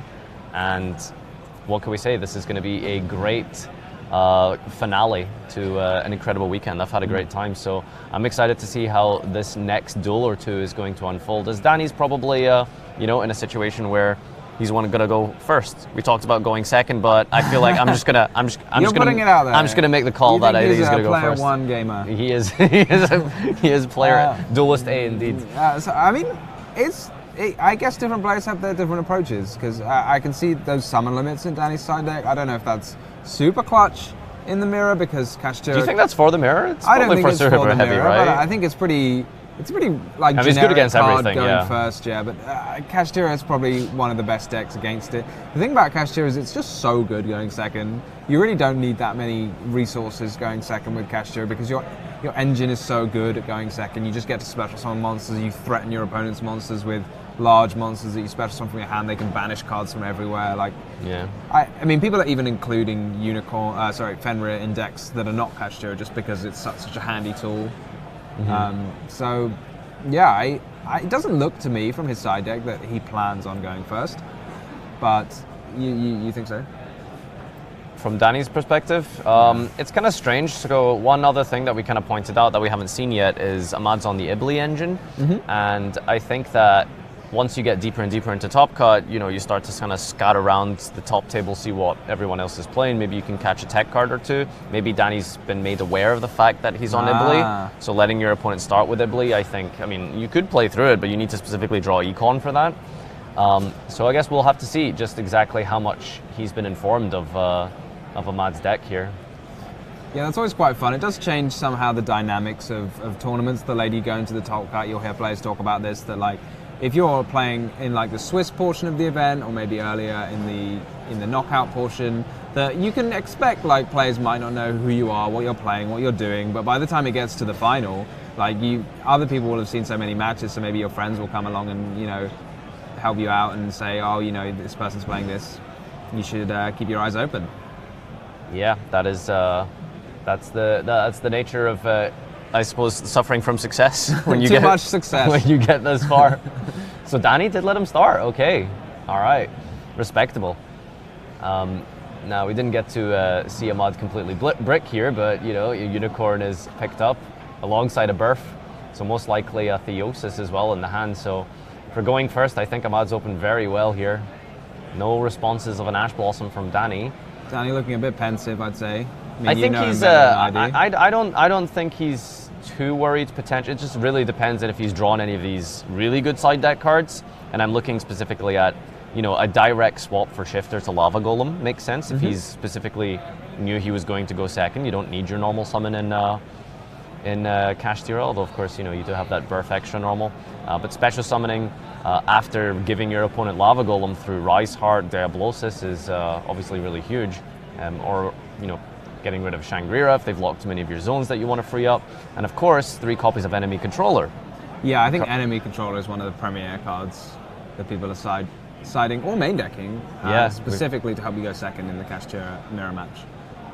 Yeah, I mean, I don't know what it is about Kashtira that just seems to promote all of these strange early 2000s cards, but it is just built for it, I suppose. Enemy Controller, Book of Moon, these are just really fantastic cards in the mirror. I quite like the way they also gets people to use rank 7s, because I feel like rank 7s haven't really gotten much love before this. There were a couple, but it wasn't like people were using Big Eye. I don't remember seeing somebody use Big Eyes appear in main decks since Dragon Ruler format in 2013. So closest thing I can think of is maybe Raid Raptors. That's a rank 7 deck sometimes. It's more like a rank up into 7 deck. Yeah, it's not really a thing as much, 10 Ys with what's the level 7 extender? Ascended of Thunder. Ascended of Thunder. I know that card. Yeah, into Tomahawk. Yeah, I mean Tomahawk was a very very powerful rank 7, but you played cards to make that. You didn't you didn't play that because you happened to be playing level 7s, you know. You were like, I definitely... Just for a personal query here, what archetype do you think Galaxy Tomahawk is part of? I felt like, it feels like a sort of phantom... Oh, no, it's the Galaxy, isn't it? Yeah, okay, yeah. but what is the token that it summons? It's like a Galaxy token, surely. Galaxy token? No, it's a Battle Eagle. Wind, by the way. Oh. That really upsets me. It's got Galaxy in the name. I know. Anyway, we're picking up a copy of Unicorn as a follow-up by Ahmad here for the Pressure Planet Race Off. So full field has been established and comboed into. So if Danny has drawn that Lava Golem, it's going to be a very perfect target here for Diablosis Riseheart. Yeah, this seems to be Ahmad's like go-to. I feel Does he like have it? Does he have it? Does he have it? I can't quite see. Oh, I would just hate for poor Danny to be 2-0'd in the final here. Especially for picking what is always going to be a risky strategy, to like let your opponent start, right? Yeah. Like no matter how much of a foolproof plan you might have with like go second text and stuff, it's almost always just going to be scary no matter what, because you don't know what your opponent has done post-siding. Yeah, I'm always a bit nervous myself. Like I've never really played a go second strategy? Yeah, I've never really done it in a tournament. I always feel a bit like too nervous. Because there are those times it does go wrong, and it feels worse. Like if you go first and your opponent's prepared for it, that's one thing, but I guess because it's kind of, maybe it's just me not wanting to step outside my comfort zone, and Danny's showing he is going to step outside his comfort zone and go second. All right, he banishes 6 cards here. Econ, Book are both really solid pickups, as well as options and Engine with the... It's a little too shiny for me. I think that's a Theosis, right? That's not a field spell? No, that's the field spell. Is that a field spell? Yeah. Okay. And 2 Prosperities, a bit like 2 blanks there. Yeah, that's not really what you want. A little bit unfortunate, but hey, that's the beautiful thing about Prosperity. You know, you get to duality for double the amount of monsters, cards rather. And you can still special summon. And you can still special summon. Enemy controller feels like a very, very good pick here. Yeah, Econ is really powerful, and that's why Danny opted to go second, because stealing Riseheart is going to be very, very strong. Danny could be setting up. You could go for lethal potentially, right? Oh, it's very hard to go for lethal when you've used Prosperity. Ah, of course, yeah, the half battle damage. 8,000 is pretty is pretty common, but 16. 16, maybe not so much. Yeah, there's very few decks in Yu-Gi-Oh that can put up that much damage in one battle phase. I was thinking of making like the biggest Zeus in the history of Zeuses. Yeah, I mean, Zeusing your opponent like 5 times is probably fine. Ouch, that's a heavy Diablosis. It's a big pile of deck.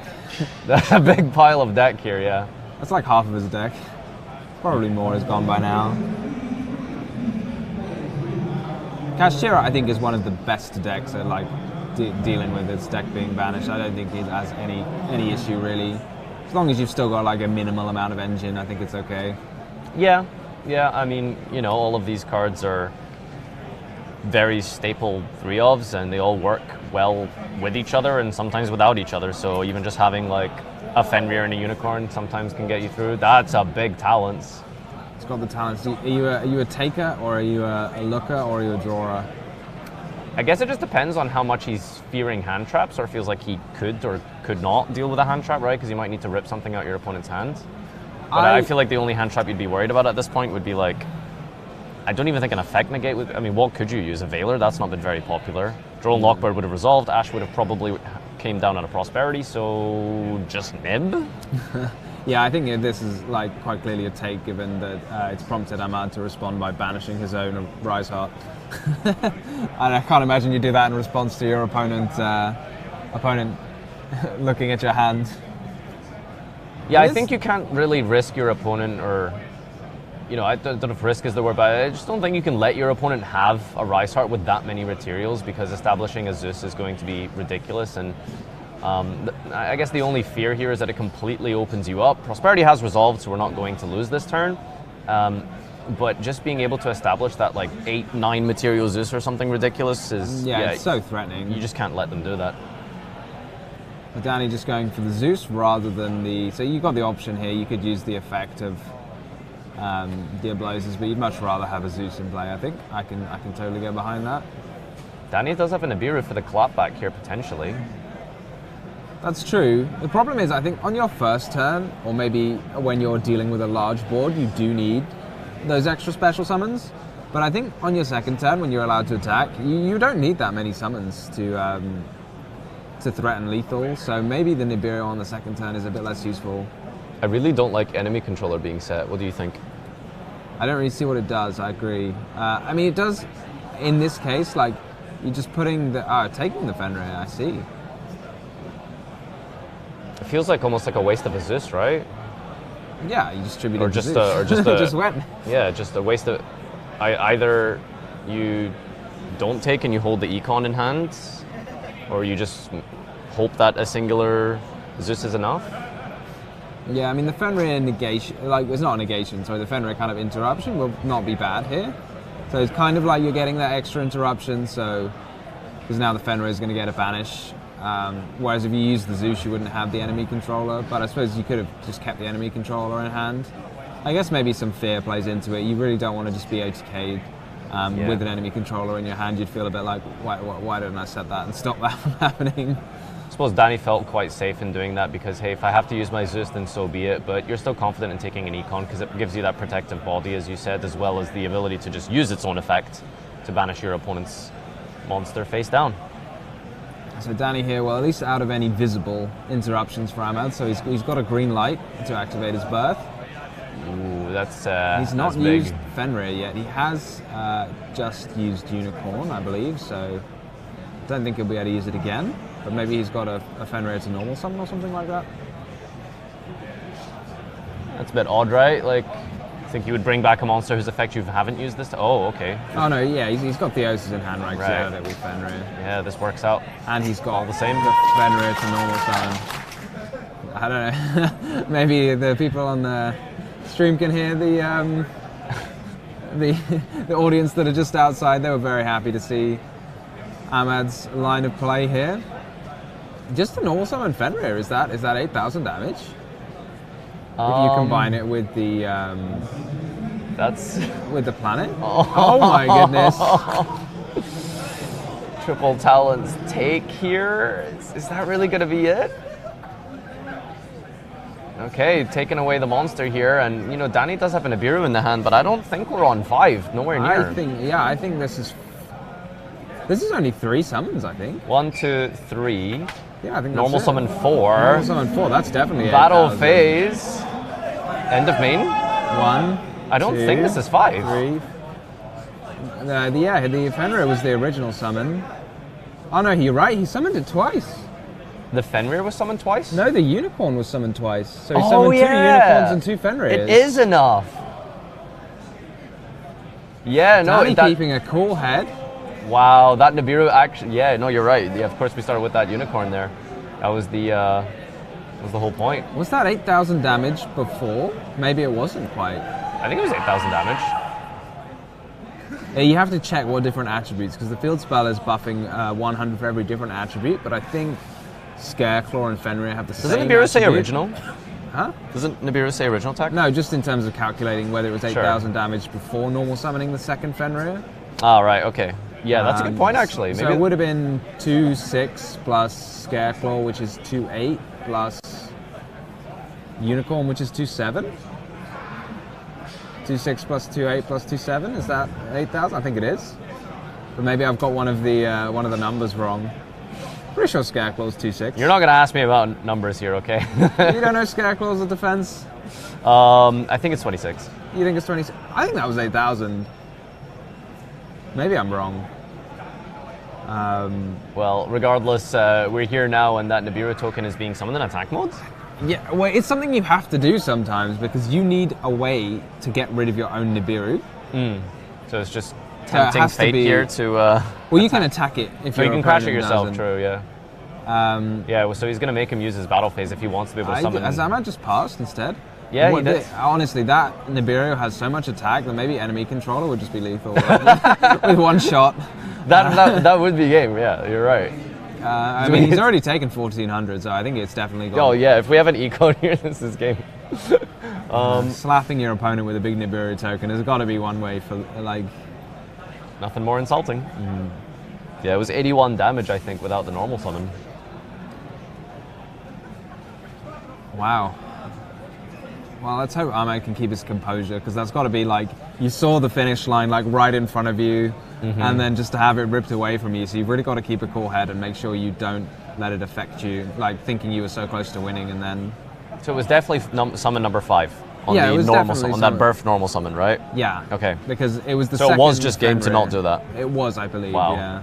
That's I think he'd forgotten that this was the second time he'd summoned Fenrir this turn.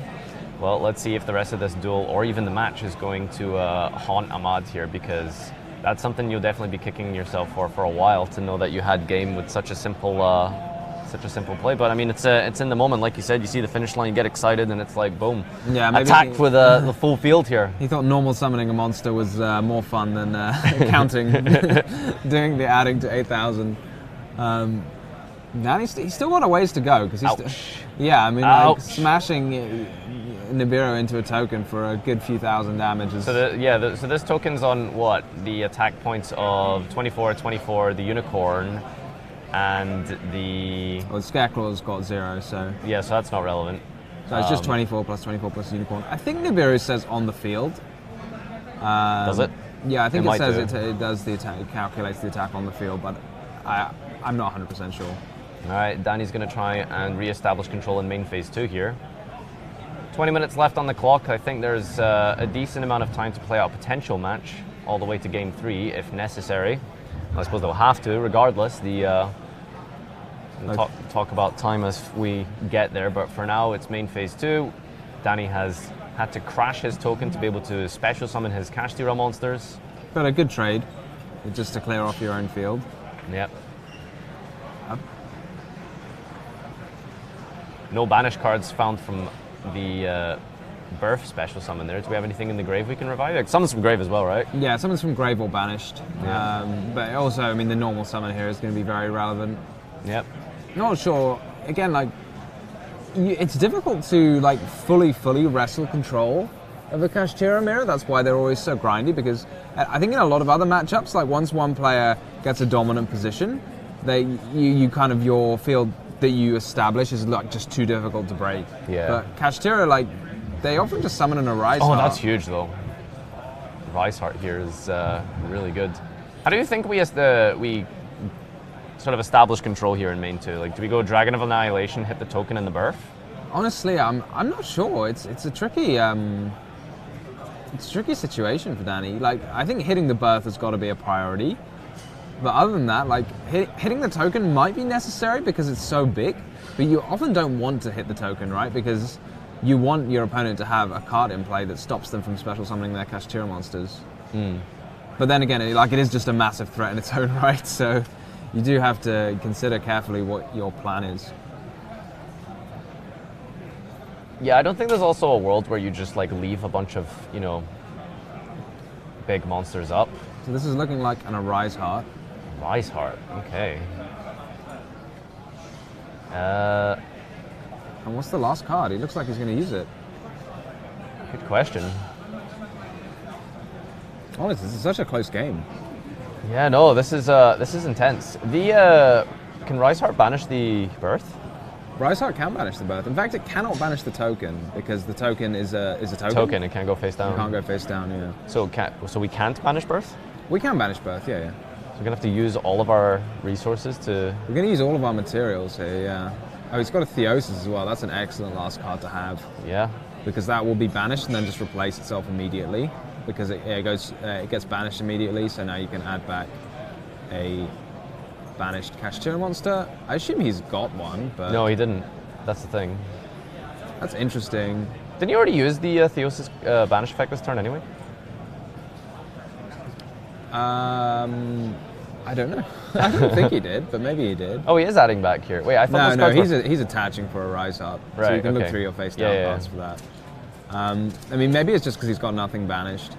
I'm interested here, like, maybe I'd just use the Arise Heart now to banish birth, because you know you're going to have to banish birth at some point, so why not banish it now, and then maybe next turn I guess maybe the logic is that, like, you wait for them to use the effect, and then you chain it so that they can't have a second one potentially. Second one. But then they could also punish that just by normal summoning. Yeah, but the other way here is, like, there might be, like, a game state where you get a 3 materials again, and then you got a second banish, so it's already got 2 materials on it.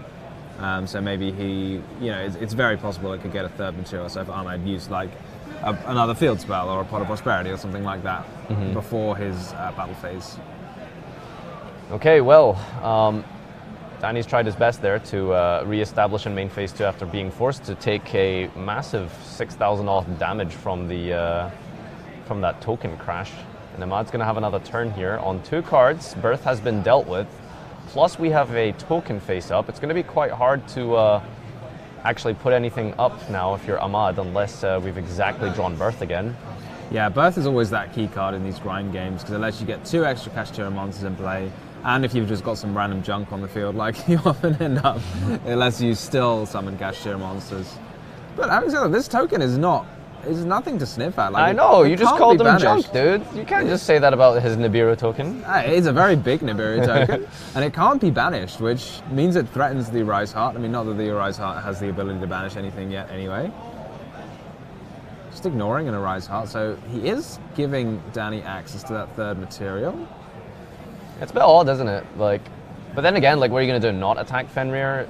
It's strange, isn't it? Yeah, you can't not attack Fenrir, but also you can't not attack the Rise Heart. So I think Danny's probably in a strong position here. I think, right? I think so now. Yeah, I don't know why you would do that attack before something else. So, yeah. I mean, funnily enough, as we mentioned before, I don't know what's left in Danny's extra deck, but all of the Kashtira cards, all of their removal is banishing face down, and normally that's a very, very efficient form of removal. So, for example, Fenrir banishes cards face down, a Rise Heart banishes cards face down, but neither of those things can banish the token. So, he has banished a number of cards from his extra deck. I think Ahmad's banished a couple of cards from his extra deck. I mean, the first card that was banished might have been that dragon, the Dark Arm Dragon of Annihilation. So, once you've done all of those things, what do you have left to deal with this big token? Yeah, it's, you know, you can't Fenrir attack or Rise Heart. Oh, good point. Big Eye? Big Eye, yeah. I mean, we don't know what's left in his extra deck, so we're seeing quite a few banished cards from the extra deck, but maybe Big Eye. Because they are both playing 2, and I think a lot of Kashtira players recognize how important Big Eye is in the mirror match. Okay, Rise Heart's going to banish the field spell. Yeah, I think that's reattach, just to trigger the Theosis, right? Yeah, just to trigger the Theosis underneath it. Let him add back that Unicorn. Is Big Eye enough damage with this? Surely, yeah. I think the token is enough. Massive, yeah. He should have Big Eye here. Maybe. I mean, there's nothing apart from like Ghost Mourner. All right, here we go. Big Eye steal the token. Battle phase end. Ahmad picks up here. Danny managing to claw his way back after potentially being on the brink of a 2-0 defeat with that Nibiru play. What a comeback. Yeah, again, like keeping a cool head, because most of us, like even Ahmad was like, no, that's definitely 4 summons. And Danny said, no, that's definitely 5 summons. We're going to play that Nibiru. You're going to lose your field, and I'm going to get another turn. And he used that turn to great effect. Yeah, I assume he probably wasn't sitting there like holding up his numbers here, like 1, 2, 3, 4, counting out those summons. But yeah, it worked out in the end, and you know, I wonder if Ahmad recognizes that it was game without the normal summon now, and how much that's going to affect the mental, right, going into game number 3. I think that's something to think about tonight, you know, before you're trying to sleep, being like, why did I do that? Why did I do that? Next week and the month later. You definitely don't think about it now. Now is not the time to think about it. You can dwell on that next year, Ahmad, if you're watching this back. Hopefully it won't be detrimental in the long term, but we'll see, because it's game 3 and it's all to play for, and of course I'm Team Danny, you're Team Ahmad, so. Oh yeah, I think Ahmad will bounce back, you know. All right, yeah, no, it's game number 3, and Danny taking that very risky strategy of letting his opponent start. Worked out well, he does have a plan for it, played it out really, really strongly, and you know, the question is, in game number 3, what do you do if you're Ahmad? Because you know Danny let you start. That's true. Do you let him start now? Do you go for it? There's a lot of mind games, I think, involved with this game 3 here. Well, this time, I feel like Ahmad, because he now gets to choose, I think he'll choose to go first because of that Nightmare Corrupted Idli he's put in his side deck. So I don't think you would have that in your side deck unless your plan was to go first. Now, he did recognize that Danny's playing Econ, but then again, a lot of people play Econ, but that is I want to say the only way to deal with an Ibli on your turn, except to crash. It's far and away the most efficient way, and I don't think you actually let your opponent crash. You can just put all of your monsters in defense mode, and then that Ibli cannot be removed. But as you said, Enemy Controller is a card that 3 of have come in for Danny, and I can only assume the 3 of them will remain in his deck. other than that, I think maybe you have to draw a Birth and a monster, but it can be a real thorn in your side, Ibli. But we'll have to see what the plan of Ahmad is, what the plan of Danny is, and how this game 3 goes. Establishing Kashtira Birth is the name of the game here, and the win condition. Whoever can maintain that recursion turn after turn and potentially take advantage of some blowouts like Nibiru as we saw, or that enemy controller might be the victor in this duel here. And here I am very curious to see who Ahmad has chosen. It looks like he pointed to himself there. So he will be the first one to begin. See, with the Ibli, how do you give it to your opponent? Do you just have to hard draw it? Yeah, you hard draw it. Okay. Then, yeah, it's something you have to It wasn't draw. some like quirky way to get there. It can't be fetched. No, we're not playing any sprite gigantic shenanigans. You just normal summon it and link it off for a 6 deep off of the prosperity here for Ahmad, by the way. Yeah, he's just checking he's banished the right cards. No Goliath for him. There's the Ibli. He can go for it if he wants to. Ibli. All right, I guess it's just a case. I mean, you have so many different options there. Danny, got to keep a poker face here. Like, do your eyes go wide when you see that Ibli, or do you think, yes, please pick the Ibli, I have enemy controller, you should definitely pick the Ibli here? Okay, Ahmad is going to take Ibli, and I'm going to say, based on Danny's facial reaction here, I don't want to say he's happy about that. You know him better than I do. Yeah, all right. Special summon Unicorn, normal summon Ibli, make the Almirage. Ibli's effect is, when it's linked away, you can special summon it to your opponent's side of the field, and it has the continuous text on it for your opponent to not be able to special summon except Cybers for that turn. You can't special accept Cybers or Link Summon. So you can't special summon except Link Summoning there when you go. It's on your field. Yeah, and not a lot of Link Summoning takes place in Kashtira, as you can imagine. There is one copy of Donner, Dagger for Hire, but that required you to get a second monster in play somehow, which is easier said than done. It's really just Birth, right?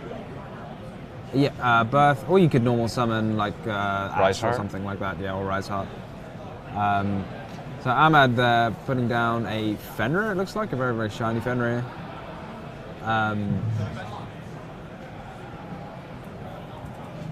Having some discussion about it. There's some discussion here, I suppose. It's guess not really relevant for us here, especially someone in the Rise Heart. Big Eye to take it back would be very funny. Just, I mean, obviously it's very silly, but just the idea of like, I give it to you, I take it back, I give it to you again. But I don't think that's how this game's going to go. But I think this is amazing. You don't need to use your normal summon. You can just so you can just do all of the usual combo and give your opponent an Ibli. Yeah.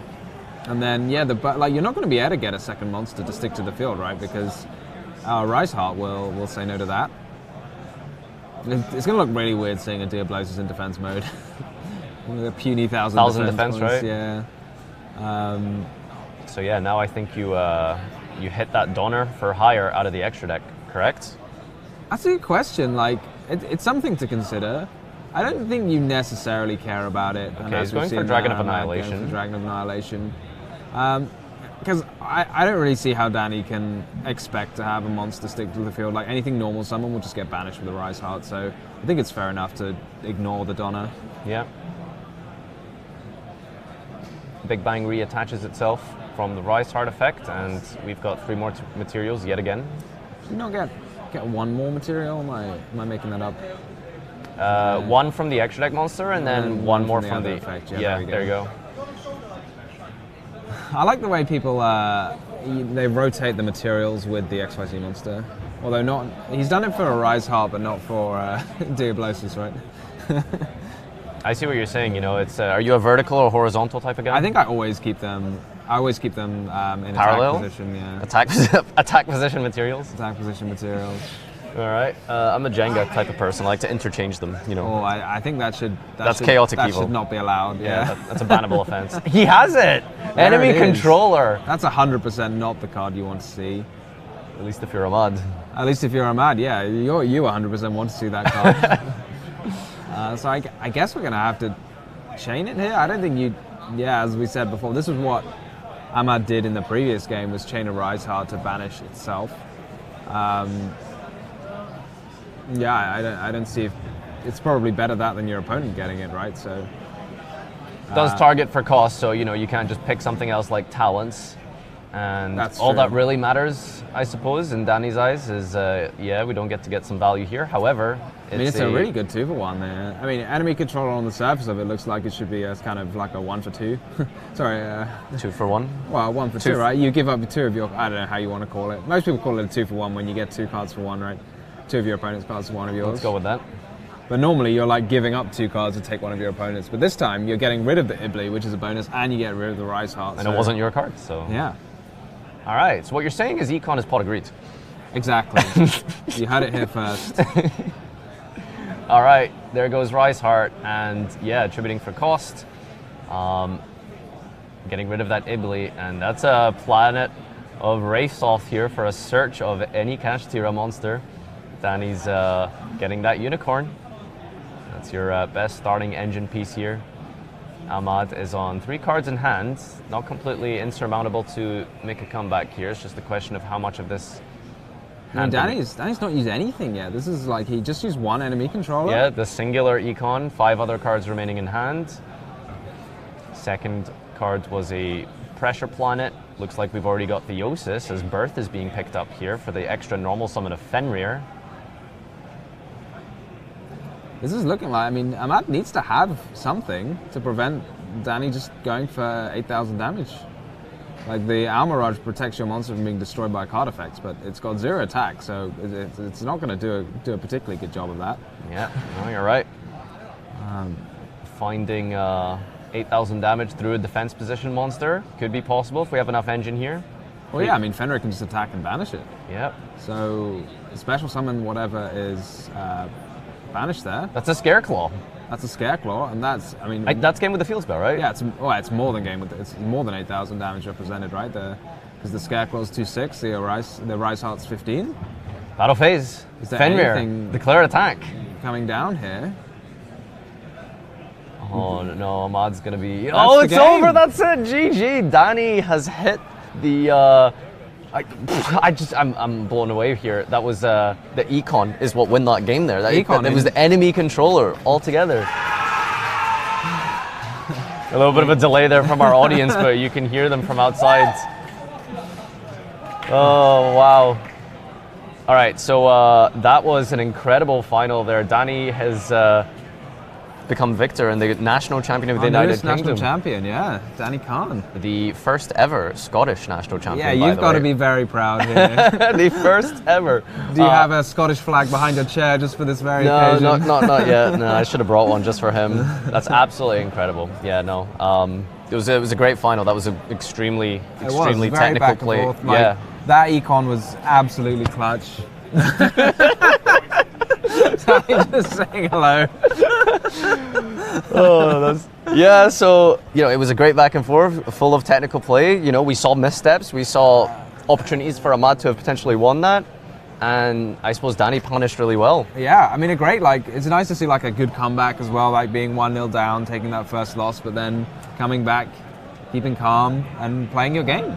Yeah, no, that's exactly what it takes to be a national champion, I think. Being able to keep your cool, maintain composure, stick to your game plan, stick to your guts there, especially with the game 2 there, where he let his opponent start. Had that elaborate play in place to specifically say, I'm going to go second in Kashtira, and it worked out. It really did.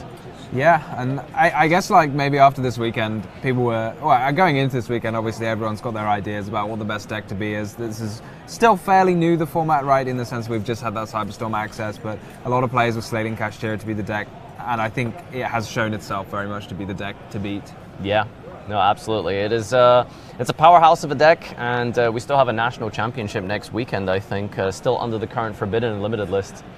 Oh, here we are to see Danny. There's pick up the trophy. There's Danny with his national champion first place 2023 trophy being presented by Georgina there. So, congratulations! Yeah, he looks really excited. It's really great to see people. He's really happy about this. Yeah, no, this means a lot to him for sure. Wow, what a weekend! What a finish! I think that's us for the send-off now, right? I think so. Yeah, you had a good weekend. You enjoyed that? I've really enjoyed being here with you, Nadir. Yeah, likewise. And this has been such a great tournament to commentate on. There's been so much like varied feature matches. We had a whole bunch of different options. Yeah, no, it was great. It was great, and you know, history has been made. The first ever Scottish-British national champion. So for the United Kingdom, still proud of that. So congratulations to Danny, and yeah, Cash Tira has managed to take it down. Surprised?